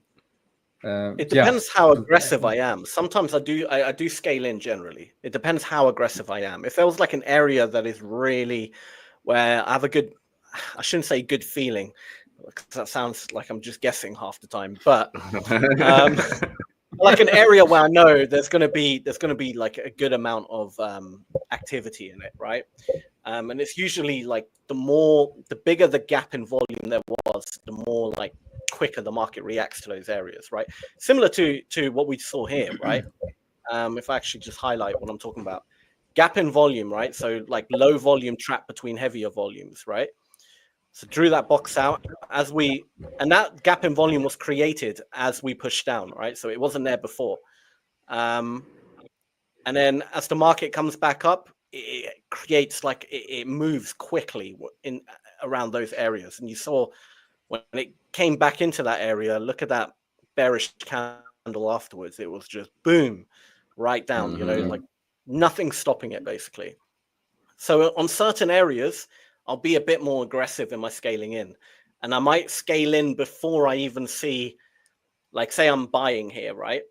I might scale in before I even see a lot of buyers get in or sellers getting out. So if I see that one of those areas in their direction, for example, right? So say we have like lots of selling happening, but it's not actually pushing down, right? The market is just staying it's just kind of going sideways, and there's more selling coming in and more selling coming in, but it's still not pushing down. I would usually, and we're in that area, like a gap of volume, I would be much more aggressive in my positions usually. Then I would, put in two positions pretty much off the bat. And then as the buyers come in, if it does start pushing up and I see, bigger volume on the buy side, I'll add my last two quarters basically in. So it does depend on the situation in the setup, but normally I like to wait before. I don't just enter just based on sellers or buy. I basically don't enter just based on someone looking like they could be trapped. It has to kind of line up with like an area on the chart. But if I identify someone could be trapped or put themselves in a vulnerable position and it starts going against them, the moment I see them get out, that's my entry most of the time, right? That's when I'm jumping in. And just like we saw here. And the other day, when Jannie, you said there was like a massive drop, yeah. right? But I missed like the perfect trade. Here it was. Still highlighted on my chart, but you can see it clear, right? Especially on the 5 minute. Let me drop down to the 5 minute, and hopefully, I never get why TradingView does this. I change time frame and then it moves to a whole nother day, or I hate that. and then I have to. It's like, why? There it is. Here we go again. Where am I? Exactly. You would think they'll program it that when you change time frame, it keeps it at the same time you were. Do you know what I mean? Right. Yeah. But no, it loves to jump. And it was like a really random time it jumps to. I don't know. Because that was But I'll tell you now the date. I think it was this day, yes. So It was the on this one, 18th. this is the 18th. Yeah, the 18th. Yeah. Now this is funny actually, because this looks different to how it was originally on the footprint. And to the viewers as well, you can go back to the 18th. I analyzed this live on the session, the numbers were different. So I do think TradingView, when it comes to the footprint, they're not accurately representing the numbers in historically. Does that make sense? I think the numbers do change. Historic data isn't as accurate on the footprint on TradingView, I don't think, because I remember clear as day these numbers were different, but which is annoying now because I can't show you. I think you're right. I think you're right. There's been two occasions where I deduced that same information. Yeah, but you can literally go to the live session on the 18th. I was with Howard. I was analyzing this exact trade, and the numbers were different. So historically, I think when you go back, maybe probably more on the footprint, because think about how much data there is on every price level, right? I think something happens historically if you go back a few days, and it messes up because the numbers are very different. I mean, it's still kind of similar, but what we actually saw here were buyers originally. This was all green, right? And they were all trapped, and this was a seller. So that's why I'm looking at it now, and I'm like, wait a second, this is the wrong way around, because yeah, this is definitely swapped the wrong way around. For some reason, TradingView is got it wrong, but live, when it was actually on the day, it was the other way around. But essentially, you saw lots of buyers come in right at the tip, right here. There were loads of buyers, and then it just instantly went against them, and you just saw heavy volume coming from the sellers like crazy. And I was like, oh. Do you think that's the buyers taking losses, or do you think it's sellers coming in, or combination of both? Absolutely both. It will definitely be these, buyers just getting wiped out, and then sellers coming in really aggressively, and that's why we had such a sharp move. It was just insane. I mean, the amount of aggression that came in, and it's, to be fair, it's quite rare. You don't usually get that much aggression that quickly. Like, you'll be waiting, maybe once a week you might see something like that if you're lucky. But if you do see something like that, that's where you can up your risk a little bit, I would say, even, get in a bit more aggressively too. Because that's an A+ setup. You gotta go full position, or slightly heavier on your A+ setups. You have to. Yeah. There's A+ and hold. But I was going to say, there's big guys, like literally 8-figure traders at these huge prop firms, to where if you do not put your full risk on those type of setups, you get like a pink slip type of thing. Like, it's unacceptable to not put your full risk on. Wow. Yeah. Because the thing is, absolutely, like, they don't happen. Yeah. They don't happen very often. That's the thing. You'll probably get like setups like where it's just insanely strong right from the open. And then just keeps pushing like for the rest of the session. They probably happen 2 or 3 times a month, So, and the rest of the time it's not that straightforward. It's more kind of maybe you're range bound, or it's not clear, or it's like, it's very choppy conditions. And most of the time it's tricky. It's not clear most of the time. So you need to. So that's why, I know I hammer on about the multiple time frames, but that it really helps. I actually missed an opportunity while we were talking because I was listening to all of you guys. But it's not a problem. I'm quite happy with my results for the day. But I can show you if you want, just quickly. Absolutely. Just so it makes sense. In this particular case, was, let me remove mine. All right. So it would have been better if it was live, but anyway. All right, you're up. So we had there was a bullish candle in the 15-minute. The half an hour was bearish, and the 1 hour was bearish. Last close candle. Okay, so this is now, you just bear in mind, this was a few minutes ago. So the bias is short. So you've got 2 out of the 3. The 15-minute didn't agree.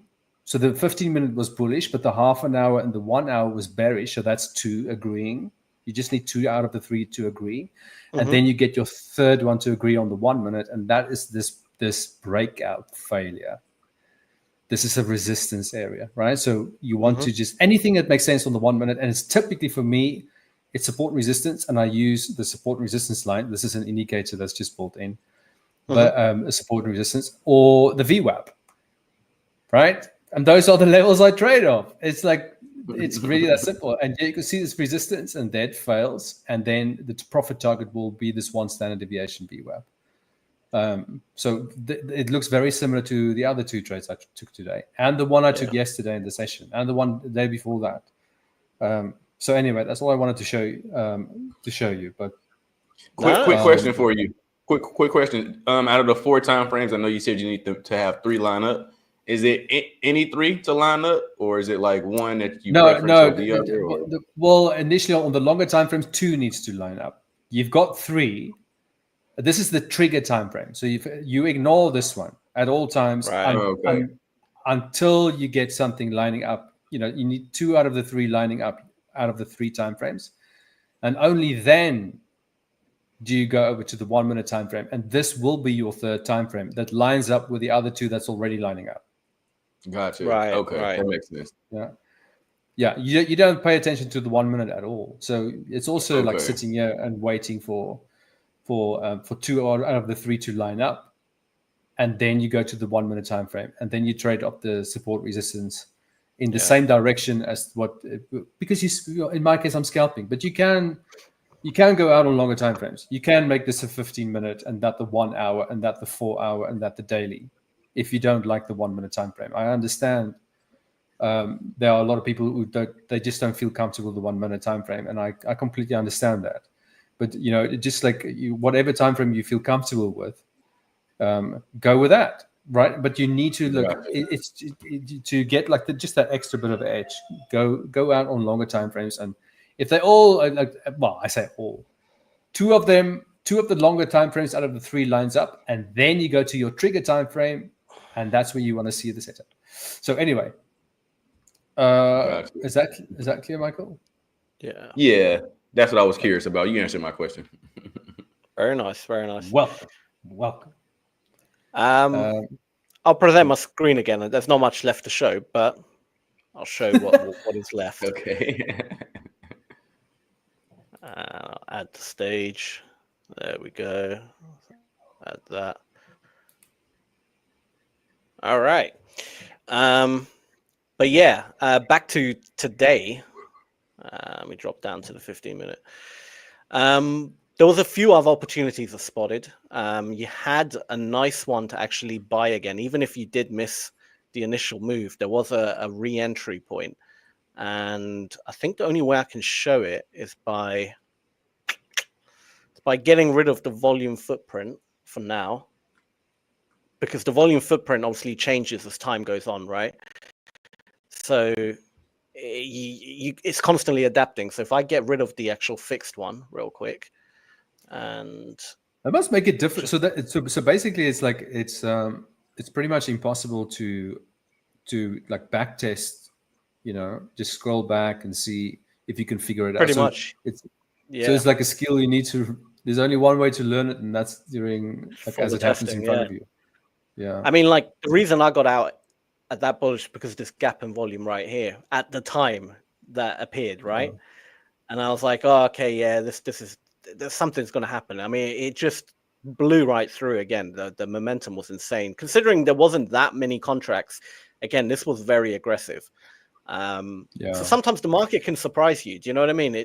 There is no like guarantee, obviously. But as we start moving up, here was another. It produced this other gap of volume, and we're at this candle here, right? So just do another one, right? There was a really good one. Where is it? Here it was. So produced this gap in volume, and it's a little bit off right now. But if I drew that, it kind of retraced as we went up. It retraced back to it and just shot up again to the high to basically complete it, take out, just kind of like a false breakout, really. So there was like a small trade there you could have taken as well. And I think something like, and then you had your stops below the volume. But if I go to the footprint, let me just highlight or find out where it was. 215. All right, cool. 215. Where are you? Here it is.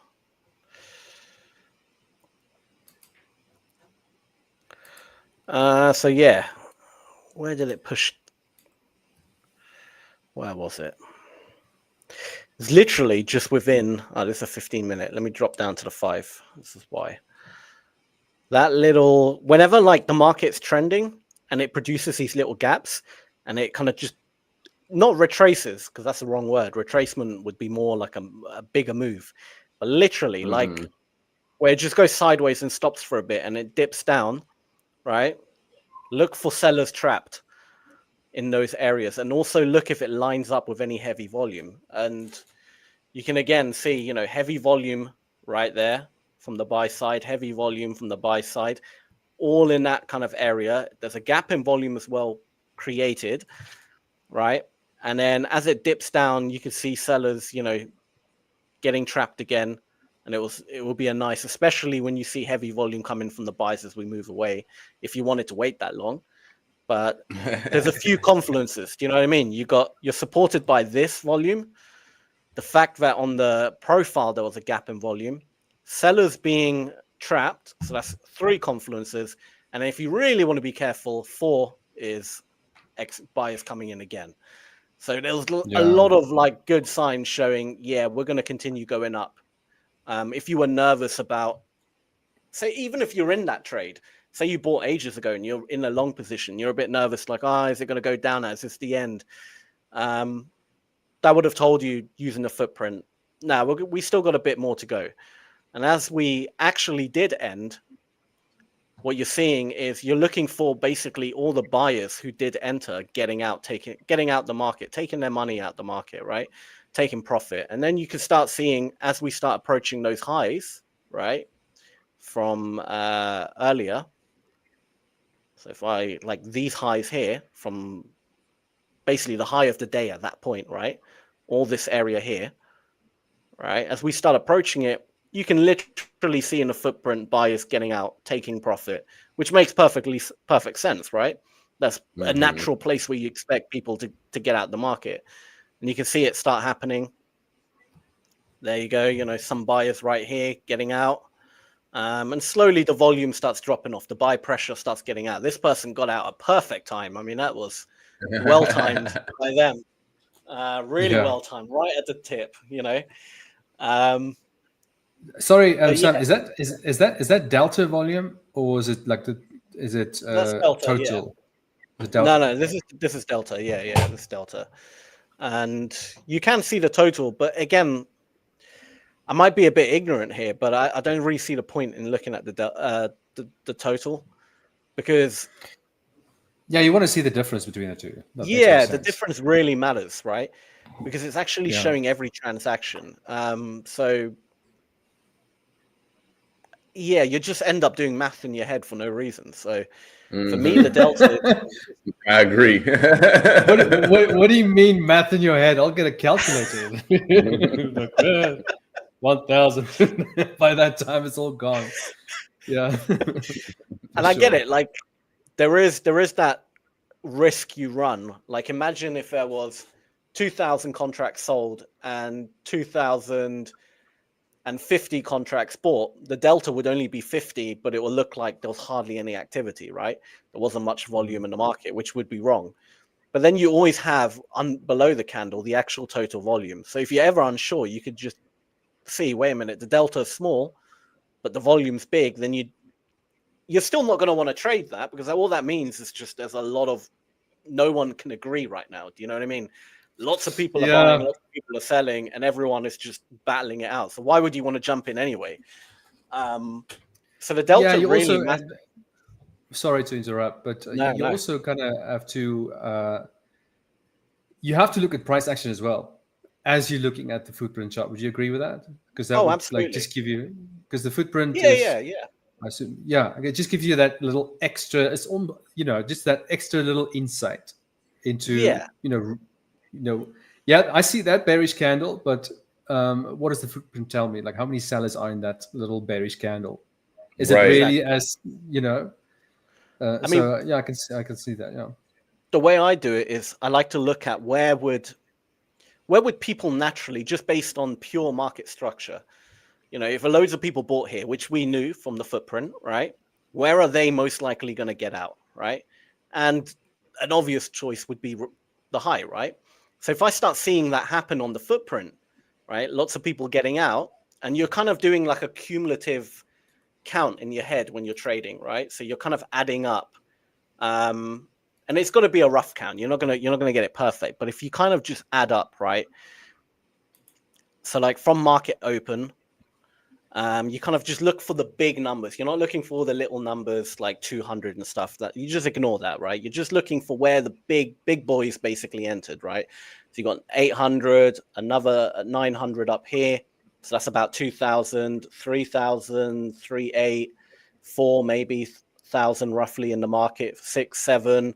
So you're kind of doing a rough count, right? 8,000. So at this point there's about 8,000 buyers, like big boys in the market, right? Contracts. And then you also got to look where people are getting out as well. So some people got out here, similar to where I got out, right? So you can take away from that 8,000 to back to 7,000. And then here, 6,000, 4,000. And then when it moves sideways, there's another basically 1,000, 3,000. That's about 2,000. And now we're back to kind of zero. Once you calculate those bigger numbers, 700, you're probably looking at about 1,000 or so. But you're not going to get it perfect, right? Loads of people are going to get out, are going to be kind of, they're called iceberg orders, where they're kind of hidden. You don't see them too clearly. Yeah. So at this point, I know the buyers are out the market. So am I expecting the price to keep going up? Potentially, but it would require fresh buyers coming in now. Do you know what I mean? To push that market up. And we're basically neutral here around this area. So it now depends, do sellers come in or do buyers come in? So you let them battle it out for a bit. And then you're kind of looking at the same thing. You kind of reset the market. And now you're looking at, where the bigger numbers are, who's kind of more efficient in the market, who's more able to push it down or push it up. And again, you're seeing generally, it was actually quite even, to be fair here. I can't really see a clear winner. Still quite even. We're starting to get a bit bigger numbers on the sell side. Buyers are getting trapped a bit here. That could be them getting out. And and then you just start seeing the numbers are more on the sell side. Still a few buyers here. But again, I think those buyers, and you've got to use logic, right? Market structure. I don't think those are buyers. I think those are sellers taking profit, because we were kind of ranging a bit, right? Like here's a low, it went up, back down here, back down here. Some people might have seen that as more of a range and took profit, right? Which kind of lines up with structure again. So you have to use market structure to figure out the story of what's going on. Don't just assume everyone is a buyer, a brand new buyer, or everyone's a brand new seller. These are people taking profit just based on the structure, right? Yeah, that's what makes it like it can, like you said, you need to use logic, because it can be very tricky if you just read the numbers, because as you said, those buyers, it could be sellers just getting out of their position, because if you are short and you want to get out, you need to buy to get out. So you're not necessarily buying into the market, you're just getting out of a short position. Right. That's it. So the way I look at it is like, if you're exiting the market, you're releasing pressure. If you're coming in fresh, you're adding pressure, right? That's the way I like to look at it. I don't know if that's actually correct in terms of, well, that's a good way to think of it, though. That's the way I look at it. Right. So yeah, and it's just kind of figuring out the story. I mean, if you're just going by the raw numbers and you're just looking at who's bigger and just chasing that, you'll get annihilated, because that's like trying to count trees in the forest. Like, you're gonna lose count eventually. Yeah, absolutely. Have you done that before, Michael? No, never. Right? Never or never again. Maybe when I first started, I was counting trees. Yeah. Well, guys, like, what do you think? Like, do you think there's an like any kind of big news event we need to look forward to? Because I think like the big ones have been out of the way. The core CPI did nothing. Core CPI didn't. It was such a weak reaction, and then FOMC looked like it wanted to find direction, but not strong enough. As I showed you on the daily, it would just like it didn't do much. It was just. Okay, I'll share my. I mean, we had FOMC obviously, and that's always the big one for this week. Yeah, let me just. I don't Sorry. think there's much coming out tomorrow, actually. No, there's nothing coming out tomorrow. But it's just it's almost like I think like a lot of if you look at the I think the market has already kind of priced these recent events in because the move happened in the first 2 weeks of this month. You know, you had the dollar was selling off heavily. You can see the pound US dollar was like rallying really hard. And, I think it's already been priced in. FOMC, even the NASDAQ, right? Even the NASDAQ's been selling off. So it's almost like it's already been priced in. They kind of already expected what's going to come out. And so when the actual news event came out, it's like, yeah, we already knew that. Right? It's like there's no new fresh news. So I'm not really sure. Other than technical analysis, I'm not really sure what news event is going to be the next kind of thing that we should be waiting for. I would say next week, Thursday, we got the final GDP. But if I can guess it right, then guys, if we can all get it right, then you too can put some shiny mags on this bait magnet. What do you think? Oh yeah. What the hell is that? It's a P car. Look at that P car. I've never actually seen one in real life. But what the hell? When I saw the picture, I was like, oh wow, that will definitely turn it. I kind of want to drive it actually. It feels like it will topple over and then just roll. I'm pretty sure that's like a motorbike with a shell or something. Yeah, it seemed like it's the Flintstones car. You got a foot pedal delivery. Yeah. Anyway, sorry brilliant. guys, it's brilliant, but it's unfortunately not applicable to the charts. Oh my goodness. Okay. All right. Well, I mean, if I just look at the charts now, I can't see any of them. So anyway, it's like getting a bit late in the day, and I can't see anything kind of lining up for me.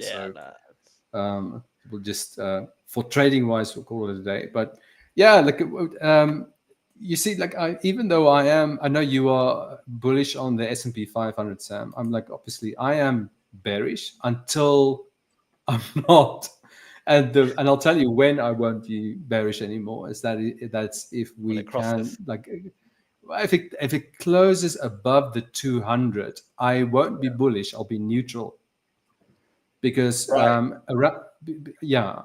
the moment I'm bearish, but if it closes above, I'll be neutral. Because if it closes above, then it could like be. I don't know if you've seen this before on the 200 EMA, especially on the daily. It kind of also struggles to find direction. It like ranges, then it's above the 200, then it's below, then it's above, then it's below, and then it kind of struggles to find its way out of that because everybody knows that's a crucial level, Yeah. But for now, like especially if you look at this bearish candle here, it's not out of the question that we're going to test these lows again on the daily. So obviously, not in one single day, but that could be a target. Obviously, the resistance up there. If it breaks and closes above this resistance area, then the 200 EMA, I know it seems like it's a very small kind of distance, but this is the daily. On like the 15-minute, that's a massive move. That's a very, very big move, right? Look at this. This is the candle, Sam, this is the daily candle of that of Tuesday. Remember when you said that there was such a perfect... But look at the size of the candle. It's not that big, right? No. So that's the thing about the daily. So that may seem like it's not that big, but it's actually on the smaller time frames. That's a pretty big move. That's a pretty big move on the smaller time frames. So yeah, that's my kind of thing. But I'm still bearish. Like this is such a even if you look at this breakout, and these breakout and retests work on all time frames. So you get this breakout, right, and then retest right there where it broke out, and then it dropped. Okay. Now I was just a little bit like, you know, a lot of uncertainty because of the 200 EMA. It's like, yeah, it's dropping, Yeah. but the 200 EMA is right below it. So yeah, but anyway. But would you not wait for? It's broken through the 200. Are you going to wait for it to come back, retest it from the other side potentially before it starts dropping and making lower lows? Yeah, look, look. Obviously, I trade smaller time frames, so I don't really wait for anything. I just yeah. you know, like yesterday, was it yesterday? Yeah, yesterday I did session 1 yesterday. Yeah, I took a long position in the session. I'll show you which one it was. Right, it was. But this is the thing. Like, I would happily take a short or long, even though I am more on the bullish side. But in the short term, as a scalper, it doesn't really matter, right? As long as there's opportunity to buy and sell. Exactly. But this was the. Sorry to interrupt you, Sam. No. I interrupted you. My bad. You'll get used to it, hopefully. But look, okay. So that was. I just want to find the 1 minute time frame. So it's going to take some scrolling. And while I do that, I'm going to sing you a song from my childhood, and it's called. No, definitely not. Okay, so let's have a look. Oh, where was that break? Oh, yeah. So that was the trigger. I remember that. Richard will remember this, and Igor, because they were with me in the session. But this was what it looked like on the half an hour. And so you got a breakout on the half an hour and a breakout on the 15 minutes. So again, and I don't think the 1 hour did anything. The 1 hour was like whatever. These two lined up, okay. And then on the 1 minute time frame, it was breakout, coming to the support, you know, the retest, and then I just took that trade there. See, even though my bias is short, you know, over the long, like, you know, on the daily buy, I still expect NASDAQ to go short. But it's just like if you're correct on your bias on the daily time frame, and you get a really nice setup to line up on the shorter time frames, then you can expect bigger risk reward ratios, right? Oh, 1,000,000%, 1,000,000%. Yeah. So that's the only difference between that. But I would know for sure. I would definitely, like, if it lines up, I'll take it. But I would just be a little bit more cautious because of my bias on the longer time frame. But apart from that, it doesn't stop me from taking a very obvious long position. It's like, yeah, this look good. No, I'm not taking it, man. The daily says short. Yeah. No, absolutely. Yeah. I mean, today was quite unique. Let me grab the screen really quick. I'll see what I think really quick. I just looked at it on my other monitor here. So weirdly enough, I'm actually starting to become bullish on S&P right now. Like, and reason being is, can you guys see my screen? Yep. Oh, okay, perfect. Yeah, now we can. Reason being is I'm just now starting to get, and again, for me, once I'm looking, we had price all the way low, right? And for me, this is just now starting to get to the point where, okay, it's starting to turn around. So when I'm thinking of this structure like this, right? This part of it, right? This is kind of where we're approaching now, right? So I will be looking for something right here to break and retest this area. But the fact that the way the EMAs are for me, right? The 13, the 50, and the 200. This is just now starting to, the 50 and the 200 are starting to cross at this point. I even have an alert set for this. Like, look at this, right? I want to, when this happens, I want to make sure I get a good look at this. Because I could kind of see this really starting to go the other way, right? This is really ugly now, mind you, but this is starting to come back and retest and go this way, right? So I'm just now becoming bullish on this, and mainly because this 5,200 is about to cross. Like, they're actually touching each other now versus this so far away, right? Oh, you're looking but you're looking at the 1 hour time frame, right? Yeah. Yeah, this is the 1 hour. This is the 1 hour. Now, even if I was to kick this up to the 4 hour time frame, right, which is just now starting to get there, right? So we're just now, we had a whole lot, like price has been below the 13 and 50 for quite some time, right? Now it's just now really getting above the 50 and kind of found some support to go over the 50 EMA. If I'm looking at my market baseline, we've been short below price. Price been below this 50 EMA for a long time, all the way since not too far. What is that? February 25th. So almost a month, right? It's been below this, but now it's just now starting to come on up, right? And this is, for me, is almost at this above the 50 area right here. So once this market baseline crosses this static, I'm definitely bullish at this point. So I'm in the middle. I'm neutral right now, but I'll say I'm almost bullish at this point, because this is about to turn around. Like my next move would be, you know, something like this, a bounce and then going long. And I'll be interested in something right here. Interesting. Yeah. Makes sense, man. Makes sense. Yeah. But is that something you trade or not really? Do you trade the S&P or Yeah, more just? I do. No, I do. So I look at these every day. I look at NASDAQ 100, US 30, S&P, gold, silver.